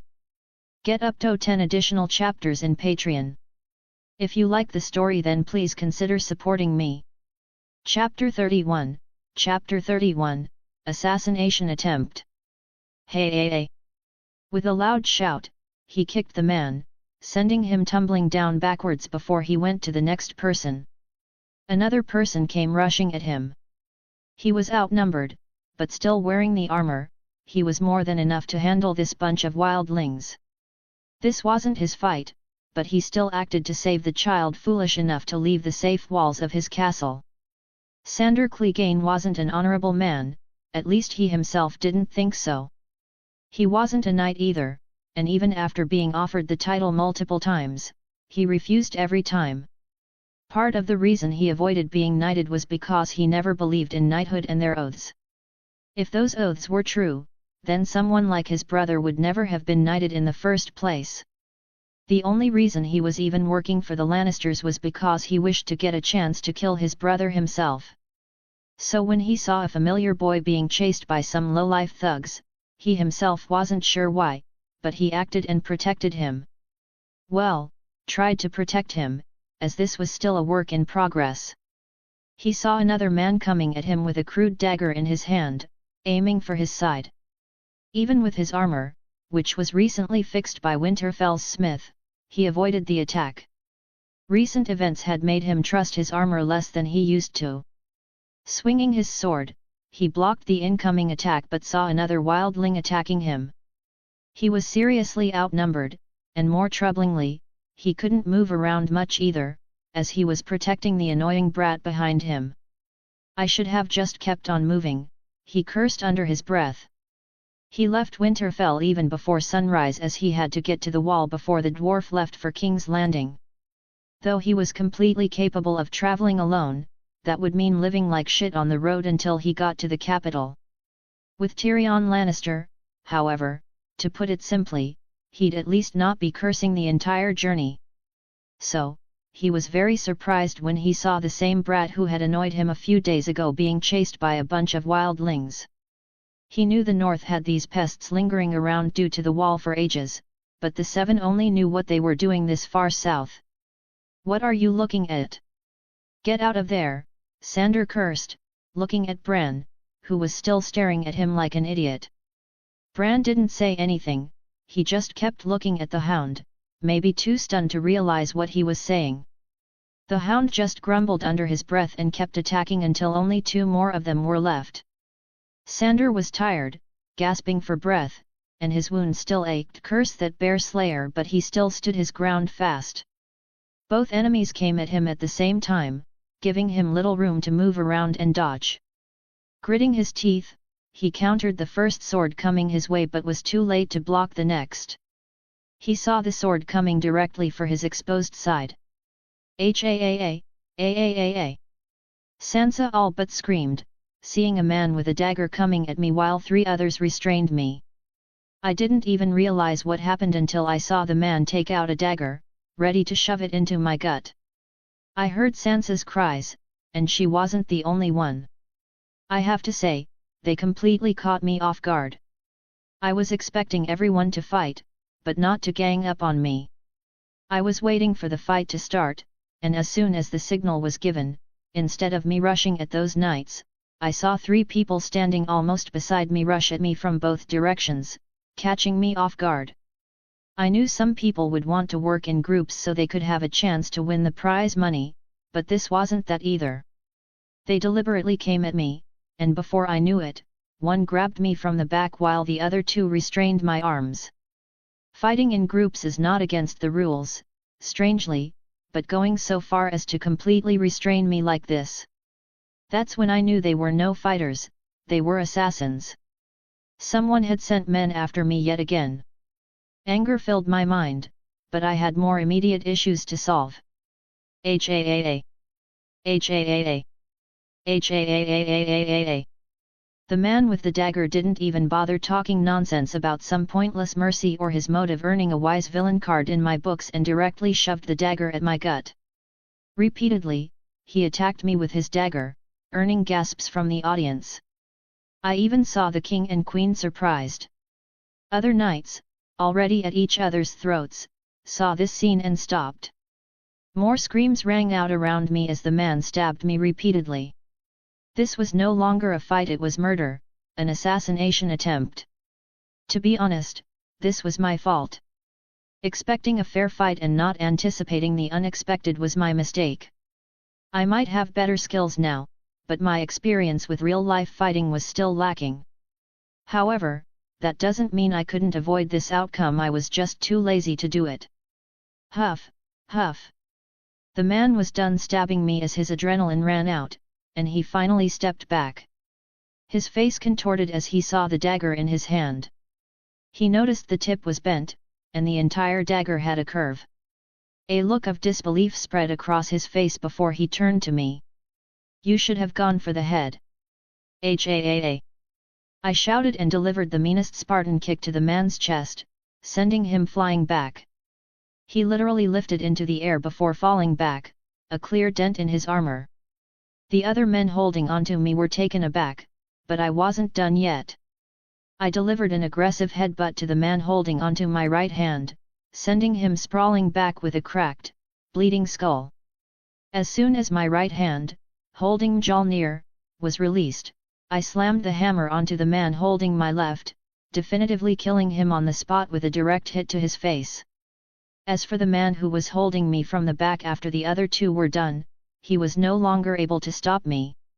I grabbed the man by his hair with my left hand and threw him away, making him stagger back before my hammer found his head, cracking it, sending him flying, and removing yet another piece of garbage from the face of the earth.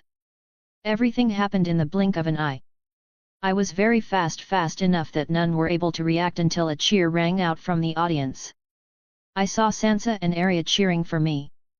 Many of the girls, in fact, were doing that, even the queen, to my utter amazement. But the loudest was none other than the king. Letting those men get the drop on me was my oversight. Won't happen again. As for testing out the armor like that, only now did I realize how foolish it was. What if the armor was only at level 1 or 2?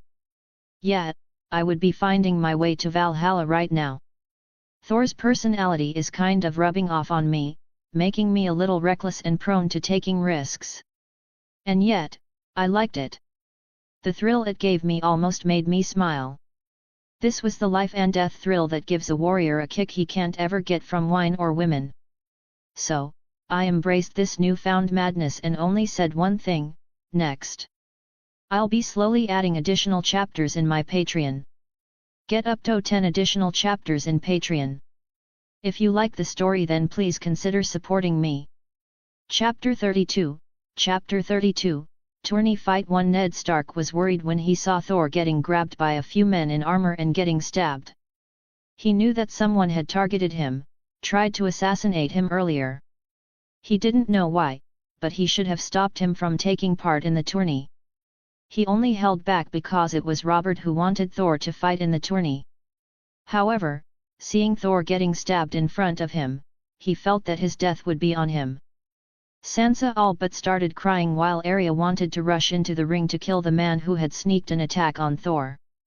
They had no honor, ganging up on him 4-1 like that. He heard the king shouting about capturing those men, putting their heads on spikes or whatever. However, that wasn't necessary after what happened next. That dagger bent before Thor's armor got pierced, earning a gasp from many lords and ladies who were close enough to see that. However, that wasn't the end either. Thor freed himself and cracked all of their skulls with such ease that he looked like he was playing with children. Kicking the first person, sinking the low-quality armor he was wearing, sending the man back while he head-butted another, almost killing the man. While his enemy's head burst open from the headbutt, Thor himself was completely unscathed. If there was a small chance that the first two men somehow survived against this absolute brute of a man, then the latter two were dead the moment Thor had his hammer-wielding hand freed. King Robert saw the boy making short work of those motherfucking cowards who dared to gang up on him. By the way they acted, it was clear that they weren't just here for fighting. Robert wanted to detain them at once and cut their cocks off before knowing who ordered them, but he didn't think that would be possible after what Thor did to them. Ha ha ha ha, ha ha ha ha ha ha. That's it. Fuck those cunts, lad. Robert laughed, his stomach ripping with laughter, filled with wine. Sansa and Arya, on the side, seeing Thor was fine, sighed in relief, and later, seeing him making short work of everyone else had them hyped like 5-year-olds on a sugar rush. Sansa was less vocal about it than Arya, but she was cheering hard enough to draw her father's look from the side, making him shake his head in contemplation. The only person who didn't look pleased was Joffrey, who was scowling, seeing that he couldn't watch the bastard die. Crash! A man was sent flying towards where some of the audience were watching the match, his head bursting open. Following him was another who had his sword twisted and his armor sunken in. I saw another man coming at me from the side, and I dodged easily enough before kicking the man on his side to knock him off his feet. Before I could deliver a strike to take him out of the fight, another rushed at me, aiming directly at my head. Ducking, I swung the hammer right on his breastplate, sinking it in and throwing the man back. A smile appeared on my face, seeing the man not getting up again before I rushed to another person who was closest to me. Most of the men here were skilled, so there were no usual openings like the ones I handled with those low-life thugs from earlier. However, they weren't fast enough to handle my speed or strong enough to stop my strikes. I made sure not to kill them, but it was a hard task keeping my power in check when I had no idea how much to use. This was the first time I had gotten a chance to let loose like this, not to mention I could feel that Mjolnir was doing a terrible amount of damage after I upgraded it. Now it was clear that the power of the hammer increased with every upgrade. It wasn't just limited to lightning manipulation or flying. Even the strikes it could dish out were getting stronger, and it was addicting. After putting down 3 more opponents, I saw competition, whatever insignificant amount of it existed anyway, getting wary of me. 10 or so people were left, and none were getting closer to me. Both of our weapons collided, and the power of that clash alone was enough to make his weapon blow out of his hand before I grabbed him by his armor and slammed my head on his, knocking him out completely before letting him fall. That's brutal. Sansa put her hand over her mouth, acting like a proper lady. Though she liked Thor prevailing above everyone else, she just wasn't voicing it out. I like it. Arya grinned. I don't know what his head is made of, but if I see you doing that, you're going back to Winterfell to your mother. Ned narrowed his eyes at his youngest daughter. Seeing me taking down people like flies, some fighters around decided to gang up on me. They surrounded me from all sides, not giving me a chance to charge at them recklessly. This was yet another downside I had to overcome. Though I trained enough to fight anyone one-on-one, fighting multiple enemies with the limited reach of my hammer was an issue. Thor, of course, didn't have this problem due to his ability to bring down lightning and throw his hammer, which would eventually return to him. You're not my opponent. Make way, and you have my word that you all won't be harmed. I said with as much authority as I could muster. Fighting them was harder but not impossible. It was just that I wasn't interested in fighting them right now. My eyes were on the bigger game. I glanced to the side and saw a huge man in black armor with a great sword making short work of knights around him. Just like me, he too was surrounded by a few of the knights. Getting no response from them, I could only smirk. I presume peace is not an option, then. HAAA. All of them shouted and charged at me at the same time. All of them came at me at once, making me grit my teeth. I needed at least some sort of window to dodge right, so the only option I had was to swing my hand back and throw the hammer with all my power toward one of the knights charging at me. Mjolnir couldn't fly even at level 2, but I could throw it at anything close enough, and it would do the job just as intended. Here, it was the same. The hammer hit the knight charging at me right on his head. He was completely caught off guard and fell down, giving me the exact opening I was looking for. I saw Mjolnir a little further from me, no chance to get to the hammer, so I dived for the sword the fallen knight had dropped, dodging the other 3 at the same time. A barrel roll later, I had the knight's sword in hand, which I immediately had to use to guard against another attack coming at my side. At least that move put all the enemies on one side, making it easier to handle them. Thor knew how to use a sword, but he wasn't the best at it, let alone me, who had hardly trained in swordsmanship. I just dodged and blocked the blows coming at me with the unfamiliar weapon until I reached my hammer. But apparently, those knights knew what I was trying to do, and they tried to keep the pressure on me. Gritting my teeth in frustration, I pivoted against the upcoming attack while turning the sword in my hand, getting it into a reverse grip before throwing it at a knight like it was a spear. Even with my full power, it didn't do much since my aim was abysmal, and swords are not meant for throwing. But that impromptu move gave me enough leeway to make a dodge from Mjolnir. Just as the hammer came into my hand, I grabbed it by the leather strap at the end and started to rotate it. I'll try not to kill any of you, but don't take my word for it. I'll be slowly adding additional chapters in my Patreon. Get up to 10 additional chapters in Patreon. If you like the story, then please consider supporting me. Chapter 33, Tourney Fight 2. What madness led you to come here alone? Sander asked, anger clear in his voice. He wasn't exactly as angry at the boy whose life he had saved as he was at himself. What madness had led him to take this impulsive action to save the boy from those wildlings? He himself would like to know. "I'm sorry." Bran could only put his head down and take out a clean cloth to bandage the hound's wounds while he was protecting him, in silence. "Forget it. Go back to Winterfell. Stay here soon, your father's men are going to search this place. Just stay, and they'll find you." Sandor gritted his teeth, pain and irritation clear on his face. "No, I can't do that. I.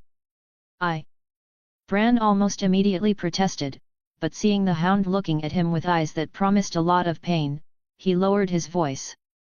"I have to go beyond the wall," he said in a small voice. Sandor had no curiosity about learning what went on inside the mind of a pampered and spoiled son of a Lord Paramount. This was not his problem, and thus, he didn't care to say anything more. He just let the boy do whatever he wished. "You're going to the wall, right? Could you, take me?" Bran, seeing the hound didn't react, thought about asking. He no longer had his pony, and going back to Winterfell to get another was out of the question. As for walking up to the wall, that could take days. In that time, men from Winterfell would definitely catch up to him. "No." The hound replied without delay and was ready to leave. Bran panicked, seeing this, and with a little hesitation, said, "Think about it. We both left Winterfell at the same time. What do you think my brother or mother would think happened to me when I went missing the same day you left Winterfell?" Bran said as he gulped. Agitating this man could cost him his life, but he had no other option. Alone, he could really die or never reach the wall at all. Sandor narrowed his eyes, looking at Bran with a dangerous glint now. "If you take me to the wall and leave me there before my brother catches up to me. If you hand me over to the wall, then they'll really believe you didn't kidnap me but found me here in the open and saved me." Bran said hesitantly. "And what if I just kill you right here and be done with it?" Sandor didn't like how the boy was blackmailing him. "Then they'll definitely think it was you. You're going there anyway. Just take me." Bran shrugged, trying not to show he was nervous. Sandor, for a long time, didn't say anything, but he knew he'd be fucked either way. Fuck, Sansa watched her knight fighting 3 opponents at once, excitement bubbling inside her. Her mind was already coming up with scenarios where Thor won the fight and gave her the rose, declaring her his queen of love and beauty. Only thinking about this made her face flush with heat. His earlier comment about the tourney of Harrenhal came to mind, and though it was an awful remark about the poor kingdom, she couldn't care less about it. What should I do if he does that? I'm already betrothed to Joffrey. She muttered to herself in a serious tone. Will there be another rebellion for me? Will Thor fight Joffrey for my hand? She tried hard, but the creeping blush on her face and the dangerous line of thought in her mind were impossible to subdue. Arya, who was mostly avoiding her sister, also felt that something was wrong with Sansa. Instead of watching Thor fight, she was muttering something to herself with a serious face. I could never understand this proper lady. Arya sighed and almost rolled her eyes at the anomaly of this world, which was her sister, before going back to cheering for Thor, who was fighting 3 knights alone. Other lords and ladies were the same. Out of all the knights fighting, the one who attracted the most attention was Thor. Put another 1,000 gold dragons on the mountain crusher. Put my gold as well. Where did the Lord Hand get someone like him? Since when did the North start producing warriors this strong and handsome? One of the ladies asked with dreamy eyes. TCH, don't you know? He's a foreigner. He went to the North by mistake. Servants are saying that he has good relations with even the king. Do you think he'll stay? Maybe he'd like my company at night as well. Chattering grew among the audience as the fighting became more intense. Clang, clang, clang. Again and again, metal clashed, and the fight continued. Unlike the earlier thugs, these knights were miles better. Even after significantly surpassing them in both speed and power, they were holding their own, although barely, against me. I commended their determination, but honestly speaking, they didn't stand a chance. The only reason I wasn't putting more force behind my strikes was that I was getting free experience with them. Fighting multiple people in this controlled environment, where I knew they wouldn't directly go for a killing strike, was rare, and thus, I kept my hand steady, getting used to fighting multiple opponents at once. However, soon it became quite tiring. Their skill level was average at best, so ultimately, I didn't learn too much while fighting them. A little disappointing, but what could you expect from mortals? Ready to give up yet? Don't be ashamed. You'll be losing to the best warrior of Asgard. I smiled, seeing all three of them huffing. I too was a little tired of holding back, that is, but no more. I didn't wish to continue this battle pointlessly. Upon not getting any response from the three knights, who were desperately attacking me while I matched their attacks with equal ferocity, I made up my mind. Well then, it was nice fighting with you good sirs. But I have a prize to win, so this is goodbye for now. That said, I rushed at them quicker this time, taking them by surprise as I broke the earlier rhythm we had. One of them went for a punch as I got a little too close to him, but I dodged with surprising agility and kicked him in the chest, sending him tumbling back before another was already swinging his sword at me. Seeing where he was trying to hit, I didn't care. I had already seen that normal steel here wouldn't work against my armor, but I didn't want to rely on that, so before the sword arrived, I swung my hammer at the same time, matching the upcoming weapon. Unlike before, when I was testing out level 2 Mjolnir and getting used to fighting multiple opponents, I didn't hold back this time around. Upon contact, the sword shattered into pieces, staggering the knight back. Normal steel in this world couldn't stand against something like you. Maybe Valyrian steel could, but again, there weren't many Valyrian steel weapons in this world. Just destroying his weapon wasn't enough. Now there were a lot of weapons lying around here. He could continue the fight. On the side, I noticed that the last knight was ready to deliver a quick jab to distract me. I couldn't let the disarmed opponent grab a weapon again, so without delay, I threw my hammer at the charging knight. The throw wasn't that strong as I didn't get enough leverage to put more power into it. Mjolnir hit the third knight in the chest. He only staggered slightly. The lack of power from that throw didn't even leave a good mark on his armor, but that gave me enough time to rush up to the disarmed knight and punch him right in the head to make him dizzy. Then I grabbed him from his shoulder and waist and put all my muscles into action. With all my power, I lifted the man up like some WWE wrestler. Actually, I stole the move from there with his armor on, and then with all my strength, I threw the man at the other knight, making him unable to dodge or block as almost 200 kilograms of man and iron crashed onto him, earning gasps from the audience. By the 7, is he even a man? Can the mountain do that? Chattering broke out once again as I made quick work of the three knights. Huff. Okay, that one move really felt like a strain on this level 1 body. Lifting a man with armor sideways is probably not the best idea. I saw Sansa and Arya pointing at me. Sighing, I was ready to go take my hammer before rejoining the battle when my senses screamed bloody murder at me. No. Behind me. I'll be slowly adding additional chapters in my Patreon. Get up to 10 additional chapters in Patreon. If you like the story, then please consider supporting me. Chapter 34, Tourney Fight 3. My eyes widened, and I immediately turned back only to find a giant sword coming directly at my face. Having no time to dodge, I could only use the new armor I got and tank the attack. I brought my arm guard in front of my face.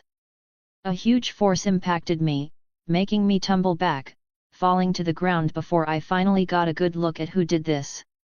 I saw a big black armored man coming at me with a great sword in his hand. It was the Mountain. Still attacking from behind. Coward! Haa! He shouted, raising his great sword and bringing it down directly on me. I didn't have time to get up, so I could only roll out of the way to dodge the attack. My armor was able to tank the attack from earlier, but I wouldn't want to put more pressure on it. The mountain was relentless, he attacked again and again. I was barely able to dodge the attacks 2 more times before the mountain put one of his legs on mine, stopping me from moving around. "Stop him, he'll kill Thor," someone shouted, but I didn't have time to see who. The mountain raised his sword and, with both hands, brought it down vertically at me. Gritting my teeth, I could only use my bare hands to catch the blade midair by slamming my palms on both sides of it. Ha! No matter how much strength I used, the sword kept inching toward my neck. The bastard put all of his weight on the sword to pierce me. Ha! I shouted again, but the sword didn't stop. The blade tip was almost at my neck at this point. Anger filled me at this moment. I was still lacking in fighting experience, letting my guard down like that. And with anger came lightning. Unconsciously, my anger, which was the prominent emotion I used to practice channeling lightning without Mjolnir, brought forth the lightning from within me. Suddenly, the mountain saw my eyes glowing slightly before his body started to shake as if thousands of volts of electricity went through him. His body suddenly went limp at this sudden change, and that was when I had my chance.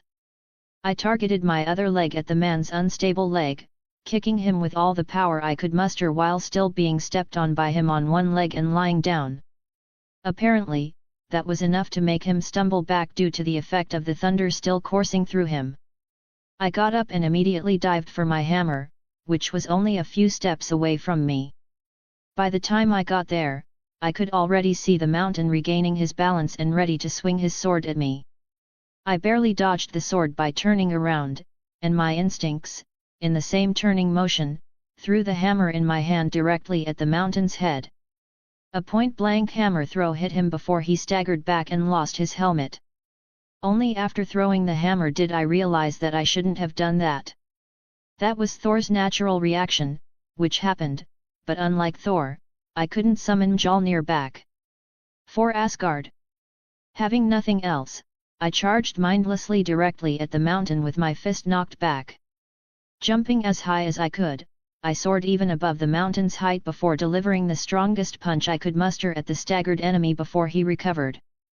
A satisfying snapping sound echoed before the monster of a man was thrown back, completely knocked out. For a second, there was silence in the entire stadium. All the remaining knights stopped fighting while the audience halted their idle chatter. I felt all eyes on me. Huffing, I looked around, not even glancing at those high-born lords and ladies. My eyes were only on the leftover knights who were still standing. Only 3 left. I knew none of them. I slowly moved towards my fallen hammer before gently picking it up and looking at the last 3 knights, observing my movements. I saw their eyes shuffling between me and the now fallen body of the mountain. Gregor's head was split open with that last punch of mine. He was bleeding, and if that snapping sound was any indication, I could tell that if this brute, by the grace of the World Tree, survived, then he'd be another hodder at best. Surrender, and you have my word. I was repeating the same dialogue from earlier. However, even before I completed my words, the sound of steel falling to the ground resounded. Gasps spread as everyone saw those knights dropping their swords before raising their hands and yielding before me. And then, an ear-splitting applause followed. I heard claps, whistles, and even shouts from the audience as I was the last man/god standing in the ring. This was also the same time when the sky roared out one more time before the lingering black clouds spread, letting the sunlight fall to the ground. Rays first fell on me and then spread all over the area. I swear this wasn't me. Sometimes, I wonder whether Asgardians are really not gods but just powerful aliens. People noticed this, and more shouts spread out. I saw girls and highborn ladies were the loudest to cheer at my victory. I feel like I just cleared a boss fight. It wasn't a hard boss fight, but still, the feeling was the same. A smile appeared on my face as the adrenaline dissipated from my system, making me relax, and I raised my hammer up to resonate with their cheers. I knew it. 7 Sagaballs, boy, that was beautiful. Brutal, dangerous, and madness, but beautiful. King Robert, on the side, had the biggest laughter since he discovered the pleasure of fucking. His laughter dwarfed even the entire cheering of the audience before he got up from his place and rushed at me with arms wide open. I knew the day I saw you beat that bear that you could give a dragon a run for his money. Ha ha ha. Ah, I see so much of me in you. Robert grinned and emptied the glass of wine in his hand before throwing the cup away. Ned Stark also came forward alongside Robert to congratulate Thor. Technically, Thor was his vassal until he was playing bodyguard for his daughters, so it was his duty to come forward and reward him. However, when he heard what Robert just said, his mind suddenly clicked, like thunder struck him at that instance. He turned around in a daze, looking at where the king's children were. Tell me what you want. I would have knighted you, but I know you'll not kneel, you bloody bastard. So ask anything you desire. Robert laughed widely, looking very happy. Can't come up with anything right this instance. How about we think it over with the drink I promised to share with you? I smiled and replied with a shrug. Robert was more than happy to agree. I told him I'd drink with him after the fighting, gave him my word, and thus, I'm gonna fulfill it. I was done here. Now was the time to go back and think about what all I did wrong in this fight. Made too many mistakes that could have been life-threatening for a mortal. Where the fuck are you going? Robert, seeing me making my way to the audience stands, asked in puzzlement. My quarters. 7 hells, not a single day passes where you fail to remind us you ain't from the 7 kingdoms. Lancel, bring the flour. Robert just shook his head and shouted. Lancel was his squire, more like a cup-bearer, seeing as it had been ages since this oversized turkey swung his hammer. The Lannister boy came hurriedly with a flower in his hand, which he handed over to me. Choose your queen of love and beauty. You won the tourney, you have that right. Seeing me still confused, Ned Stark sighed and came to me and explained what this is about. I actually knew it but forgot all about it in the battle heat. Do I have to? I sounded more annoyed than I should have. Seeing Robert grinning, a glint in his eyes, he definitely having fun. I don't know and don't give 2 flying fucks what happened from where you came from, but here a warrior should have a lady. Go on, it's you, Glory. Robert clapped my back with enough power to break my back if it was the old me from Earth. Sigh, I unwillingly looked around and only found 3 females I could have given this flower to. Sansa, Arya, and the little Princess Myrcella. With Sansa's personality I very well as proposing if I gave this to her. Arya wouldn't like being called a lady, so the only left was the little princess. There was also Cersei.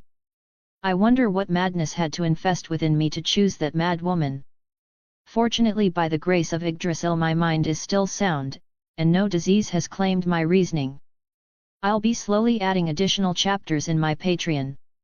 Get up to 10 additional chapters in Patreon. If you like the story, then please consider supporting me. Chapter 35, Chapter 35, Relevations. Winterfell. The halls of Winterfell were filled with panic. Servants ran through the corridors, searching every corner. Guards hurried to and fro, checking the walls, the gates, and even the crypts. But Bran was nowhere to be found. Lady Catelyn sat in the great hall, her hands trembling. Her face was pale, her mind racing with fear. Robb stood beside her, his jaw clenched, trying to stay calm. Sir Roderick Castle and Theon stood across from them, their expressions grim. We have searched every room, every tower, even the gods would, my lady, Sir Roderick said, shaking his head. The boy is not here. Then where is he? She asked with a trembling voice. He wouldn't leave on his own. Someone must have taken him. Catelyn knew that Bran was much different after that fever than she remembered, but no matter what, he wouldn't leave the castle on his own. At least that much Catelyn believed in. Robb turned to Theon. The gates, was there any sign of someone leaving? Theon frowned. The guards say they saw no one leave, but... He hesitated. But what? Catelyn pressed. Theon glanced at Sir Roderick before speaking. The hound. He left Winterfell last night. His horse is missing, and the stables are also one pony less. Silence filled the room. Robb's eyes narrowed in confusion. The hound. Sir Roderick stroked his beard. He said he was heading for the wall. Been frustrated staying here. His wound wasn't completely healed, but he said he'd be leaving anyway. Seems like he did without a word to anyone, just rode out before dawn. Catelyn's face twisted with anger and fear. Then he took Bran with him, she whispered. Robb shook his head, still uncertain. Why would he take Bran? He's got no reason to. Does it matter? Catelyn snapped. He was in Winterfell. He left the same night Bran disappeared. What more is needed to be said, she all but shouted, definitely not thinking straight right now. Sir Roderick nodded slowly. It does look suspicious, my lord. We have no other leads. Robb clenched his fists. Then we ride. If he took Bran, then the possibility is that he won't go to the wall but send someone anyway. The rest will move south. We'll find Bran and bring him home, Robb said after a little silence, knowing that his mother was too emotional to think soundly right now. He'd have to act as the Lord of the North. Catelyn grabbed his arm. You must be careful. If the Lannisters are behind this, then this could be a trap. She remembered the letter she got from her sister, making her believe that the Lannisters were behind this. Robb's face hardened. Trap or not, we must act. I will not sit here while my brother is missing. He turned to Theon. Gather the men. We'll ride immediately. Catelyn closed her eyes, praying that they were not too late. And what if the hound really took him? What if the Lannisters are really behind this? Theon asked with anticipation. Then they should be careful, because winter is coming for them. Sandor let out a frustrated sigh. 7 bloody hells, should have just let those wildlings rip you apart, sigh. Fine. I'll take you to the wall, he grumbled, though he didn't want to do this brat's bidding. But he was truly cornered. Even taking the brat to Winterfell might not work since he could open his horse mouth and lie about being kidnapped.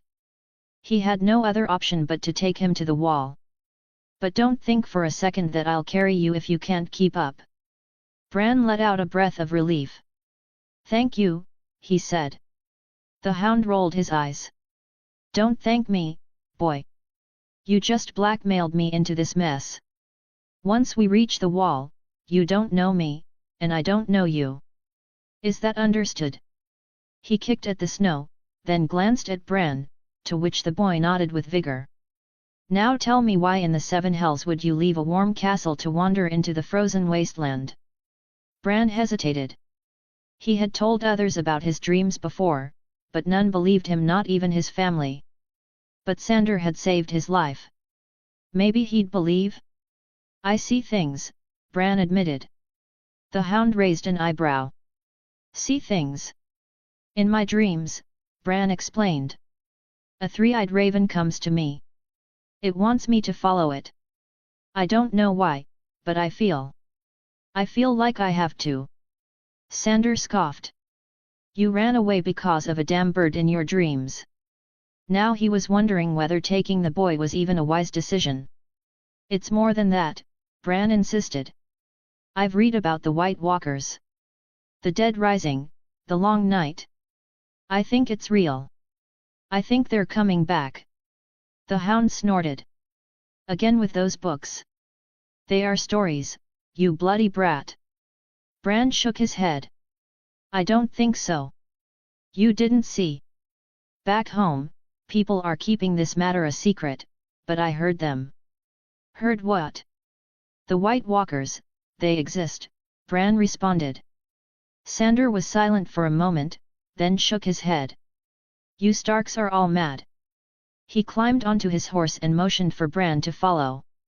Come on, then. Before I change my mind. Bran climbed up behind him. The road to the wall was long, but his journey had finally begun. King's Landing Lord Horus Baratheon. Black of hair. Axel Baratheon. Black of hair. Lionel Baratheon. Black of hair. Stefan Baratheon. Black of hair. Robert Baratheon. Black of hair. Ronald B.A. Ned Stark stopped. He was expecting Joffrey's name, which he found just before the name he had just read. Gold Head. He read Joffrey's description and finally pieced things together. None of the Queen's children were legitimate heirs to the throne. All of them were bastards. That's what Jonaran was trying to say. The seed is strong. Ned felt a headache coming on. Before his mind started to wander, he went back to that name again. Ronald Baratheon, stillborn. He couldn't help but mutter to himself in incredulity. He didn't even know Robert had another child, let alone a stillborn. Whatever it was, though, now he knew what was going on. He had to act. He had to tell Robert. However, his honor said that he should not harm the Queen's bastard children. The children were innocent, after all. But at the same time, he wondered whether he should even do it. After all, this could cause a war that the Seven Kingdoms, and the North especially, could not afford right now. Sigh. I'll be slowly adding additional chapters in my Patreon. Get up to 10 additional chapters in Patreon. If you like the story, then please consider supporting me. Chapter 36, Chapter 36, The game has begun. Ah. Who sent you? Ah. Who sent you? Hey. Huff huff. I had to give it to him. This one was one tough son of a bitch. That was the third finger I cut, and yet he kept his mouth shut. You know what? I understand now.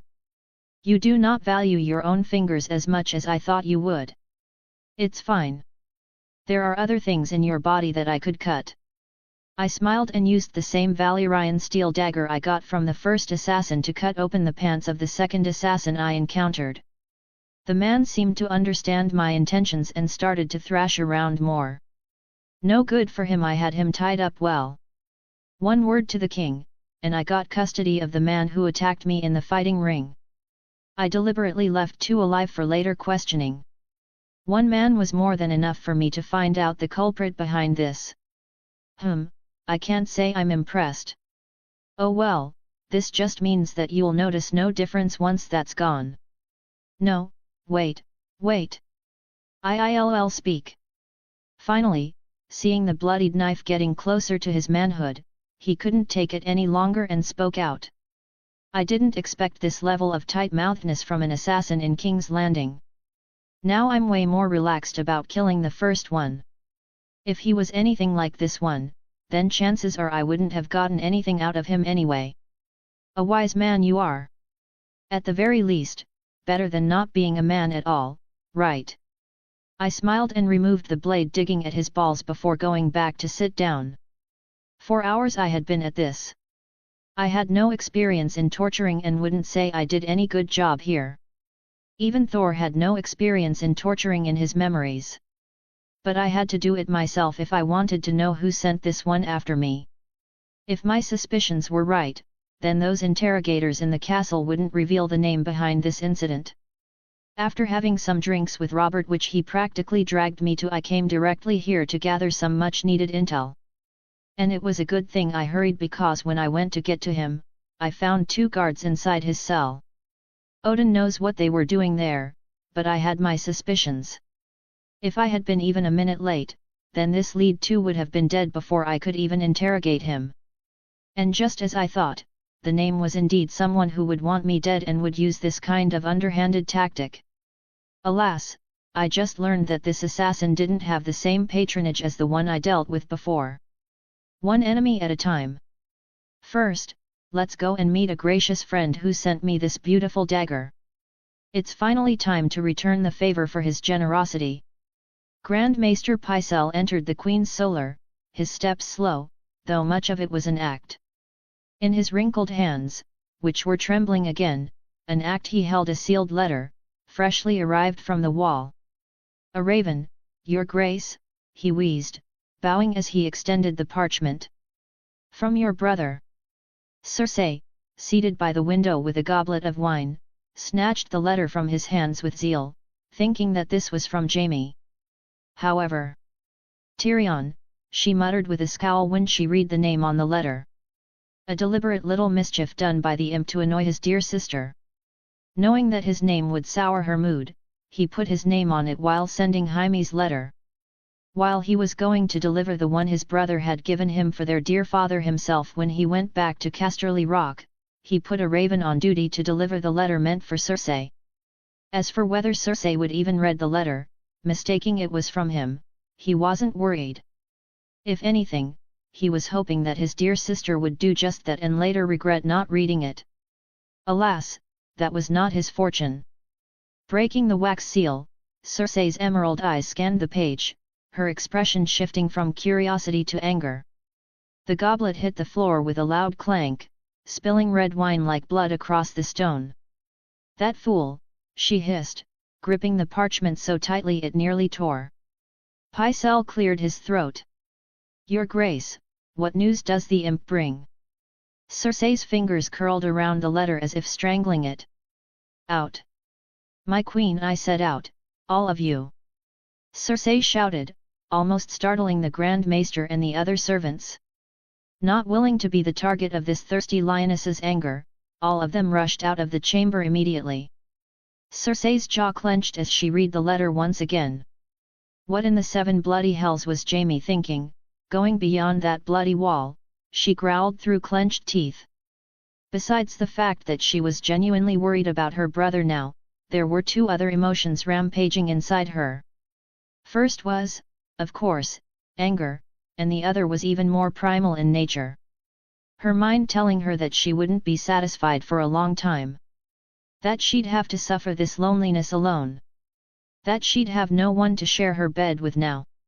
All the mental defenses she had built up all this time to hold herself back until her brother came back shattered at this moment, and a wild, womanly urge started to cloud her mind. Fuck!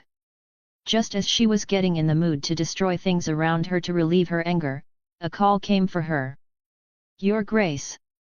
Lord Hand is asking for you," a servant announced. The poor girl didn't have it in her to even step inside the room while saying this. Who knew if she would survive if she did against this hungry lioness? Hearing this name, her anger once again reached its zenith. "My brother!" Circe began, but Ned Stark cut her off. "You mean your lover?" Circe's green eyes flashed with anger, but she said nothing. Her silence was enough for Ned to know the answer. Ned sighed, his expression grim. "I do not wish to hurt your children. They are innocent in this. But I will not keep this secret from Robert. He has a right to know the truth." Circe lifted her chin. "And what truth is that, Lord Stark?" she asked coldly. "That Joffrey, Tommen and Myrcella are not his children," Ned said firmly. "That they are Jaime's." Circe's lips curled into a mocking smile. "The Targaryens wed brother and sister for 300 years to keep their bloodline pure. Jaime and I are more than brother and sister, we share a womb, came into this world together, we belong together. Now you know the truth. What will you do with it?" she asked almost challengingly, the anger from the earlier letter influencing her. Ned did not get impulsive at this response. He asked calmly, "Your firstborn, was that child Robert's?" For the first time, Circe's expression shifted at this sudden change in topic. "Yes," she admitted. Ned's brows furrowed. "What happened to him? What about him?" Circe's eyes narrowed. She didn't like what this man was insinuating. "Did you kill him?" Ned asked bluntly. The queen shot to her feet, fury burning in her gaze. "How dare you?" she spat. "I could have your head for this." Ned met her glare, unshaken. Not afraid at all. After some time he finally gave up, whatever it was, it didn't matter now. I am giving you a chance to leave, Ned said. When the king return, I'll tell him the truth. You must be gone by then, you and your children. I'll not have their blood in my hands. Flee as far as you can and take as many men you can. Cause wherever you go, Robert's wrath will follow you. Cersei laughed bitterly. And what about my wrath, Lord Stark? Cersei glared. You should have taken the throne for yourself when it was the chance. That was your biggest mistake. Ned's replied to this again with calm indifference. I have made many mistakes in my life, but that wasn't one of it. Oh, but it was, in the Games of Thrones, either you win or you die. Cersei replied and turned around. No longer in the mood to talk with this man. There was nothing left to walk, only war. She knew the game had begun. I'll be slowly adding additional chapters in my Patreon. Get up to 10 additional chapters in Patreon. If you like the story, then please consider supporting me.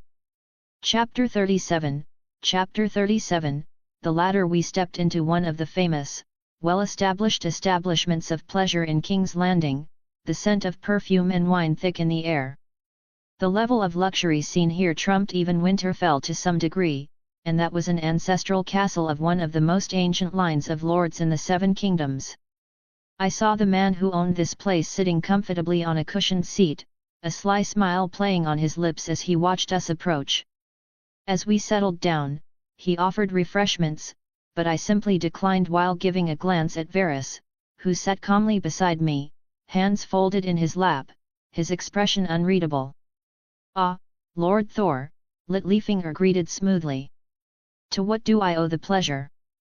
I'm no lord, though some people do seem to call me that over time, I replied with a smile. Haha, believe me, my friend, the way you fought in the tourney, it would be a shame to the crown if you were not knighted, Baelish said while taking a sip of wine. Indeed, in fact, it seems the king has long wished to knight Sir Thor here. However, he refused the position. A terrible loss to the realm, Varys intervened. Ah, always knew there was something different about you. May I pry into the reason why anyone would reject being knighted by the king himself? Littlefinger asked leisurely. I understood that small talk was usually important before business took place, but those weren't my strong suit. Do you wish to hear the more politically correct one or the real reason? I don't see why not both. We have women, wine, and food. I see no better time to open our hearts and embrace life. Baelish smirked, clearly quite proud of his whorehouse. Very well. I don't wish to be knighted as I won't be staying here long. As soon as I find my way home, I'll sail the seas, leaving this land my farewell. Ah, I've heard this one before. Surely the answer that would please the high lords and ladies. More like not outright slap them in the face, and in turn, I'd find myself getting chased by a cavalry. Haha. What's the real one? The real one, well, I just don't believe in knighthood. Nothing but restrictions, chains that would bind a warrior's blade. Vows to serve a realm, a king, or a lord who doesn't give a shit about you or your family's life. Knighthood might be real. If so, then I'm clearly not made for it. I looked at him with somber eyes, almost glaring. For a second, the room got tense before Baelish started to laugh. Soon joined by both me and Varys. Wise words. Never thought a warrior so extraordinary would be blessed with them. So, what brings you here to this humble establishment? I gave him a small smile, then looked at Varys. I thought it would be best if we spoke in private. The three of us. Littlefinger raised an eyebrow. Such secrecy? I'm intrigued. He gestured for the nearby women to leave. Once the room was empty, he leaned forward. Now, what is it you wish to discuss? Thor studied Baelish for a long moment before speaking. You remind me of someone I knew, he said, his voice calm but firm. Baelish chuckled. Oh? And who might that be? A trickster, Thor said simply. A man with silver words and a forked tongue, always spinning lies while pretending to be a friend. A man who thought himself untouchable. A man who thinks that chaos is his ladder.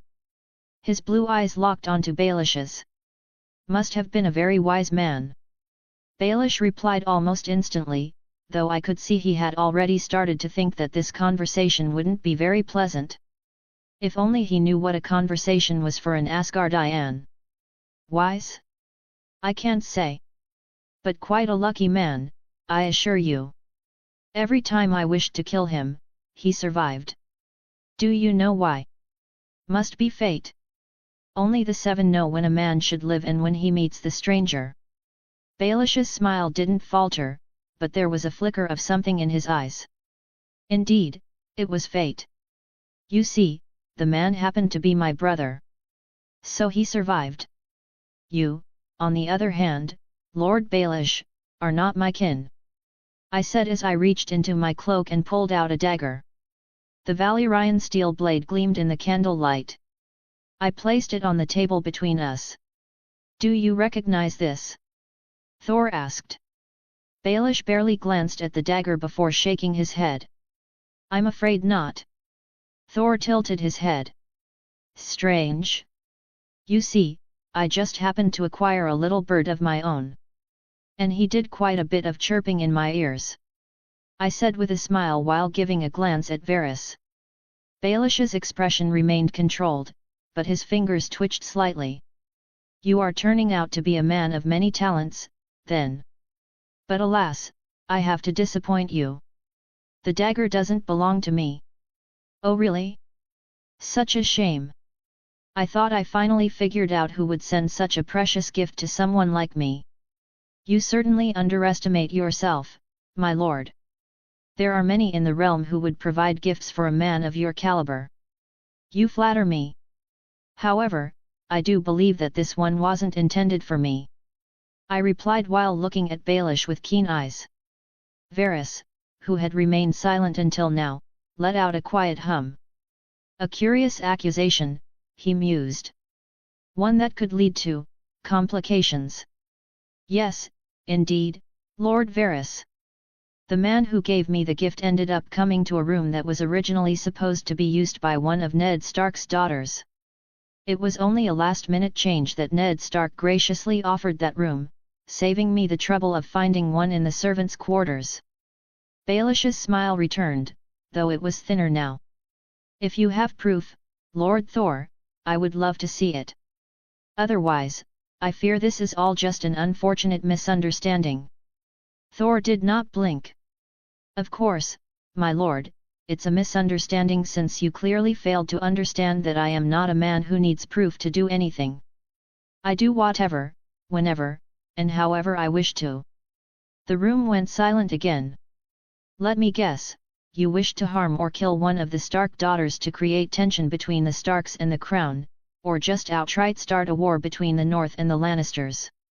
Tell me, Lord Baelish, how were you planning on climbing this ladder? Your excellence in the field is truly outstanding. Is that a threat, my lord? Baelish no longer had his smile on his face. Threat? Ha ha ha. No, no. I don't do threats. In fact, I particularly pride myself on being a man of action. And if I offended you in any way, then forgive me. I asked because I was truly intrigued. After all, I too agree with your assessment. What assessment? This. I said, and with lightning reflexes, threw the dagger at Baelish. I had practiced enough before coming here that the dagger found its way exactly to Baelish's forehead. It was sharp enough to dig a hole and completely insert itself there. For insurance that our esteemed treasurer didn't suffer much, I added lightning into the dagger for a clean cut. Everything happened within seconds, to the point that neither understood what had just happened. Thud.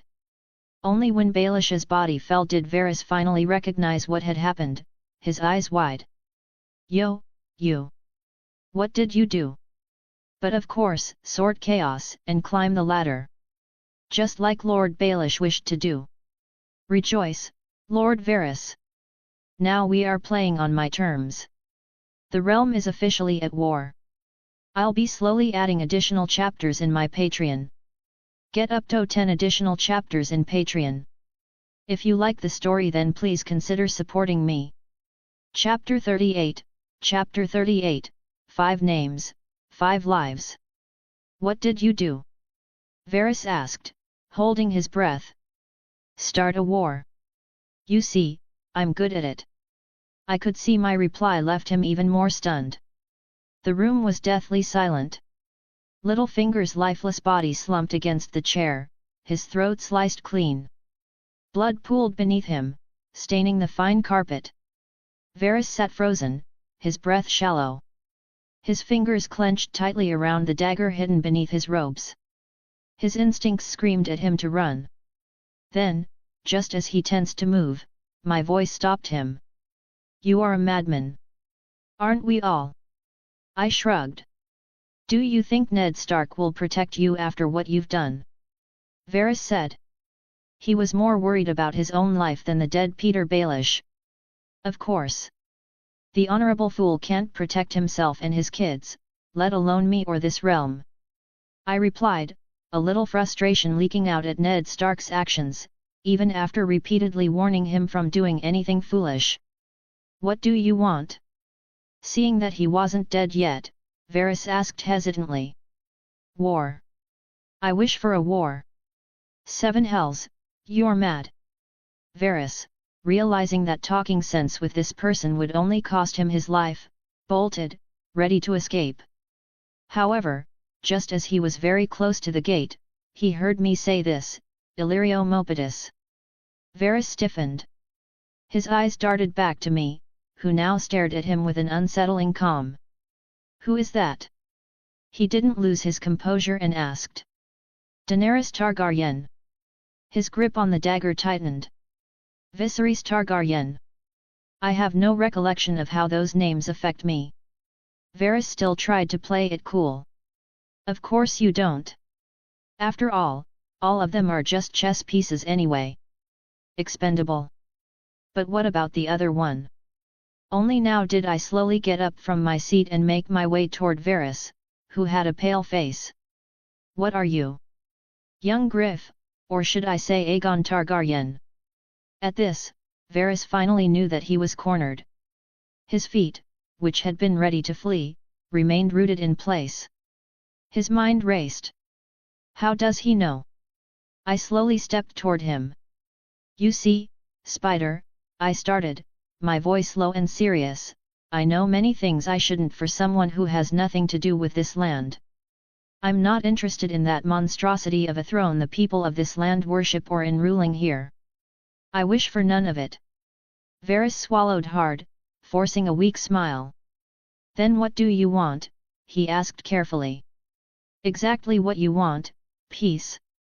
But you see, for peace to exist, one must first pay an adequate price for it, or the peace would be meaningless, cheap, and definitely not long-lasting.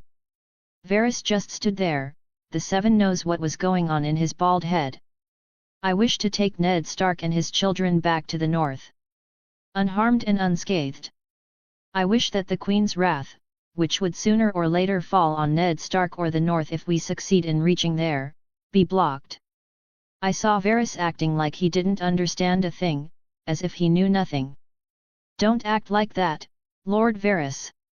I have enough confidence in your ability to presume you know what I'm talking about. His face stiffened. What do you want? 5 names, 5 lives. Life can only be paid for with life. You get what I mean, right? 5. Varys asked in confusion. Are you not counting your own name, my lord? I smiled. I saw his face morph, and then he asked, whose lives? Don't worry, I'm not asking you to kill anyone. I can do my own killing, as you can see. I glanced at the very dead body of Peter Baelish. I'd rather have you save some lives instead. Whose lives? The Starks. No, no. Leave them for later. Before trying to protect others, we should think of ourselves first. So the first lives you're going to save are ours. I smiled, to which he looked baffled. Hurry, sooner or later someone's going to show up. If they catch me, you know what will happen, right? By the 7, you're a devil. Varys cursed. For my enemies, I couldn't describe myself better. And then a wild goose chase started. I saw Varys trying to shut those whores' mouths and get us out of the brothel undetected. This was also a reason I asked for a meeting at night, fewer eyes or ears to worry about. I thought of this plan after the faceless man brought the news about who really sent that assassin. For a killer, he would make a really good spy, gotta give him that. I wished to kill Littlefinger on principle for what kind of man he was, but him being the one who sent the assassin just solidified that plan. The assassin might not have been for me, but ultimately, I found this dagger, so Baelish had to go. But just killing him wouldn't do. Even if somehow we hid this matter, it wouldn't solve much of anything for me. No, I intended to embrace Littlefinger's philosophy here this once. Chaos is a ladder, and I intend to climb it. As for Varys? Well, he was the only one I had some dirt on. Especially young Griff. I only remembered this name from fanfictions. I wasn't even sure that guy was canon. Good for me. Soon, Varys used all of his channels to get us out. Then I asked him to follow me, which he did reluctantly. Where are you taking me? To meet a friend of mine. I just replied with a smile until we reached a house on the outskirts of the city. Knock knock. Who is it? Strongest Avenger. And then the gate opened, revealing the face of one Sir Hugh, the same one who used to be Lord Arryn's squire and should have been dead long ago. I would have introduced both of you, but you're a famous man, Lord Varys, and due to your trade, I presume you already know who this is. Varys nodded. What's going on? We are saving your life, friend. Lord Varys, this is the third person you have to save. Take him out of King's Landing and make sure he reaches the Vale unharmed. Varys looked like he was contemplating something before he finally nodded. Great, that only leaves 2 more names. Do yourself a favor and visit the castle dungeon one of these days. Name's Jaqen Hagar. Tell him the God of Thunder sends his regards. I smiled before showing the baffled man a way out. Seeing Varys looking like his entire world had shifted was amusing before I finally looked back at Hugh. Thor, what's going on? Hugh asked. After learning the Queen had really sent people to kill him, he became more obedient. I'm sending you back to the Vale, my friend. You'll be safe there. Hearing this, he sighed in relief. But there is one more thing I wish you could do for me. For our friendship. I asked with a knowing smile, to which he looked at me with hesitation. That smile hadn't brought good news to him all this time. What? Here, go back to the Vale and tell Lisa Arryn, the Lannisters always pay their debts. She'll understand. I said as I tossed the bloodied dagger to him. Now, I'm officially a player in this game. I'll be slowly adding additional chapters in my Patreon. Get up to 10 additional chapters in Patreon. If you like the story, then please consider supporting me. Chapter 39, Chapter 39, Regrets of a King. By the time I returned to the Red Keep in morning after taking care of all the loose ends which could affect my plan, the castle was in chaos. Servants ran through the halls, their faces pale with fear. Guards stood tense at every corner, whispering amongst themselves. I didn't get it. Did they learn about Littlefinger's dead this early? Not possible. Varys set up that the entire thing would look like an assassin's work and his dead wouldn't reveal for few weeks if their contingencies worked. Stopping one of the passing guards, I asked. What's happening in the keep? The man swallowed. The king, my lord, he's been wounded. Wounded? My mind almost did a somersault at this. In the original story this happened most likely because Cersei arranged it. No clear evidence was given, but there could not be a greater coincidence that this incident happened almost immediately after Ned Stark confronted Cersei about. Damn you, Stark! By the time it hit me what might have happened, a surge of irritation rose in me. Before I could ask more, we heard hurried footsteps. Renly Baratheon came rushing toward us, his face grim. "Thor, you're back," Renly said, barely stopping.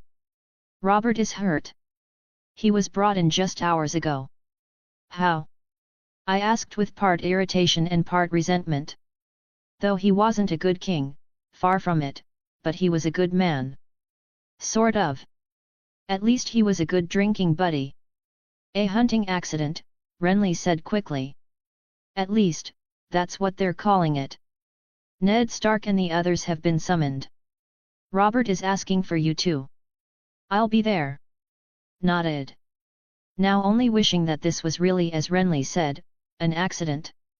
Because if not, then I have to speed up my plans. Suddenly helping that wolf doesn't sound like a good idea to me. Maybe I should just let him die? He might be a good man, but he is causing too much trouble. Sigh.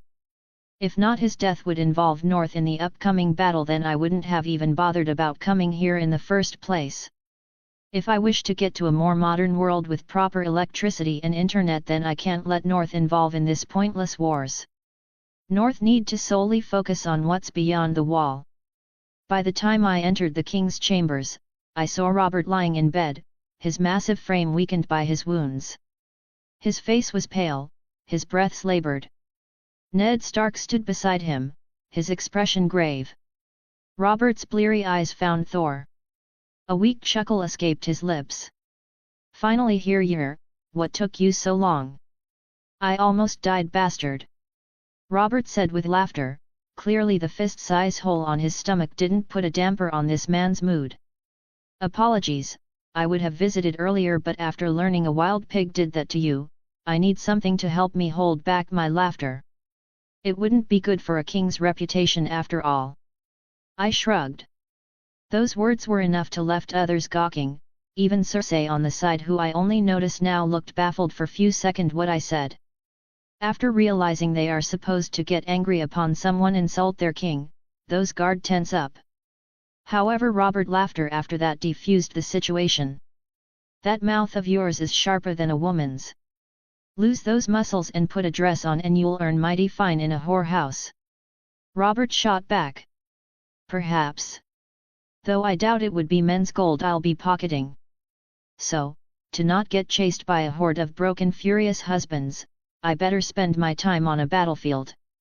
I smiled back. And after that Robert had no comeback.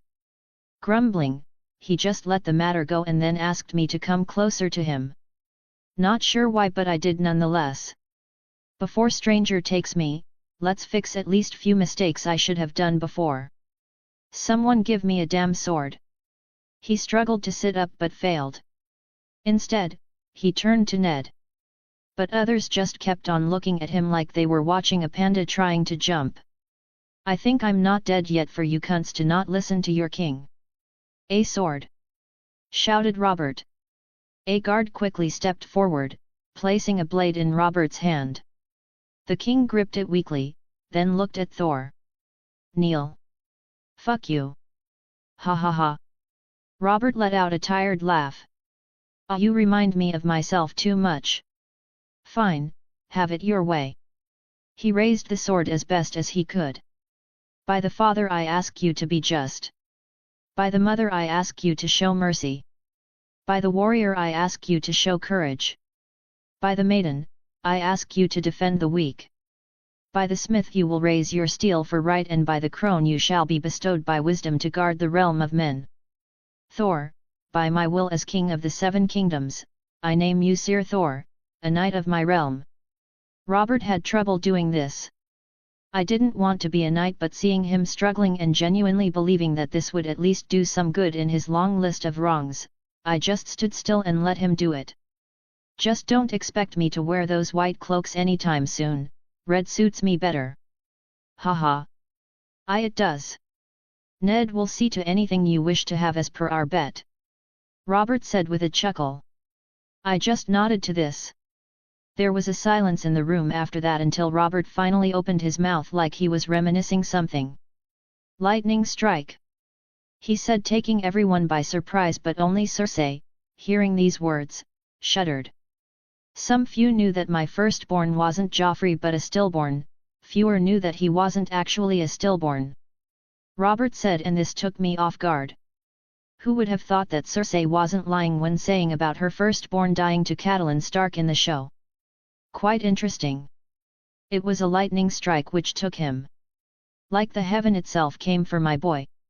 A bolt straight from heaven rained down, curved enough to enter inside the open window, directed to the cradle he was placed. Hey, if I wasn't present there, I wouldn't have believed myself. Like the stranger himself was after that child's life. Robert said, for the first time I saw real pain in his eyes. For a man who got a hole in his stomach and could laugh knowing he got not much time. That is telling something. But more than anything, lightning strike. This sounds too close for comfort. I secretly glanced at Cersei on the side and to my shock she had tears in her eyes. Can't say whether they were real or she learned crocodile no tear jutsu, but it looked real enough. Another golden head to my utter dismay, I thought when I first saw him. But his eyes, they were like a stag. Like yours. Robert said, making me stiff for a second. It's not like this possibility never crossed my mind. I have no recollection of the memories of this body I am in. I thought that I was in Thor's body, but I looked too young for that. Even if Thor really looked like that, it doesn't make sense why I have to play hard to get a power this body already possesses. System also said that it was a Thor template. Thus that means that I'm not in Thor's body? I'm not sure. The fact about his firstborn died by lightning strike doesn't help in this regard. Just forget it, whatever it is, it's past and not even my past. Got nothing to do with it. I said to myself before focusing on Robert again. With you, I for the first time felt like a real father. Robert said with misty eyes, can't believe a man like him was showing tears in front of others. I wasn't a good father to Joffrey or Myrcella or Tommen. He trailed off. Someone really said the truth. Dying without regrets is better than keep on living with them. Did I have any regret before I died? Forget what he did. He said, making me come out of my daze. He knows. But then I realized that one of the assassins was left behind. So those guards weren't from Joffrey or Queen but him. Others clearly didn't understand what was going on. Only Robert and me. He knew I understand and I knew what he was asking for. Can't say I wasn't planning on killing that little shit before I say my farewell to this cursed city, but now / I just nodded. You have my word. Just consider this as a friend's last request. Nothing like a father, but I did consider him a friend. It's not like if I wouldn't do it myself then that bastard would survive much long. The way his personality is, he'll be meeting the stranger sooner or later anyway. Good, now all of you out. I have to talk to Ned. Robert shouted. I'll be slowly adding additional chapters in my Patreon. Get up to 10 additional chapters in Patreon. If you like the story then please consider supporting me. Chapter 40, A raven arrived. The wall Sander groaned as he stirred awake, his body aching and stiff. A sharp chill bit at his skin, and he shivered violently. He blinked, trying to gather his thoughts. At first, everything was a blur. There was nothing but darkness and cold. His eyes took time to adjust to the darkness of the place. Where in the seven hells am I? He tried to move around, but his body was too cold to move. He knew that the wall was supposed to be cold, but this was freezing. If he didn't do anything, then he'd freeze to death. Slowly, his memories returned. He had brought the Stark boy to the wall, planning to dump him there and leave. He had no interest in staying, only in finding the imp. But when he arrived, he found that Tyrion Lannister had already left for Casterly Rock. Before he could even decide his next move, the black-cloaked bastards of the Night's Watch had seized him. They hadn't even let him speak. The first blow had come fast, and then darkness swallowed him. And now he was here. His breath came out in white puffs as he looked around. The cellar was dark and damp, the stone walls covered in frost. Damn those Starks! And damn the Night's Watch! He wrapped his arms around himself, cursing under his breath. If they planned to leave him here, he'd freeze to death before sunrise. Oi! He called out, his voice rough. Anyone there? Silence! He shouted again, but nothing. No response. Apparently, he was alone in the cellar. Meaning he can't even explain his side of the story. He gritted his teeth. Fuck! Get me out of here! Maybe due to cold or hunger he became even more agitated and shouted aloud. Maybe someone would hear him. He was right, someone did hear him. Just not someone he would wish to meet. Groo! A low, guttural growl echoed through the darkness. Sander stiffened. His blood turned to ice. He knew that was no man, or animal he knew of. His heart started to beat faster just hearing that growl. He slowly turned his head, scanning in the shadows, but the darkness obstructed his view. The growl didn't appear again, but he didn't dare let out a quiet whistle, let alone call for help. 7. Seeing no way out, he could only wait. He might or might not freeze to death, but practically calling whatever made that horrible sound would definitely call the stranger. So he stayed there, doing nothing, waiting for someone to come to him naturally. But the cold was eating at him, numbing his limbs, making his mind sluggish. His vision blurred at the edges. He was close to passing out. Then, he heard it. A faint caw. His eyes snapped open. At first, he thought he was imagining things. His mind was playing tricks on him, trying to give him hope where there was none. But then he heard it again, clear, sharp, real. A crow. Sander forced himself to focus, searching the dark corners of the cellar. The dim torchlight barely illuminated anything, but he scanned the shadows carefully. There it took a moment, but he finally spotted it. A raven, perched high on an old wooden beam. Finding it in the darkness had been as hard as spotting clean land in King's Landing, but he had done it. But the real reason he was able to spot it was because of what was in its mouth. The raven held something in its beak. A key. 7. Please, the key wasn't dark or he would never have spotted the bird. Sander stared, unable to believe his own eyes. The bird flapped its wings, then dropped the key onto the cold stone floor near his cell door. He hesitated. This was surreal, a raven helping him escape.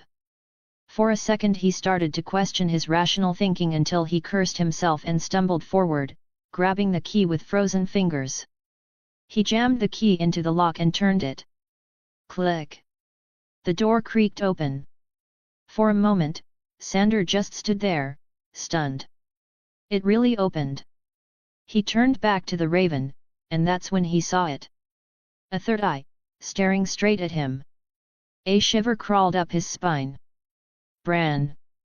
The boy had spoken of this. The three-eyed raven. Now he wondered, maybe staying in the cellar was safer. The bird let out another sharp cry, snapping Sander out of his thoughts. It flapped its wings and pointed with its beak toward the farthest, darkest corner of the cellar. Sander's gut twisted. That's where the growl came from. He just kept on staring at the darkness until the raven flew off toward where he was looking, only to land down and glare at him again. Calling for him again. Oh, he knew what it wanted. Following him? But why? Does this raven is a demon trying to lure him to his nest? Hound never believed in things like this, but he had to when a raven was helping him break out of prison. Sander clenched his jaw. His instincts screamed at him to run, but something else, something deep inside him, made him take a step toward the shadows. Ever since that boy has talked to him, this has been in his mind.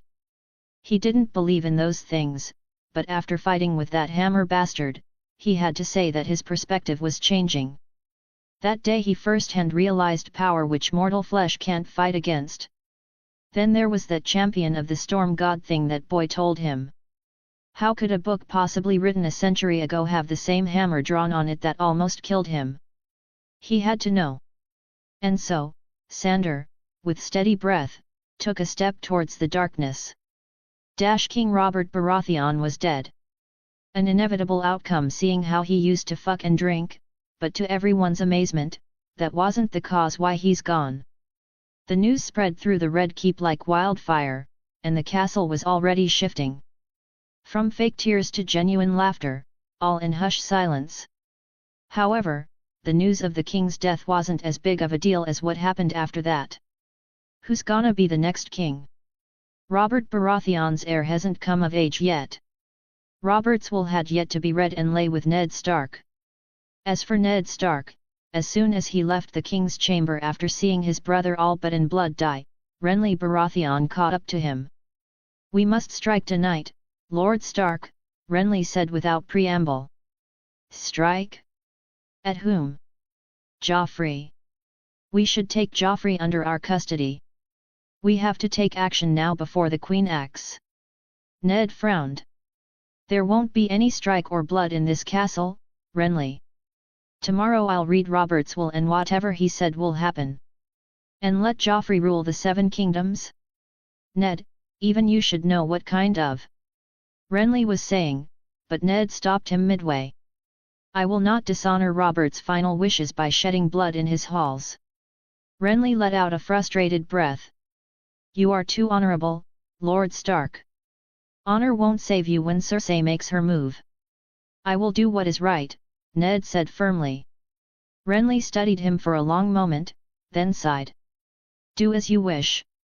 Without another word, he turned and left. Ned exhaled slowly. He knew what was coming. Cersei would not sit idle. The city would soon turn into a battlefield.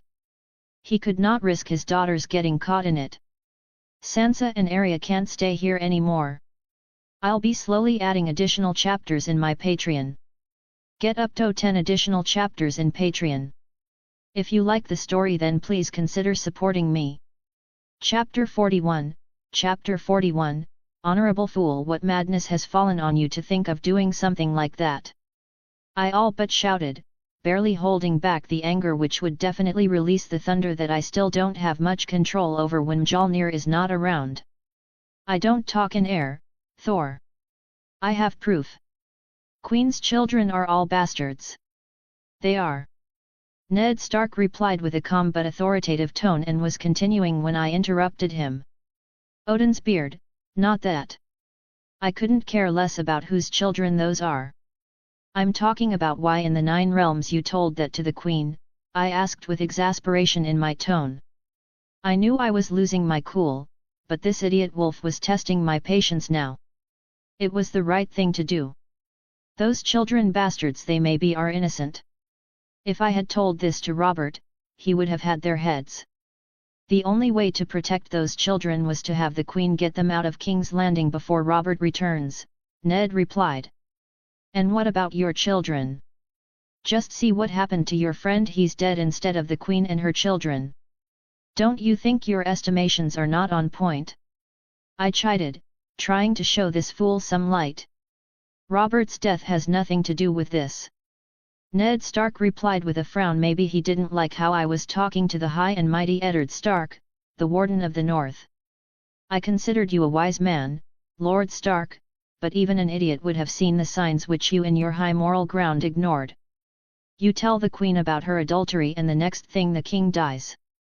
Don't you see any connection?" At this, Ned shut his mouth, which was definitely about to open and shout something about honor. "After the King is dead, who do you think would stop her from doing whatever she pleases? She holds all the power. Do you think that she'll let someone who knows her secret, which could take everything away from her, live?" I didn't give him time to think and asked again. "She doesn't have power yet. The next king is yet to be crowned, and that's why I must go to the throne room with the King's will. With Robert's will to announce the rightful successor of the throne." Ned didn't even bat an eye and showed me a paper he was holding. "You think a piece of paper can stop her from what she wants? That piece of paper holds no power, Ned. Men with swords hold the power. You'll be walking in the lion's den if you go there." I shouted this time, trying to show this man reason, but his look told me everything. He wasn't gonna listen to me. Honorable fool! I can't let a bastard sit on the Iron Throne. It's my duty to the 7 kingdoms and hand of the king that I see justice done. Fuck the 7 kingdoms. First look for your own, would you? I showed you what's beyond the wall and here you are meddling with politics that the North has no say in, and wars to come that the North has no part in. What about your duty to the North and its people? This shut him up for a few seconds before he finally opened his mouth. My honor will not sit by and let a bastard take my friend's throne.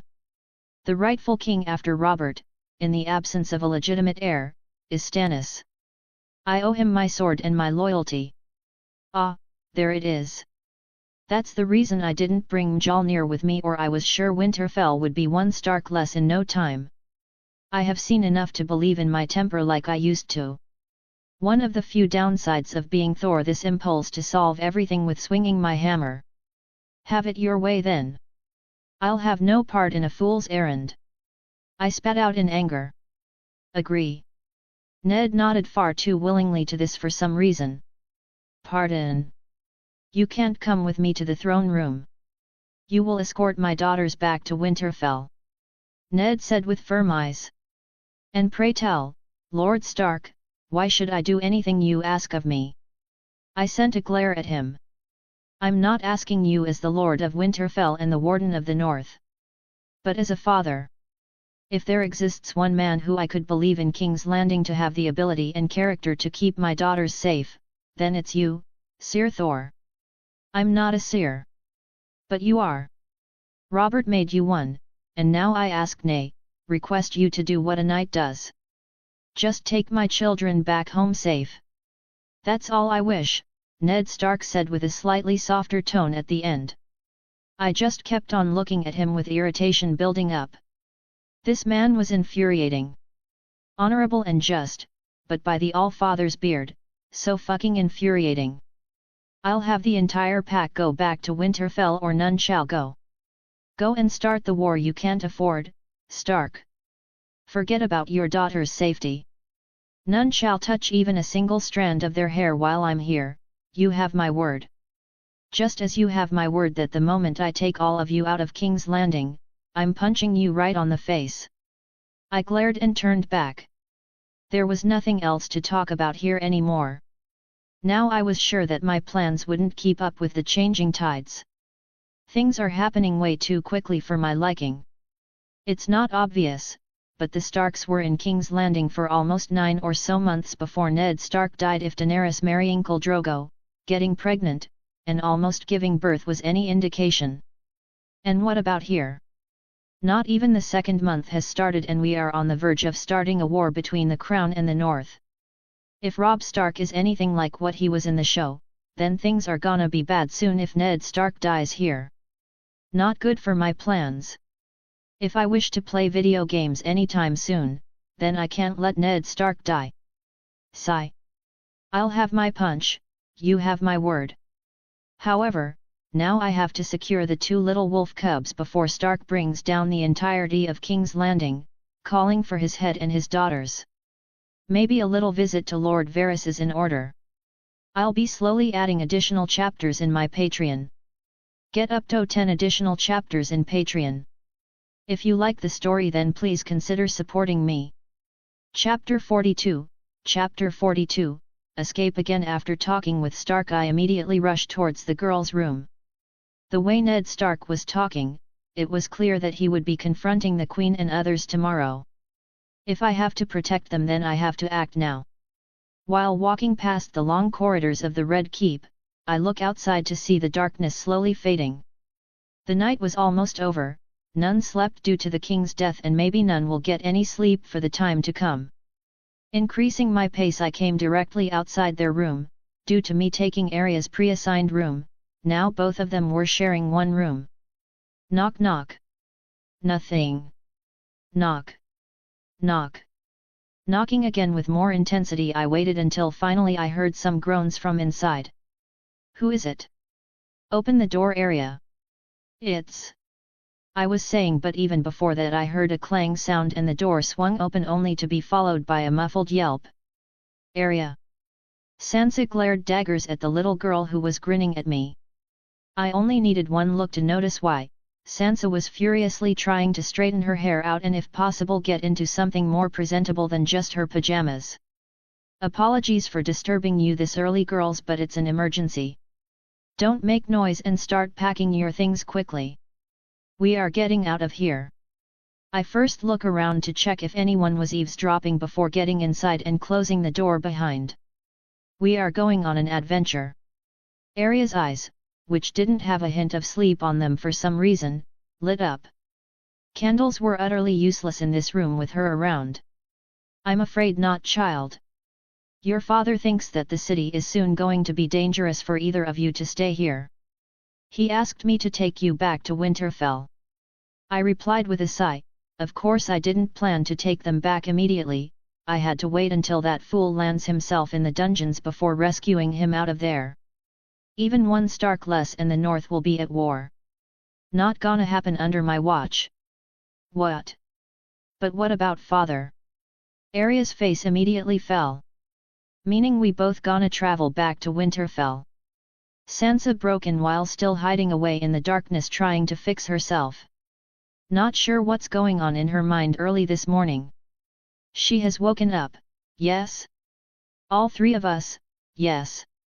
Though I do have a slightly different plan, and if it works then maybe we could take your father with us as well. Okay then, let's do that.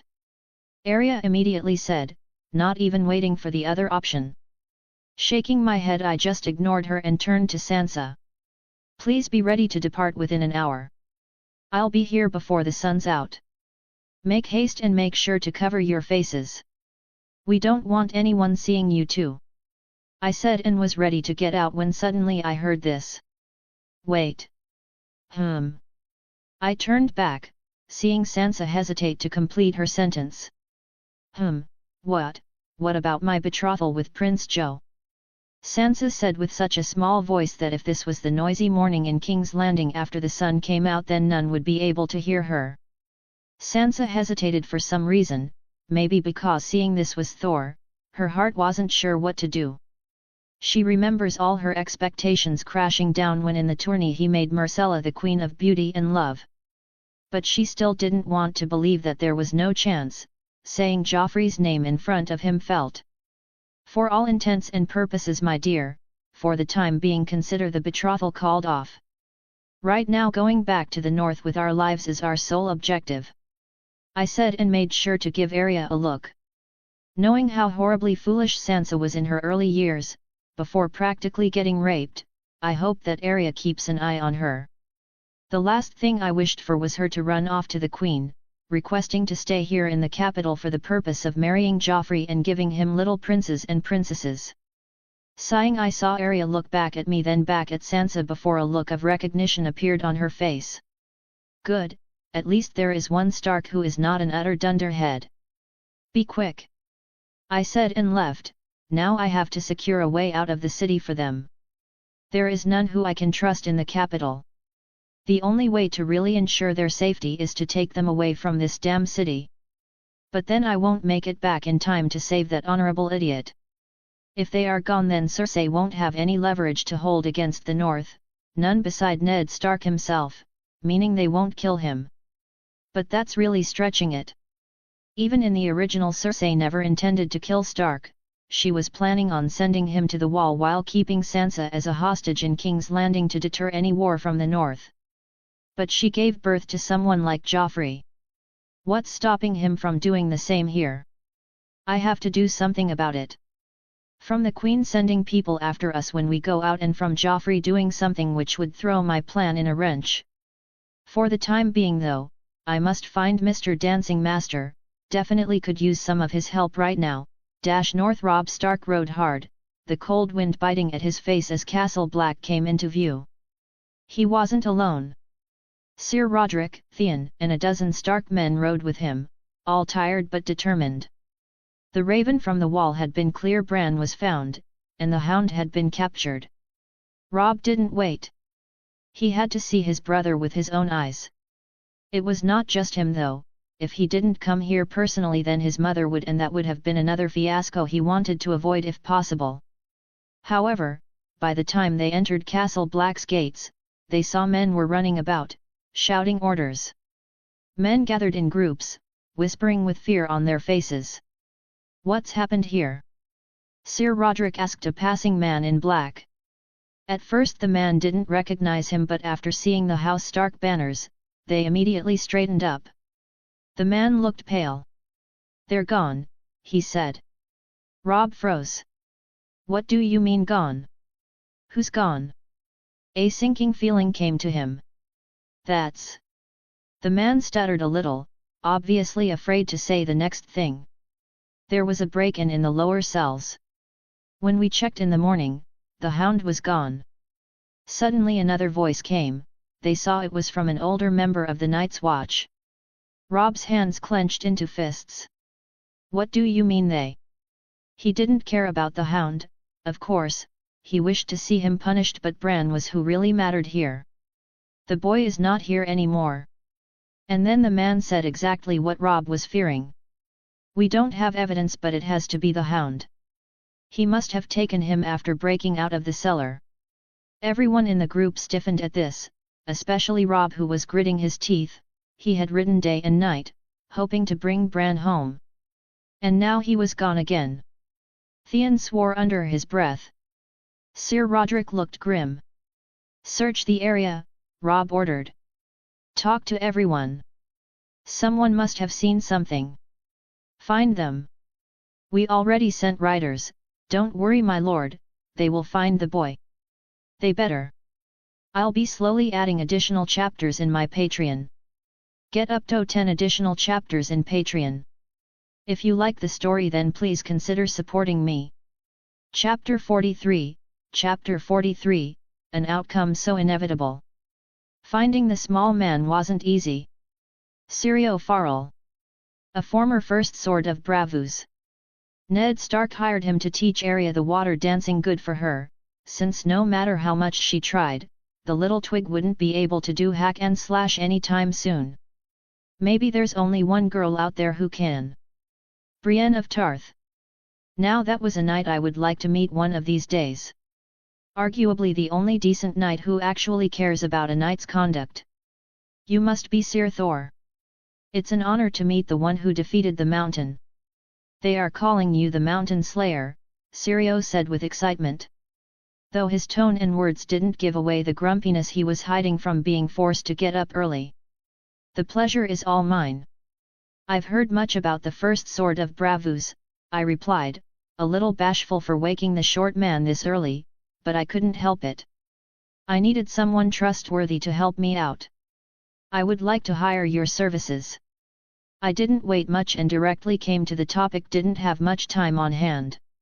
"I have already been hired by the Lord Hand to teach Arya Child the water dance." "Yes, I'm aware. Here is the rest of the reward you've been promised." I took out a pouch of gold and placed it near him, which earned me a curious and confused glance from him. "Ned Stark has ordered me to take both of his daughters back to Winterfell.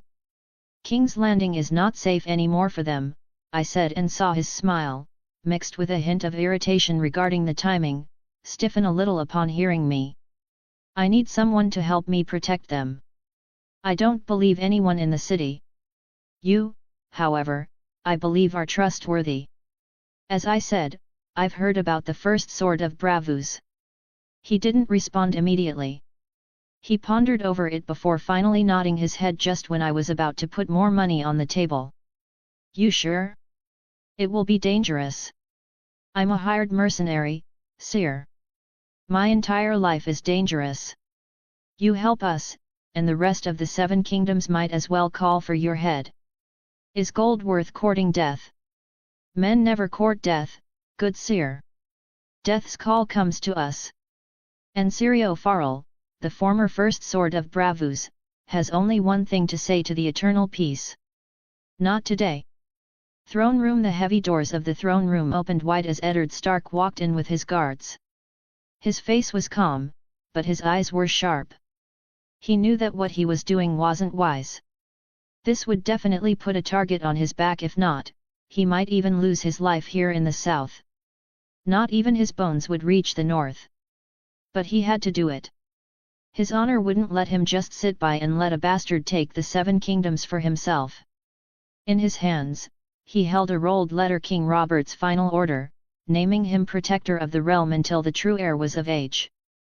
Well, of course he changed the last words of his friend, but only to keep the realm secured. On the Iron Throne sat Joffrey Baratheon, dressed in royal colors, a smug look on his young face.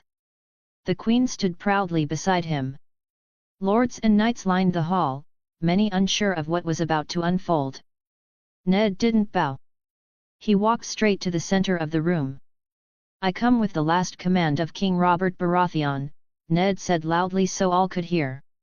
His final words, sealed by his hand. Ned looked at Sir Barristan Selmy, the Lord Commander of the King's Guard. "I believe no one could question your honor in this room, Sir Barristan. I ask you to read the letter."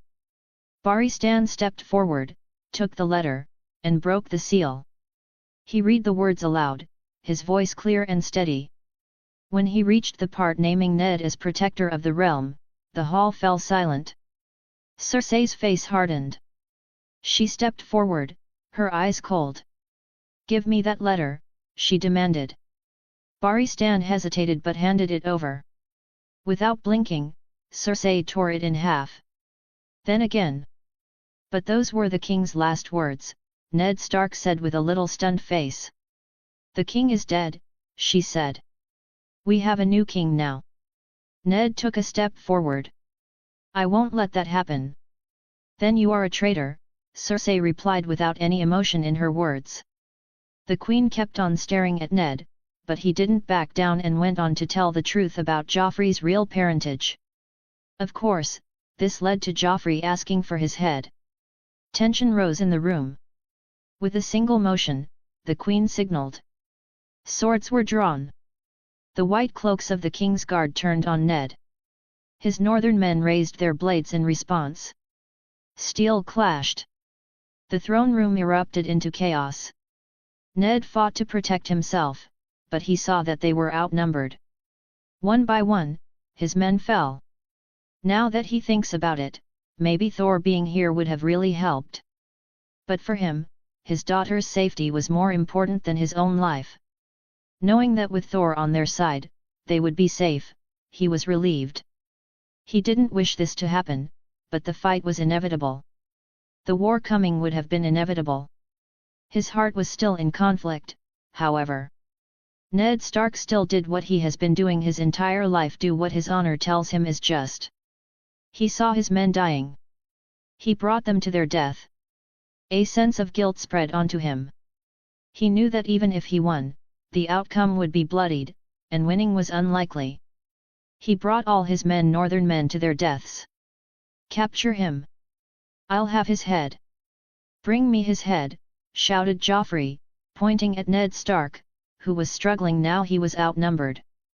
Cersei, hearing this, immediately tensed up.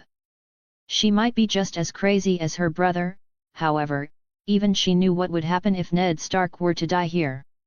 War would start. And unlike how she behaves, she knows that there are not many kingdoms who really support the Baratheon rule completely like they used to with Targaryen. They still needed North's support. She had to stop her lion from doing that. Not to mention she was also worried about where Thor was. By now, even the entire King's Landing knew that Thor might as well be the mightiest warrior the Seven Kingdoms has ever seen. She definitely wasn't over-exaggerating because she got hot for him. So, him not being here unnerves her. In fact, she was especially worried about Thor. If he really fights, would anyone be able to stop him?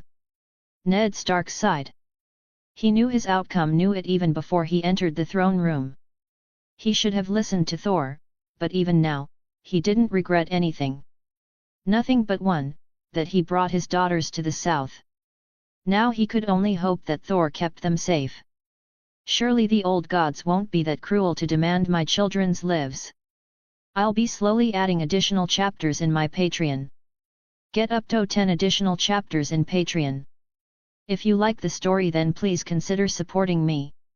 Chapter 44, Chapter 44, Bran gone again. Castle Black Rob stormed into the room where Jon was sitting, his face stiff with frustration and worry. Snow, he said sharply, I need answers. Jon stood up quickly, confused by Rob's sudden entrance. He didn't even know he was coming, but now that he thought about it, him being here made sense.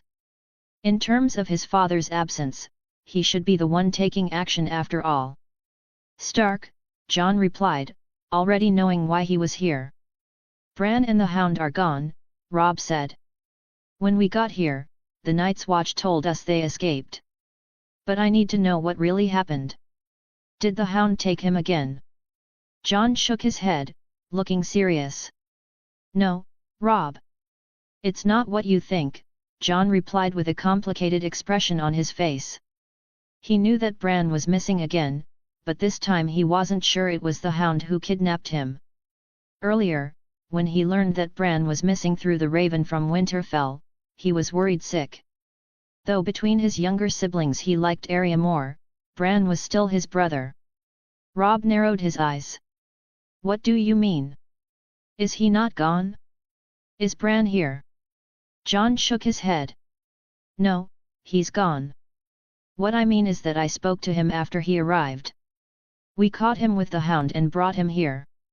I was so relieved to see him safe, but it wasn't exactly what I expected it to be, Jon replied while thinking of the conversation he had with Bran before he ran away. Rob stared at him, silent. Jon continued, I asked him what had happened. Turns out the Hound didn't take him out of Winterfell. He willingly left. What? Flashback. Jon sat at the edge of Bran's cot in the infirmary. Bran looked up at him, his face scrunched up with frustration. They put him here even though he was completely unharmed. Bran! I thought you were taken.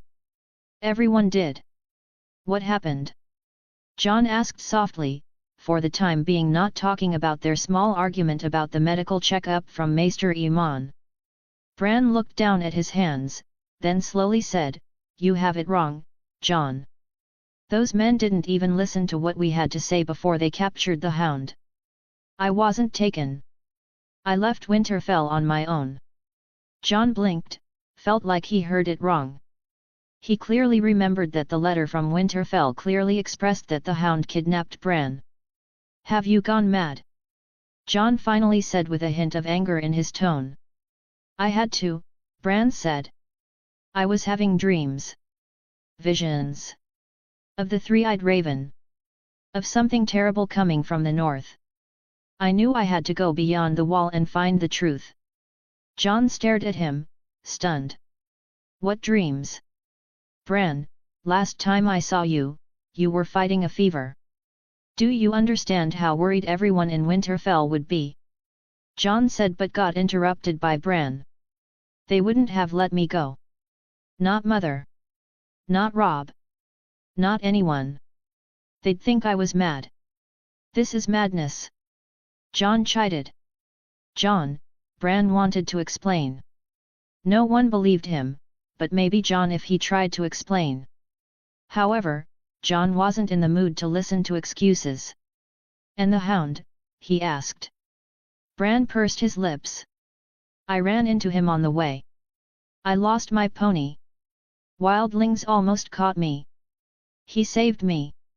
At first, he didn't want to help, but I convinced him. More like blackmailed him, but of course, he wasn't going to say that out loud. Jon raised an eyebrow. You were attacked by wildlings? He asked, almost alarmed. Bran gave a tiny smile. He saved me. I told him what everyone in Winterfell would eventually think, that he kidnapped me. He didn't like it, but to avoid being captured by Rob, he decided to come here first. Jon let out a breath. Bran, that's dangerous. I know. But it had to be done. The danger beyond the wall is real, Jon. The things I saw in my dreams, they're coming. Nothing is coming, Bran. It's in your mind. You were sick, its effects lingers.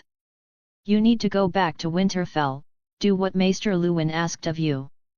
Jon said slowly, almost consoling him to calm him down.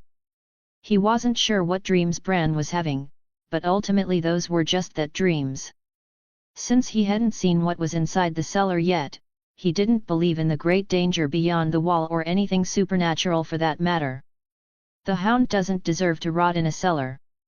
He helped me. Please, tell someone. Get him out. Bran gave up. He knew there was no way to make Jon believe him, or anyone for that matter. Not until he had proof. So what mattered more now was to save Sandor. Jon nodded. I'll see what I can do. Present time. So, you're telling me Bran ran away? Of his own will? Robb asked, struggling to believe it. Jon nodded. Yes. He was chasing visions. Dreams he believed were true. He wasn't taken by the hound. In fact, Sandor saved him. Robb ran a hand through his hair, pacing the room. By the old gods, that boy. He's been talking about those dreams and reading those old texts ever since he woke up from that fever. We should have put someone to keep an eye on him the first time he asked to go north. I told the Night's Watch to check on the hound and to move him out of the cellar, Jon said. As Bran asked for it. That's when we learned that he was missing. Bran too was gone. Robb sighed deeply, rubbing his temples. You think they're going north? Jon looked down. That, I don't know. Maybe Bran decided to continue his journey. Them entering beyond the wall from Castle Black is almost impossible. If they must go north, they would find a way from somewhere else. They shouldn't have crossed the wall by now. Robb stood up, exhausted but ready. Then I'll gather my men. Jon nodded. I'll come. He's my brother too. I'll be slowly adding additional chapters in my Patreon. Get up to 10 additional chapters in Patreon. If you like the story, then please consider supporting me. Chapter 45, Chapter 45, To the Dungeons. What's this place? I asked, confusion lingering on my face. After securing the two Stark girls' safety, I came back to the Red Keep to find a forgetful old spider who still owes me a debt of life. Targaryens were laced with many secrets, my lord. Even after their demise, we have yet to find them all. Some were buried with them, while some they left behind, Varys said in his usual slight tone. Speak clearly, Varys. I'm not in the mood to entertain your antics now. I shot him a look. Who would have thought that I'd be dealing with this man again so soon? But of course. You see, the keep is built above many secret passages such as this. It seems that even at the height of their power, the Targaryens always thought ahead a secret passage to evade if ever the castle fell. For someone who called themselves dragons and rode real ones, for goodness sake, that's an awful lot of caution, don't you say? Varys smiled back. I just ignored him and looked at the dark entrance of the secret passage he brought me to. And you're certain that this passage leads us to the dungeons? I asked with a skeptical look. If these passages were really that big of a secret, then no one was supposed to know about them. Dealing with knowledge is my trade, my lord. I'm no lord. But you are, Sir Thor. I grumbled. I accepted many things about Thor, but this lord business I couldn't, for some reason. Though maybe I was just being difficult for the sake of staying in the illusion that I'm still me and not a completely different person. I, for Odin's sake, couldn't say. But for the time being, I intend to oppose this notion to the very end. Why? I have no idea. This reminds me of how stubborn I was at certain times. Are you certain this would lead us to Ned Stark? I asked again. I found out that he was taken to the dungeons. Only then did I come to find Varys to take me to him. I could have just let Varys do it on his end, but I don't believe him. I am. He nodded. He looked serious enough. Very well then. Lead the way. He took out a fire torch, lit it up, and motioned for me to follow. This was one of those long wooden sticks with a flammable head attached to its top. I've seen many of these in games and movies. Another dose of motivation to work hard and get out of this world at least until the time light bulbs are invented. I won't settle for anything less. I quietly kept on following him. The place was like a maze, and the darkness didn't help either. We walked in silence. Didn't have much to talk about, but the darkness and silence were unnerving me.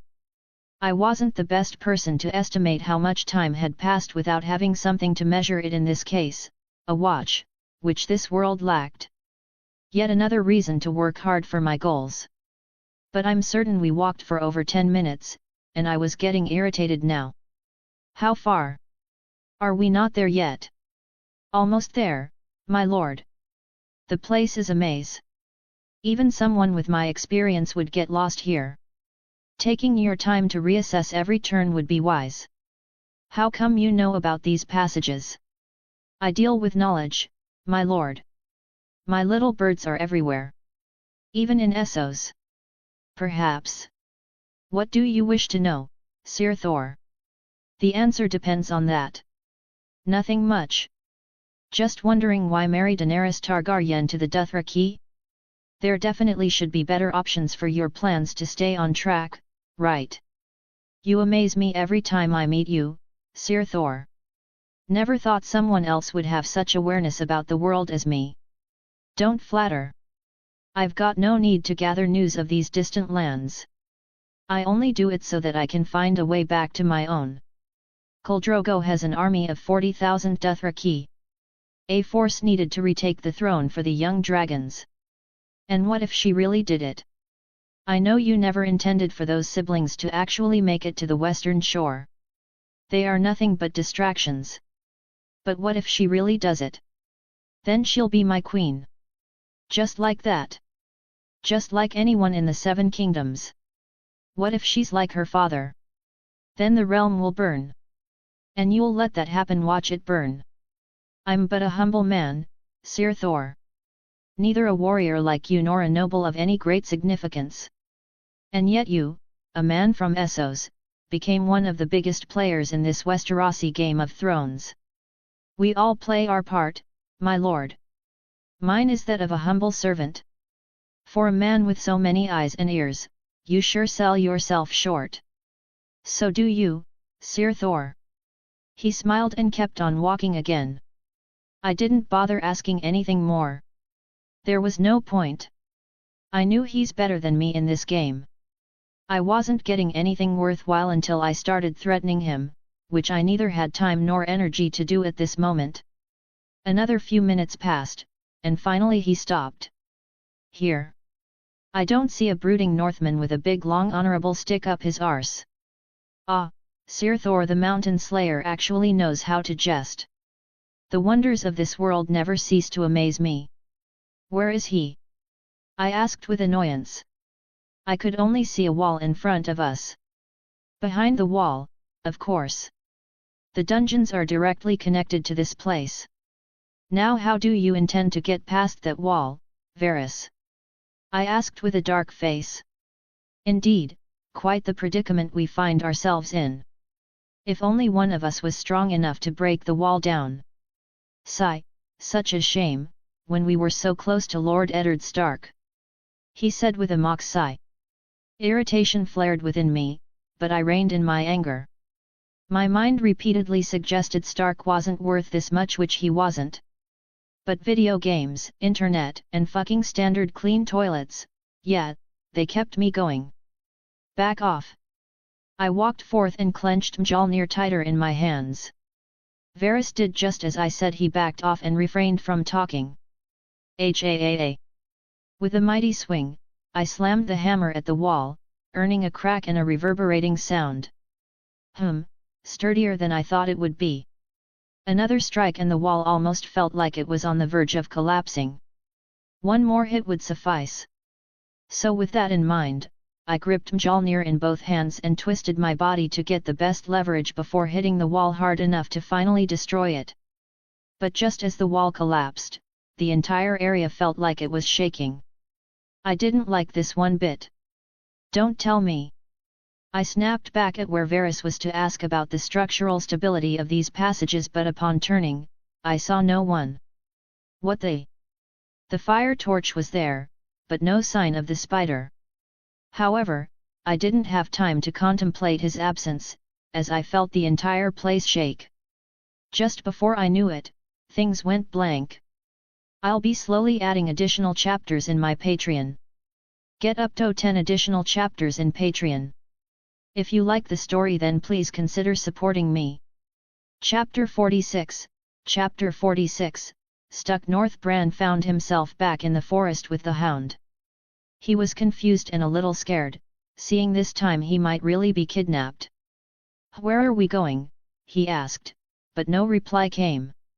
He had been asking this from Sandor ever since he was literally picked like a sack of potatoes and dragged out of Castle Black somehow, without alerting anyone. "At least you can tell me where you're going." "Not like I can tell it to anyone," Bran asked again, annoyed with the situation. "Beyond the wall." And then suddenly the reply came, making Bran do a double take at what the big man said. "Why?" Bran, after staying quiet, more like not sure what to say in reply to that, finally asked. To which once again no reply came. He only got another grunt from the man before he moved on, making him follow him. Sighing, Bran just kept up with him. He didn't know what happened with Sandor, but he was not only acting different but also looking slightly different as well. There was a tense expression on his face, which one could only see if observed closely. "Raven." After walking in silence for old gods knows how long, finally Bran heard his voice, making him snap his head to the big man walking in front of him in the forest filled with nothing but snow. "Raven. The three-eyed raven. You saw it?" he asked with a little excitement in his tone. For Bran, this was proof that he was not just following some wild dream he had, that what he was doing had meaning, that he wasn't hallucinating. "I saw it." "The raven?" Bran asked. Something told him that Sandor wasn't talking about the bird. "Not the raven." Sandor shook his head. He himself wasn't sure what to call that thing. Bran paused. There was no reason for his mind to go to the horror he saw in his dreams. But those exist beyond the wall. There is no way those things exist here, and yet his mind went to those walking dead. "Keep up, boy. We have a long journey to cover." Suddenly Bran heard this and saw Sandor kept on marching forward with large strides. "What did you see?" Bran asked again. Now he had to know. Sandor didn't reply. He almost looked like he was afraid to talk about it, much like Bran had seen him acting in front of fire. "Hammer." After a long time, finally the hound spoke. "What? The hammer? Didn't you read that book? Tell me more about it." Bran squinted his eyes, confused why the man who still yesterday was calling him crazy suddenly became so interested in these old stories. He had two thoughts about keeping his mouth shut, treating the big oaf the same way he was doing to him. However, he restrained himself. Him knowing what Sandor saw was more important than the petty revenge he had the chance to get. "What do you wish to know?" "Everything, King's Landing." "Varys. Varys. Spider, you there?" I shouted, and then shouted again on not getting any response. For Odin's sake, I was ready to bring down a storm, if not only for my low level. Should never have believed that bald fuck. I had a feeling that things were going way too easily for my liking. Just cash in on that last debt and he's just gonna deliver it to the door? Nope. The race of debtors are one of scums. Shaking my head, strange things were clouding my mind. After the ceiling collapsed, I thought I was done for. God might be, but I was still level 1, mostly, not to mention, I don't believe even MCU Thor would be in good shape if an entire castle ended up falling on top of him. I was lucky though.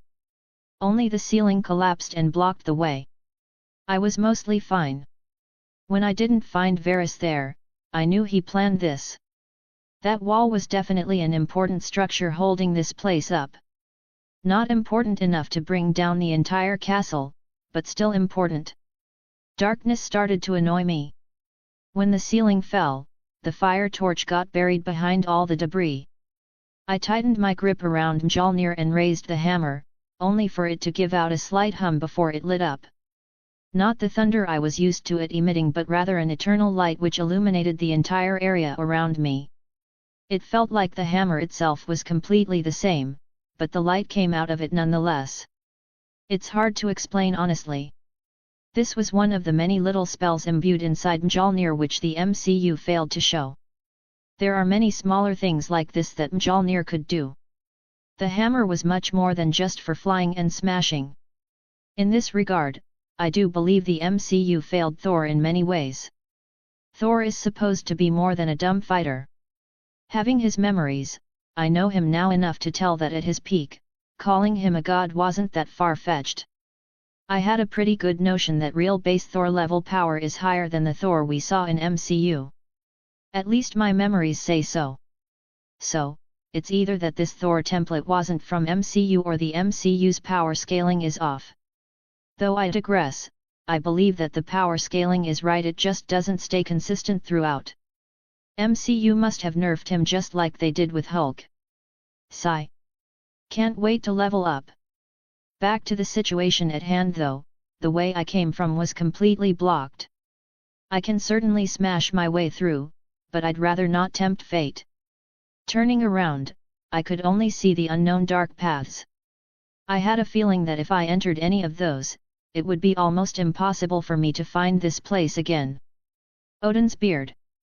With irritation, I brought forth all my Asgardian knuckleheadness to pause my rational mind and walk forth, not pondering over what will happen after that. I'll be slowly adding additional chapters in my Patreon. Get up to 10 additional chapters in Patreon. If you like the story, then please consider supporting me. Chapter 47, Chapter 47, Treasure. Okay, I'm officially lost. For hours I tried to find a way out of this labyrinth. Swear to All Father that when I get out of this dungeon, I'm gonna squash that spider. Should never have believed him. This is all happening because of Stark. I better put more muscle behind that punch I promised him. Though for all that, I first have to get out of here.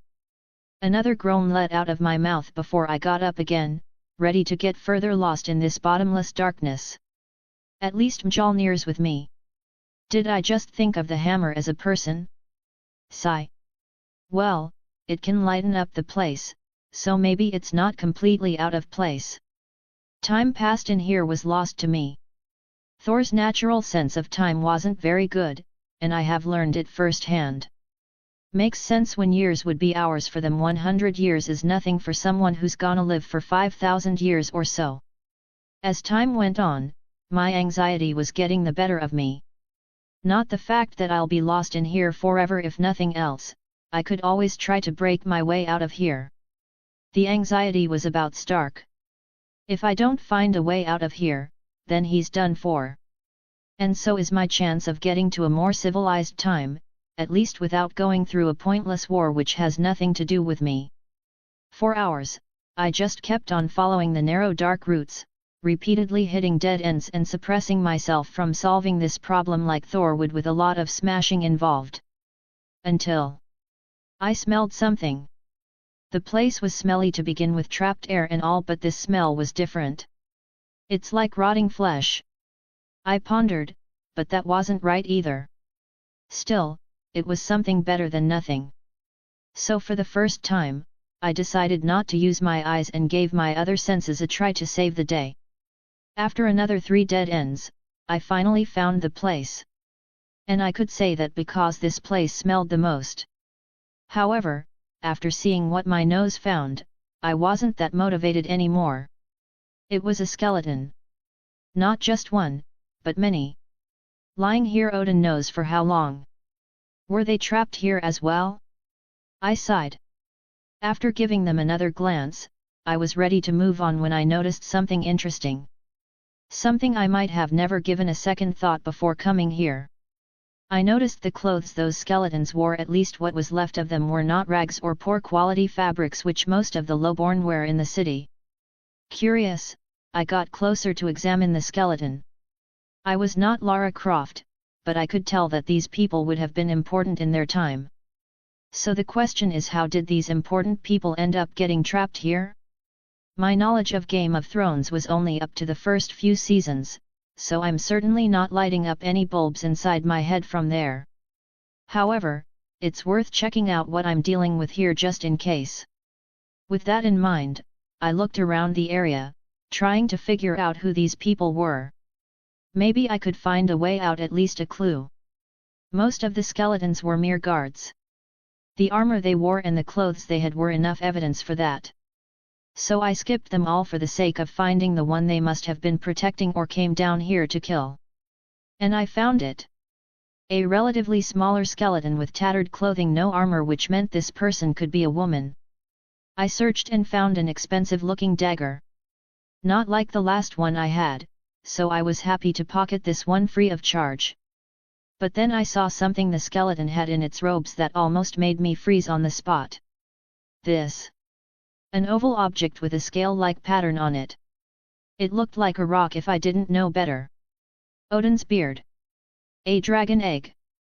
Well, I shouldn't be surprised. This is, after all, the castle where Targaryens used to rule. It would be suspicious if there weren't dragon eggs around, right? It's sized almost similar to an ostrich egg, however, the patterns on it obviously told me that it was no egg of an ordinary bird. If it's really a dragon egg, then I certainly got something of a treasure here. As long as I can hatch this thing, that is. The red comet hasn't appeared till now, so maybe I got a chance. However, I've got no idea when. Sighing, I placed the rock-like egg aside and searched around a little more. Got nothing, but I did find something interesting. These skeletons, they had many of their bones broken. At first, I thought it just happened over time. Then I noticed a strange trend. It was their legs. All of their legs were broken.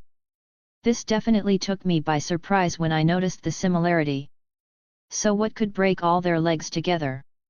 Falling from a high enough place, I muttered to myself and looked up. Only now did I notice that the ceiling here was much higher than in those narrow lanes. Could it be? I shook Mjolnir a little and immediately the light it was emitting was gone. It took some time for my eyes to adapt to the absolute darkness of this place until my Asgardian eyes spotted an almost negligible hint of light up at the ceiling. The light wasn't much, but in the complete darkness, when knowing where to look, I caught it just fine. And that apparently was enough for me to break out in a big grin. Seems like it was fate for me to find you, my friend. I looked at the dragon egg in my hands and gave my best grin to it. But that grin didn't last long. When I brought back Mjolnir's light and measured just how high that ceiling was. I might have been saying this way too many times nowadays, but, Odin's beard. I'll be slowly adding additional chapters in my Patreon. Get up to 10 additional chapters in Patreon. If you like the story, then please consider supporting me. Chapter 48. Chapter 48, back in Red Keep. It was night when suddenly a muffled sound spread across an empty hall room. In the silence of night, no one knew when a place where armor was displayed quietly shook, and more sounds of thumping resonated. Finally, after some time, the armor couldn't stand the constant thumping and toppled over, revealing an oddly placed marvel in the well-polished and pristine floor of King's Landing. Before I knew it, I punched the opening one last time and it broke open, finally giving me a way out. That was much harder than I thought. I pulled myself up before flopping down onto the marble floor and taking a deep breath, finally inhaling some quality air for once. Climbing that wall with a dragon egg and Mjolnir plus breaking open the secret entrance took way too much from me than I anticipated. That was a steep and long climb. No wonder those people all broke their legs. Once I looked around me, I figured that I was in one of the halls of the Red Keep. This further cemented my idea that those people were important. Not just anyone would have a dragon egg with them after all. Dare I say, I found a Targaryen corpse down there. A long-forgotten one at that. Musing aside, I quickly got up, ready to find my way out of here. However, maybe I should give Lord Varys a little visit before I do that. I mean, he must be awfully worried for his good friend's health, right? Only fair that I tell him I'm perfectly fine by the grace of the world tree. I muttered to myself, even I didn't know the kind of venom that was dripping from my face.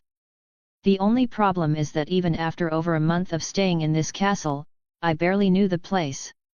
Wasn't the best with large places like this, especially remembering my way around. Finding Varys' quarters here would be significantly problematic. Sighing, I got ready to move. Though this might be an empty hall, the same can't be said for the entire Red Keep. There were definitely going to be patrols around that I'd run into. I don't think this time around the guards will give me those respectful nods like after I won the tournament. If not for Ned Stark being an absolute idiot, I still wouldn't have afforded this luxury for long. Sooner or later, Baelish's absence would be noticed, and they would have connected the dots. Granted, that could have taken a long time, but the spider broke the deal. So he has all the reasons to put the blame on me. I was never some sort of genius planner or anything. Should have known this would happen sooner or later. Shaking my head, I started moving. Had to find my way around this place somehow. It's not just Varys I needed to find, but also Ned Stark. The only reason I even asked Varys about Stark's location was cause I lacked any direction in this labyrinth of a castle. Ridiculously easy to lose yourself in its design, and exceedingly difficult to find one's destination. And it turns out sneaking around wasn't Thor's forte. Almost got caught the moment I got out of the room, and many more times after. The only thing stopping these guards from spotting me was the shade of night and my Asgardian senses, which could spot the guards even in the dark and from long distances. After 30 or so minutes of futile attempts, saying I was kind of lost wouldn't be wrong. I wasn't. I knew that I still knew how to get out of the castle. What I failed to locate was Varys' quarters. Soon, I arrived in front of an expensive-looking door. No doubt this was an important person's room. Most likely the king's or queen's. Probably their children. A dangerous place to be. If someone found me here, then calling me out as an assassin wouldn't be far-fetched. Quietly, I just wished to leave the darn place when I heard a peculiar noise from inside.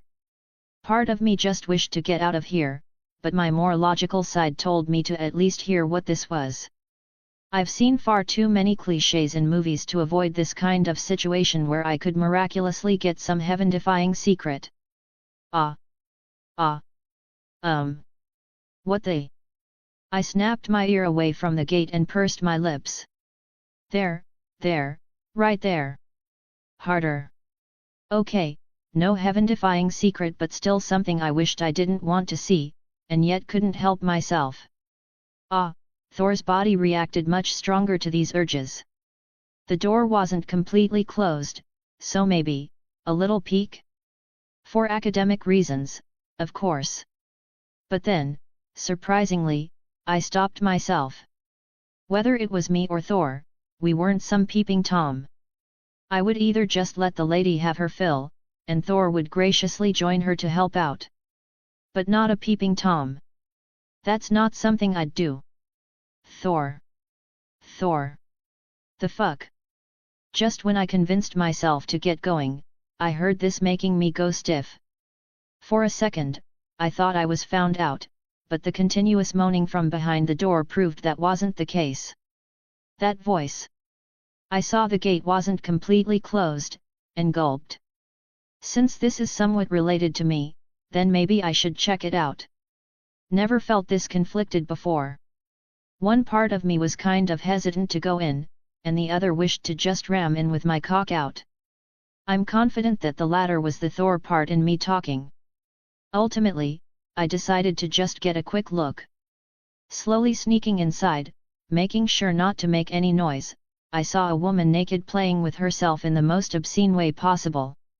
Doing wonders to my blood, which decided to redirect itself from my head to somewhere else. And if the visual feast wasn't enough, then the moans just drove me crazy. I hadn't masturbated ever since I came here, and in Thor's case not having a woman to share my bed in 4 months was unheard of. Gulping, I restrained myself and at least bothered to see who this woman was. And not just stare at her long, beautiful legs and what was between them, of course. And when I saw her face, still calling out my name while pleasuring herself, I stiffened. A chilling feeling spread through my spine when the face of the woman was revealed. Circe. I'll be slowly adding additional chapters in my Patreon. Get up to 10 additional chapters in Patreon. If you like the story, then please consider supporting me.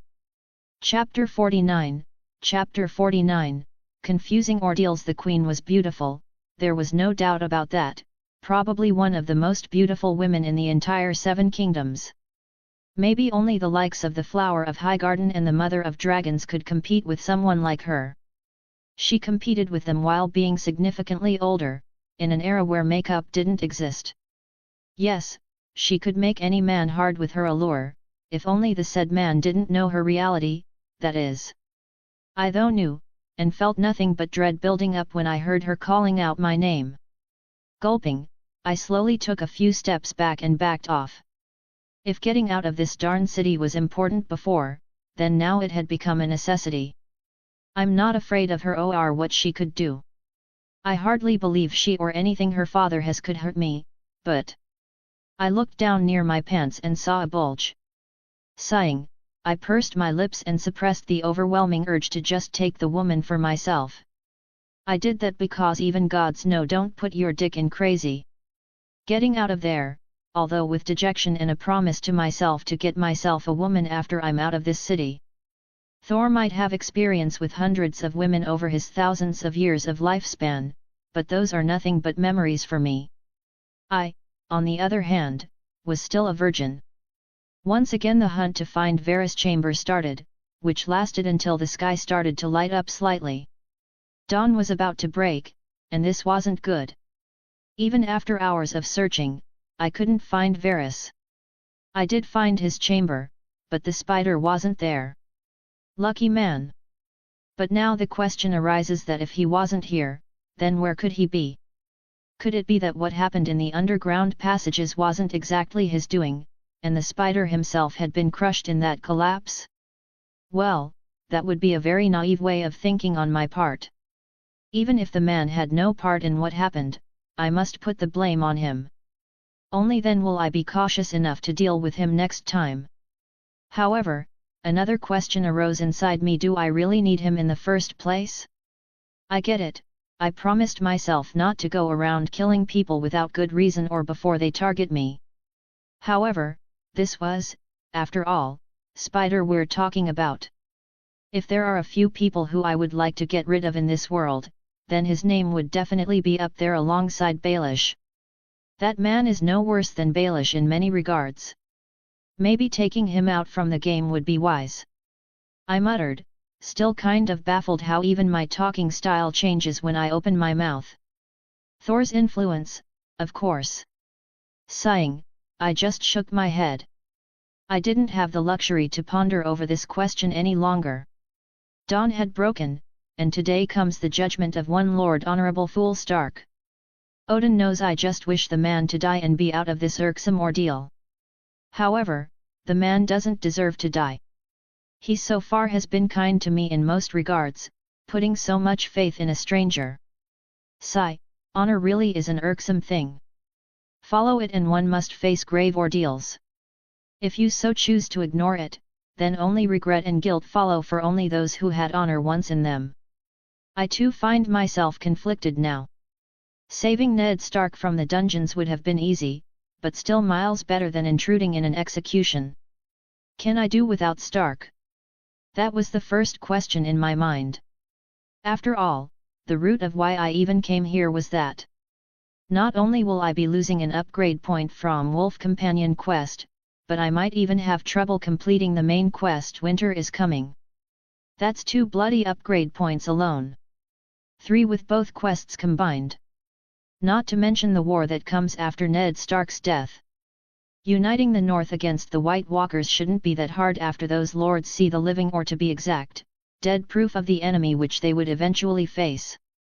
No, the real trouble will come in the War of the 5 Kings. Robb Stark was one of the kings, and here too the same fate might follow if anything were to happen to either his sisters or father. Perhaps I should have let him go to the throne room because of his stupid honor, but how was I to stop a Lord Paramount from acting anyway? Of course, I would knock him out, and let's say I don't hold back and take care of his 100 northern guards as well. Take the girls and escape the Red Keep. Even if I were to take that stubborn Northman to Winterfell on my back, he would have just ridden back to the south with his honor still intact. Ah! A low growl escaped my mouth. Thor was good for fighting but not for this political thinking and planning. My last life didn't prepare me for situations like this either. For Asgard's sake, get a grip. There is no way to change the past, and the future is unknown, meaning it could be shaped. I only know I wish to go back to a better era, and I'll do whatever it takes to achieve that goal, even if it means fighting off the entirety of Westeros. For goodness sake, I said to myself, finally finalizing my mind over one particular concrete goal. Taking a deep breath, I started to move. Time to get out of the castle. As for Ned Stark, he'll live. He still owes me a punch to the face.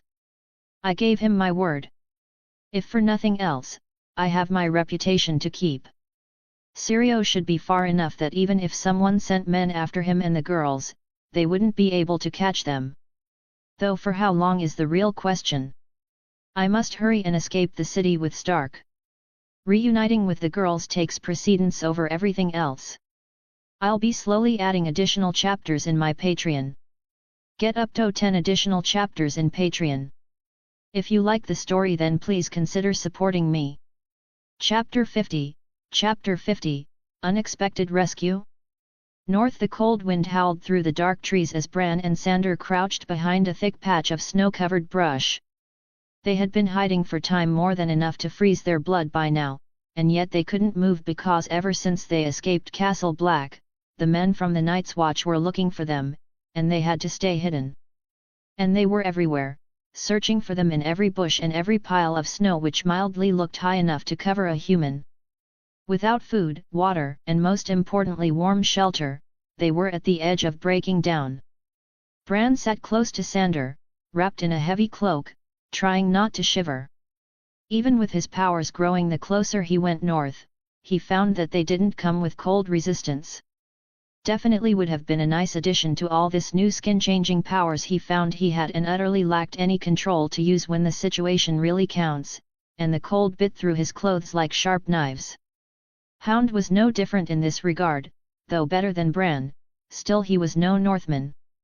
Born in the rocky lands of Westerly Hills and spent the better half of his life there before moving to King's Landing, this bone-chilling cold was just as hard on him as on anyone else. However, he still had to look out for those men in black searching for them. Ever since they left, those men were on their tails like hungry hyenas. Especially after Robb Stark visited the Wall. Sandor saw men with Winterfell emblems among those who wielded black. "We can't go back," Bran said softly.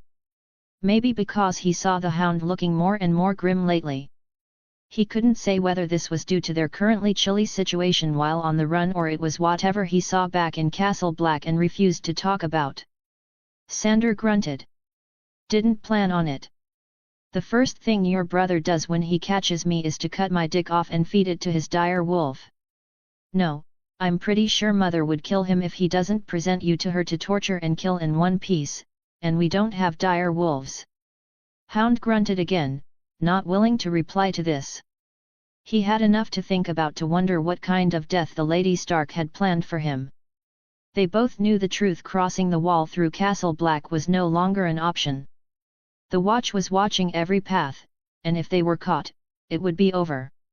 "We go northeast," Sandor said finally. "There's a river that runs through the Shadow Tower lands.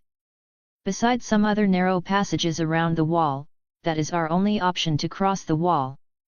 Bran nodded, wondering how the Hound even knew this all for a southerner but tactfully kept his mouth shut. He wasn't the only one who was out of his wits due to all the snow and cold. He'd rather not provoke the man who can kill him and bury him 6 feet under snow and no one would be wiser. He didn't know much about rivers or secret paths, but he trusted Sander to some degree, maybe only because he had a faint feeling that Sander too now believed in the three-eyed raven. The hound might be rough and angry most of the time, but he had saved his life more than once as well, so that also counted. At least he's not an outright bad man who kills for enjoyment. Over the next few days, they traveled through the thick woods, careful to avoid open roads or signs of people. Heating snow for water and hunting whatever small animals they could get their hands on. They moved mostly at night and rested during the day. It was slow and cold, but they had no other choice. Bran tried to use his warg powers to scout ahead, slipping into the mind of a raven or a wolf when he could. He was getting better at it, though it still made him feel tired afterward. That was also how they were escaping the men in black. So, just like usual, he was back to his daydreaming, possessing one of the birds and looking over the sky to spot anything or anyone. And that's when Bran's eyes snapped open, his breath coming out in sharp gasps. He had just returned from the mind of a nearby bird, and what he saw made his heart pound. "Sander," Bran said quickly, shaking the big man's arm. "They're coming. Men from the Night's Watch. They're close, too close." Sander didn't waste a second. He stood up fast and grabbed Bran's hand. "Damn it! Come on!" They took off through the snow-covered woods, their feet crunching over ice and twigs. Bran's cloak flapped behind him, and Sander's heavy boots left deep tracks in the snow. The cold air bit at their faces, but neither of them cared. All that mattered was getting away. "They'll see our tracks," Bran said, panting. "Oh, really? Otherwise I thought they are running in knee thick snow cause they couldn't find a cozy place to piss," Sander growled. He looked back. Fuck. After running until their legs ached and lungs burned, they found a hollow beneath a thick, fallen tree. It was small, but just enough to squeeze into and hide. They huddled together, Bran trying to calm his breathing, Sander keeping a hand on his sword. "You had one job, just the one," Sander whispered, though the sound looked like he yelled without yelling. "I can scout so far in this forest." "Hush, quiet now." The sound of footsteps and voices came closer. The men from the watch were searching the area, calling to each other, following the tracks in the snow. Bran held his breath. Sander didn't move an inch. Then, just when it seemed the men would find them, everything changed. A deep, low growl rolled through the trees. Then, from the shadows, a huge shape moved between their hiding spot and the searching men. A giant dire wolf. Its fur was as white as snow, its eyes glowing gold in the dim light. The men froze. One of them cursed under his breath. Another backed away slowly. "Dire wolf," one of them said shakily. Though they were in the north as much as north could be, and yet it's not always that they saw a dire wolf this big. It was big enough to eat all of them and still had enough space in its belly to go after the two they were after. They turned back, quickly retreating the way they had come. The dire wolf stood there a moment longer, watching them leave. Then it turned its head toward Bran. Bran's eyes widened. "That's..." Sander cursed under his breath. Gripping his sword tightly, he gulped. "And the boy says they don't have dire wolves." Hound cursed under his breath again. "Can't you talk to him?"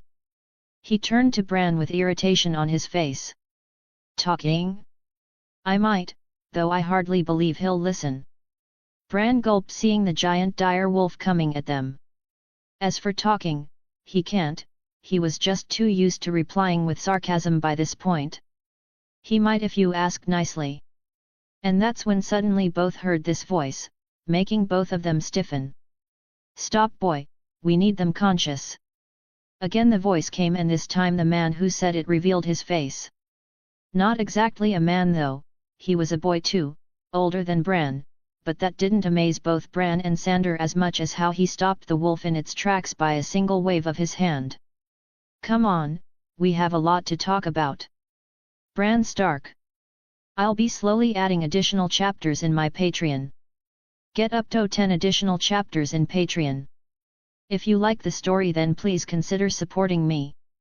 Chapter 51, Chapter 51, Execution Day. King's Landing. The sky over King's Landing was grey, and the wind carried a certain chill today as the sun hid behind the thick clouds. As the crowd gathered in the square outside the Great September, it was the day of Lord Eddard Stark's judgment.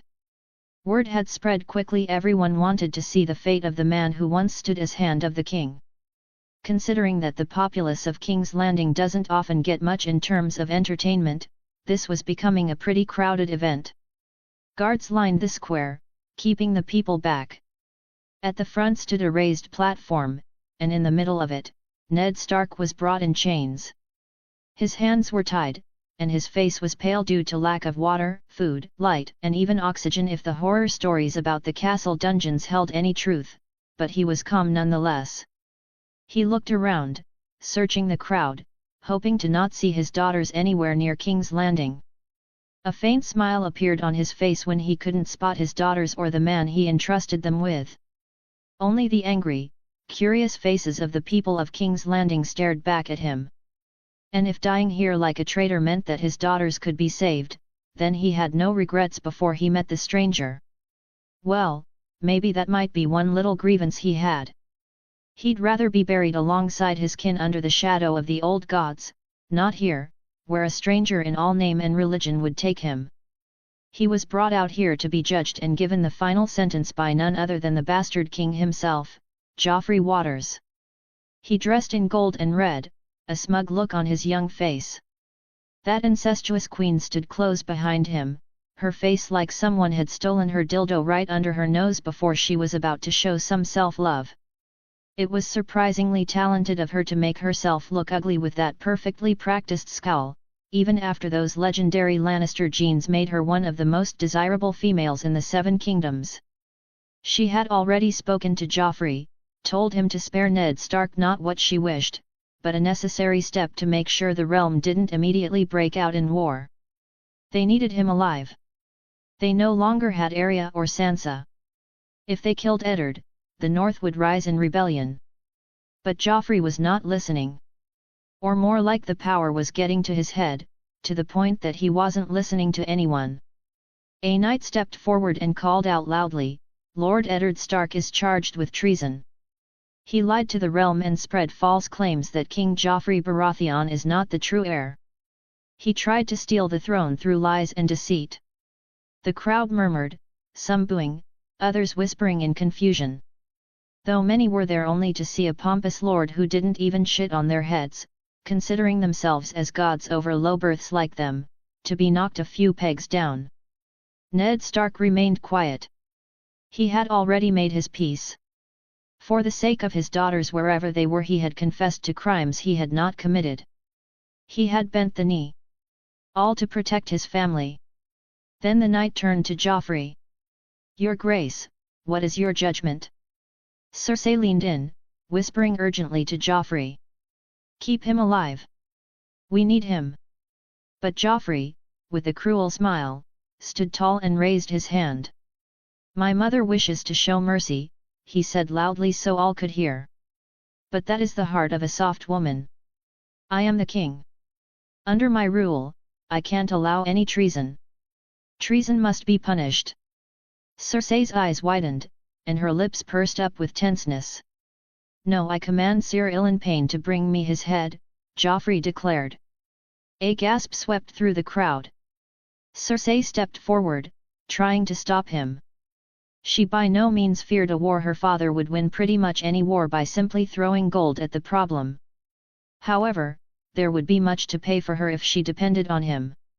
A very long and nasty lecture about letting a war break out would be one of them.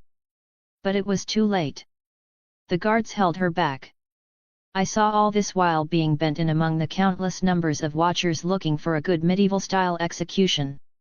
I wouldn't lie that I too wouldn't mind seeing some heads roll. Not so much on pikes though, that's just creepy. Do Asgardians do beheadings?" I suddenly got curious and started searching through Thor's memories.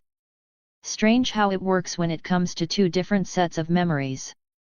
My older one is just fine, a mere 17 years worth of memories with nothing, no matter how many embarrassing situations I had experienced over a small relatively short lifespan, compared to Thor's enormous lifespan doing nothing but hacking, smashing, drinking, and fucking.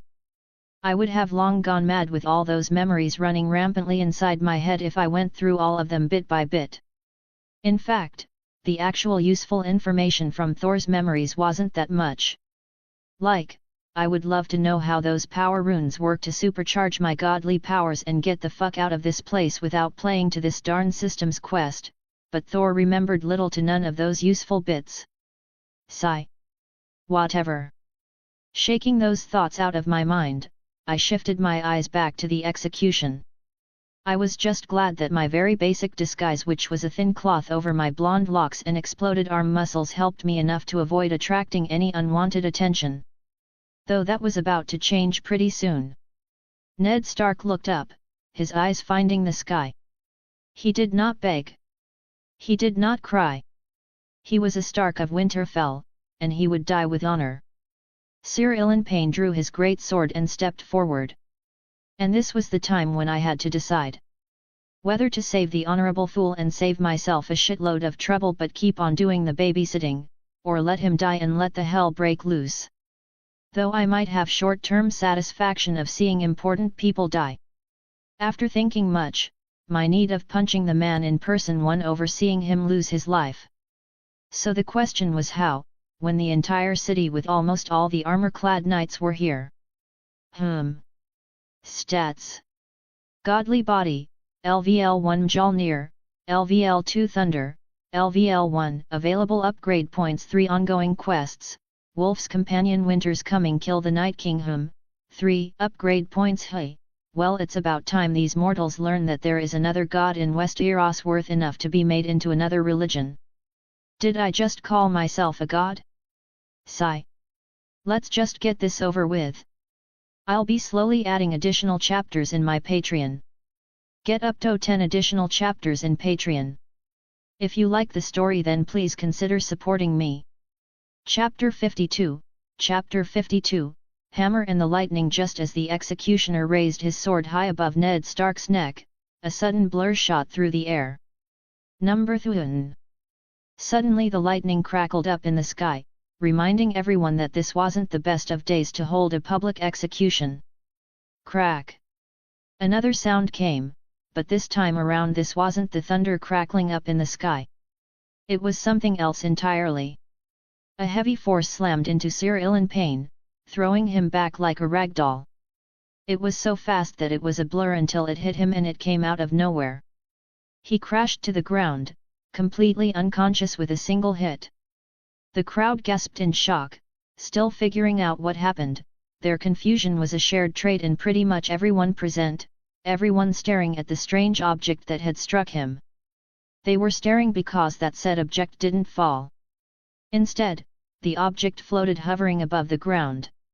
It spun slowly in place, catching the light, shimmering with the perfectly timed lightning which took place. People stared in awe. It was a hammer. A large, powerful-looking, and highly impractical hammer, unlike anything they had seen before. Or did they? Because few seemed to have recognized the said hammer if their searching eyes were anything to go by. Then, without warning, the hammer pulled away, flying backward through the air.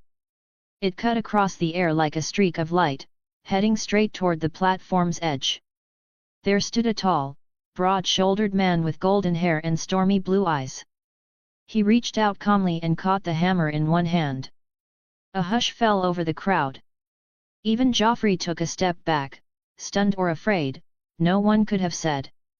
My father used to say, a wise king never seeks out war, but he must always be ready for it. You certainly disappoint in that first regard if trying to behead a Lord Paramount is any indication. So, let's see whether you're ready for the war you're seeking, said the man, and then he lifted the hammer up in the air. The air grew heavy. The sky darkened even further as clouds swirled above the square. Everyone stared at the man, stunned by what they had just seen. Then, suddenly boom! A bolt of lightning cracked down from the sky, striking the hammer with a roar that shook the ground. People screamed and stumbled back, shielding their eyes. The light was blinding, the thunder deafening. From the heart of the lightning, he stood tall, still holding up his hammer in the air.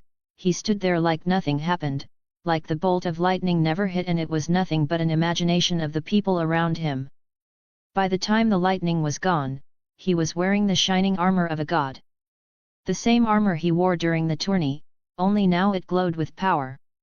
His chest plate sparkled like steel forged by the stars, and his red cloak whipped behind him as the wind howled through the square. That! Some who knew this figure were left wide-mouthed. Eyes glowed with stormlight, and Mjolnir hummed with power in his grip. Ned Stark, who saw this, was gaping by this point. He knew the man. Beside the fact that he wasn't supposed to be here, Ned was wondering what just happened. He knew that the man had his secrets. He was way too powerful or good or handsome or many more things he cared to agree to think the man was not someone important. So yet, he knew the man had secrets, but what kind of secrets would let the man bring down lightning from the heavens themselves? Cersei on the side was wide-mouthed, a very complicated expression was plastered on her face. Her mouth was open and gone was the condescending look she often had. Joffrey, for all that it's worth, was the same if not worse. And to all this, I just stood there with power coursing through my body. Godly body at LVL2, thunder at LVL2 and Mjolnir at LVL3. Who would have thought that with just this much I would feel like Thanos adding the last Infinity Stone onto his gauntlet? For some reason, a smile broke out on my face. Part of the reason could be because I kind of enjoy all those gobsmacked looks I was getting, but that was just a very small part of it. The main reason would definitely be the power I was feeling right now. I feel like I could destroy the entire castle with just one punch. Like I could stop a train in its tracks. Part of my mind, which still held a semblance of logical thinking, spoke out that it was just me imagining things. Yet I was strong, and Thor at his peak could definitely do those things, albeit with a slight trouble on his part. However, I was still lacking. Or at least that's what I think. So to figure out the new limits of this body, I rotated the hammer around my grip before clenching it with an ironclad grip. "Come on, at least make it a challenge for me," I said, and rushed forward. But apparently, others still hadn't come out of their daze until I rushed toward the closest knight near me and swung the hammer in my hand with all the force I could muster with a single hand. And the outcome of the action was glorious if I have seen any. The knight with pretty hefty armor went flying back, raised 5 or so meters high from the ground, only to be slammed to the ground with a loud thud. The armor was shattered to the point that the fall completely broke it, and blood poured out from all the corners upon his fall. The man was dead, there was no doubt about it. Then the chaos began. Screams began. Shouting began. "Seize him!" Joffrey screamed from the throne, pointing at me with a shaking hand. "Kill him! Now!" The King's Guard hesitated to act. I could feel it the way they were looking at me. But after some motivational threats from Joffrey, they had to rush forward, swords drawn. Lannister soldiers joined them, though unwillingly, surrounding the platform. Good, because I had a feeling I'll be needing some more punching bags if I wish to see the limit of my current level. However, before anything I had to reach the Stark. Or if they threatened me with his life, then things could go bad really quickly. With all my speed I sped up towards Stark, who was still gawking at me. If him forgetting to blink or close his mouth was any indication. Raising Mjolnir, I slammed it down directly at the chain binding him, restricting his movements. Freeing him, and I just happened to be carrying another sword which I just happened to get my hands on while I was inside the castle. I tossed him a very familiar looking greatsword, making him finally come out of his daze, and even though I knew he had as many questions as there are stars in the night sky, he still composed himself and got up with the sword, although with a little difficulty. Maybe the dungeons didn't serve him well. The only thing he asked was, "Where are my daughters?" "They are safe." That was the only bit he was gonna get from me before I get that punch I promised him. "Focus on getting out of here. I'll hold them back and come after you. Go," I said, and then lightly shoved him towards the crowd, asking him to just blend in while I distract others and get the hell out of here. He by all means looked like he wanted to argue, but another thunder crackle shut him up, maybe he remembered what just happened a few minutes ago and he nodded. With that out of the way, I roared, something which I learned from Thor's memories, and charged towards the knights lined up. I'll be slowly adding additional chapters in my Patreon. Get up to 10 additional chapters in Patreon. If you like the story, then please consider supporting me. Chapter 53, Chapter 53, Hold my thunder. The moment I saw Stark moving, I knew it was time to make my ancestors proud, if that makes any sense. For Asgard! With a shout, I charged forward. Mjolnir in hand, I smashed the first row of knights, sending bodies flying like broken dolls. I spun, letting the hammer tear through shields and armor. Sparks flew with every blow. They tried to surround me. However, I had learned my lesson from the last time about getting surrounded by enemies. Mjolnir had already started to rotate in my hands like a propeller, so fast that it began to disturb the wind around me before I swung the rotating mass of godly metal around at anyone daring to come near me. Many were just blown away by the sheer power of the strike, while a few died on the spot when the extremely fast rotating hammer hit something vital. It was clear that coming close to me was sheer death with how easily I was able to handle multiple knights effortlessly. An archer loosed an arrow from a balcony. I barely caught sight of him before I dodged the upcoming arrow. Though I doubted those arrows could penetrate Thor's armor, dodge I must, if for nothing else than for the sake of learning proper fighting movements and actions and ingraining them in my head. I didn't give him another chance to notch his bow though. With power and anger boiling in my body, I tossed Mjolnir at him, sending the hammer flying straight at the man, who didn't see the meteor-like object coming before he was completely knocked out, or in fact killed, if Mjolnir hitting his head directly was any indication. More guards came, shouting for reinforcements. Gold cloaks, Lannister knights, even a few King's Guard. I didn't care who they were. They stood in my way. I once again raised my hand, and like a lover, I found the hammer getting attracted to me. It tore through all the lineup of knights and obstacles to return to my hand. A knight tried to flank me. I grabbed him by the breastplate and threw him into a wall. Another came from behind. I turned and hit him with Mjolnir so hard his armor bent inwards like tin. More and more soldiers surrounded me, and now hitting them one by one was difficult. That was the problem with fighting multiple enemies at the same time. No matter how mighty, numbers hold a might of their own. However, I wished to test out just a move with Mjolnir in this particular situation. I once again rotated the hammer with the leather straps at the end of its handle before releasing it, making the hammer fly around me in an orbit, hitting any and all who came near me. Making a barrier to stop the enemies from inching closer while I tested out the newfound physical strength I got with Godly Body at LVL2. Any enemies who got past the circling Mjolnir I hit hard with strong punches and kicks. Found that I needed no hammer to bend armor if I so desired. Though it was still not as effective. Through the chaos, I saw Ned reach the alley. He turned back to look at me. I nodded. He was close enough to the exit now, meaning I should too finish this battle at the earliest. Another wave of knights came rushing at me. Never knew the soldiers of King's Landing were so diligent at their work. How come they don't act like this when women are getting raped? When children are getting killed? Perhaps because half the time it was their own men doing the said horrid actions, or perhaps this time was an oddity because a certain wannabe king was hurling insults and threats at them to bring my head.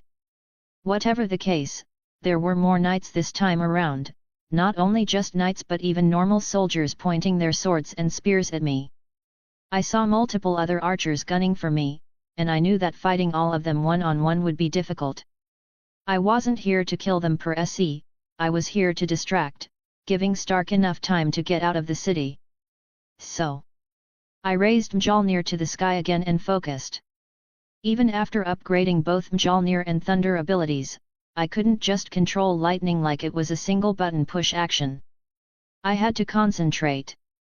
Yet, I didn't mind at all, because the fruit of that extreme focus was a glorious strike of lightning which traversed hundreds of meters to come to me. Thunder answered my call.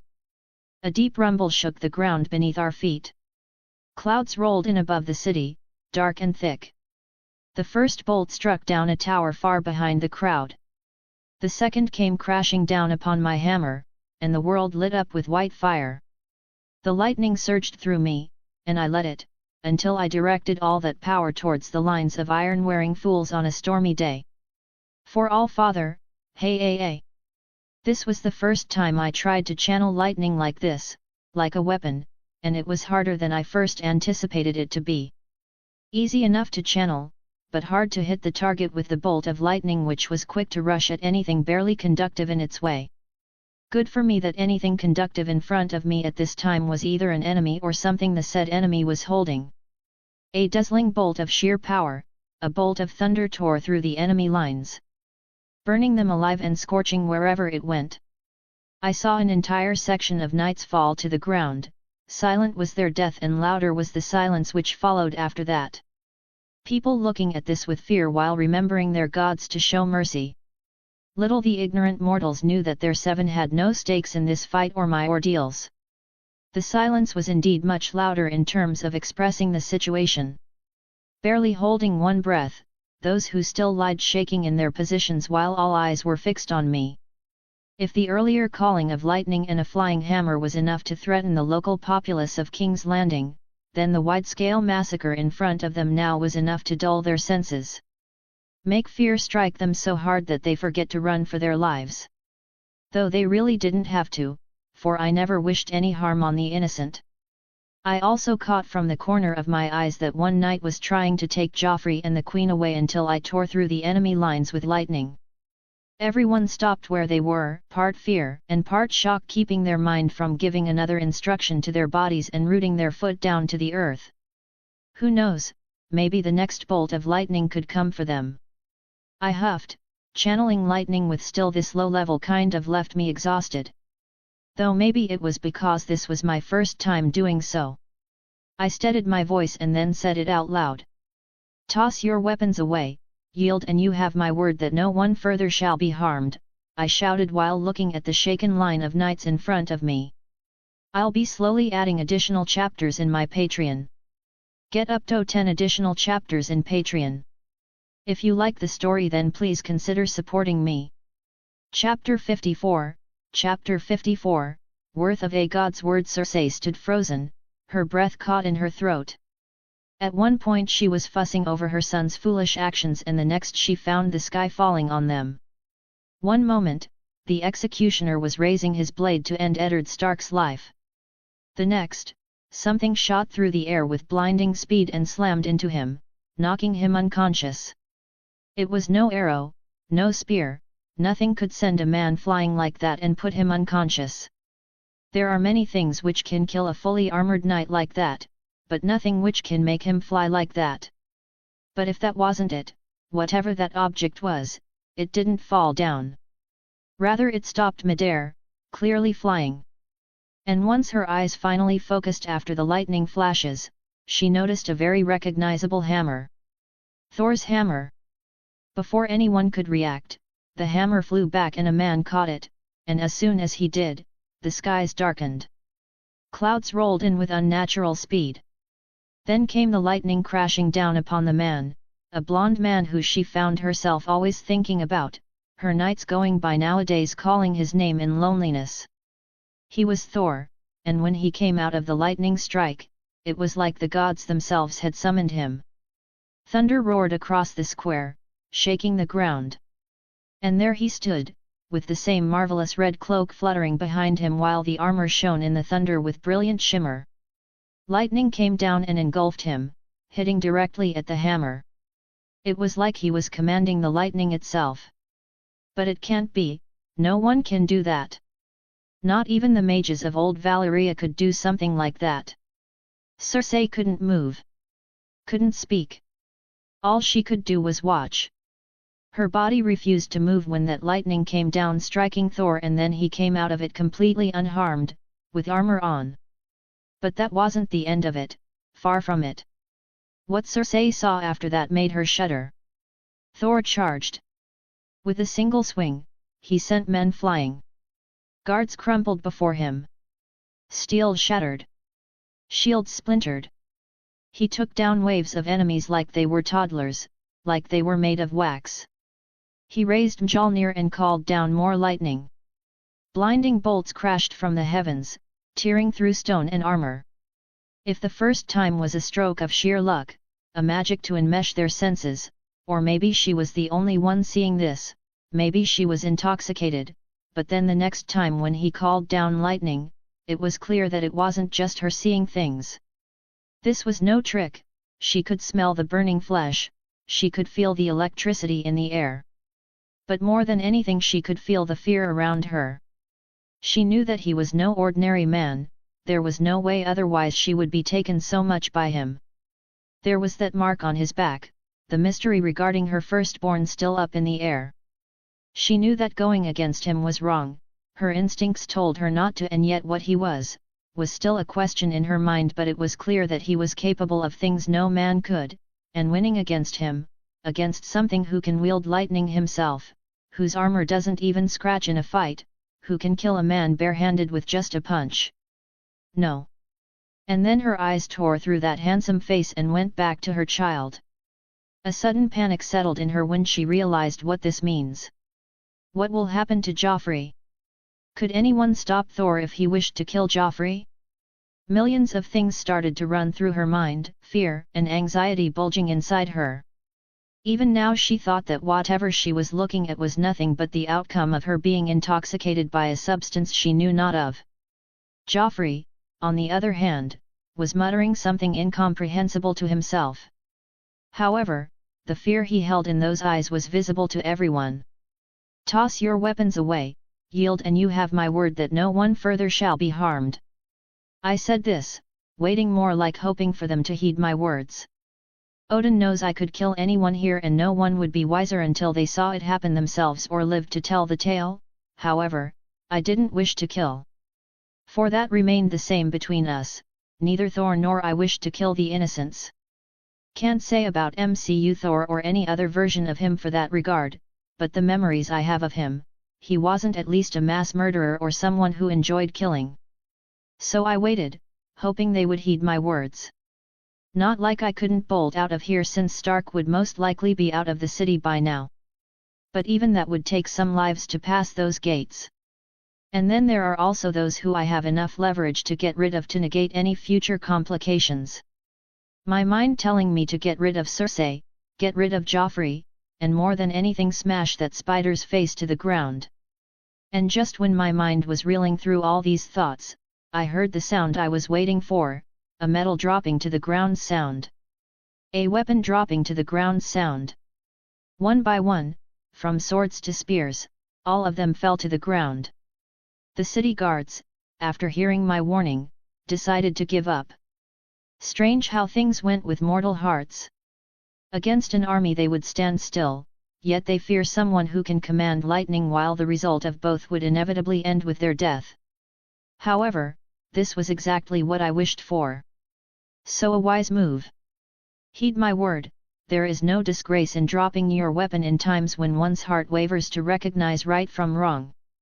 It's time to question one's morale and be the man you once wished others could have been to you. As you have my word. None shall be harmed. I said, especially the last part, while looking at Cersei, who was still looking at me like I was a stranger reincarnated. I know I should take care of them right here and right now, even the 17-year-old me would have done that. However, surprisingly it was the Thor in me who conflicted from taking any action. Strange as the world is, it was Thor's honor and his value to his tongue which made me hesitate. I obviously gave my word to Robert I wouldn't act against Joffrey. Now I feel that maybe I should be more cautious about whom I promise what. At the time I couldn't care less, but when I have to respect those words, I can feel it, my mind and soul start to tear itself. Like an internal conflict about what should have been done and what I should do. I have no right to call Ned Stark a fool if I act like him. But again, this wasn't exactly honor which stopped me, it was more like pride. Thor's pride to stand up to his words. To not act against a defenseless woman even after knowing the said woman was a bloodthirsty lioness. I still gripped my hammer harder, to move and just throw the hammer at Cersei's or Joffrey's head even after I was conflicted. Even after my entire being was telling me not to.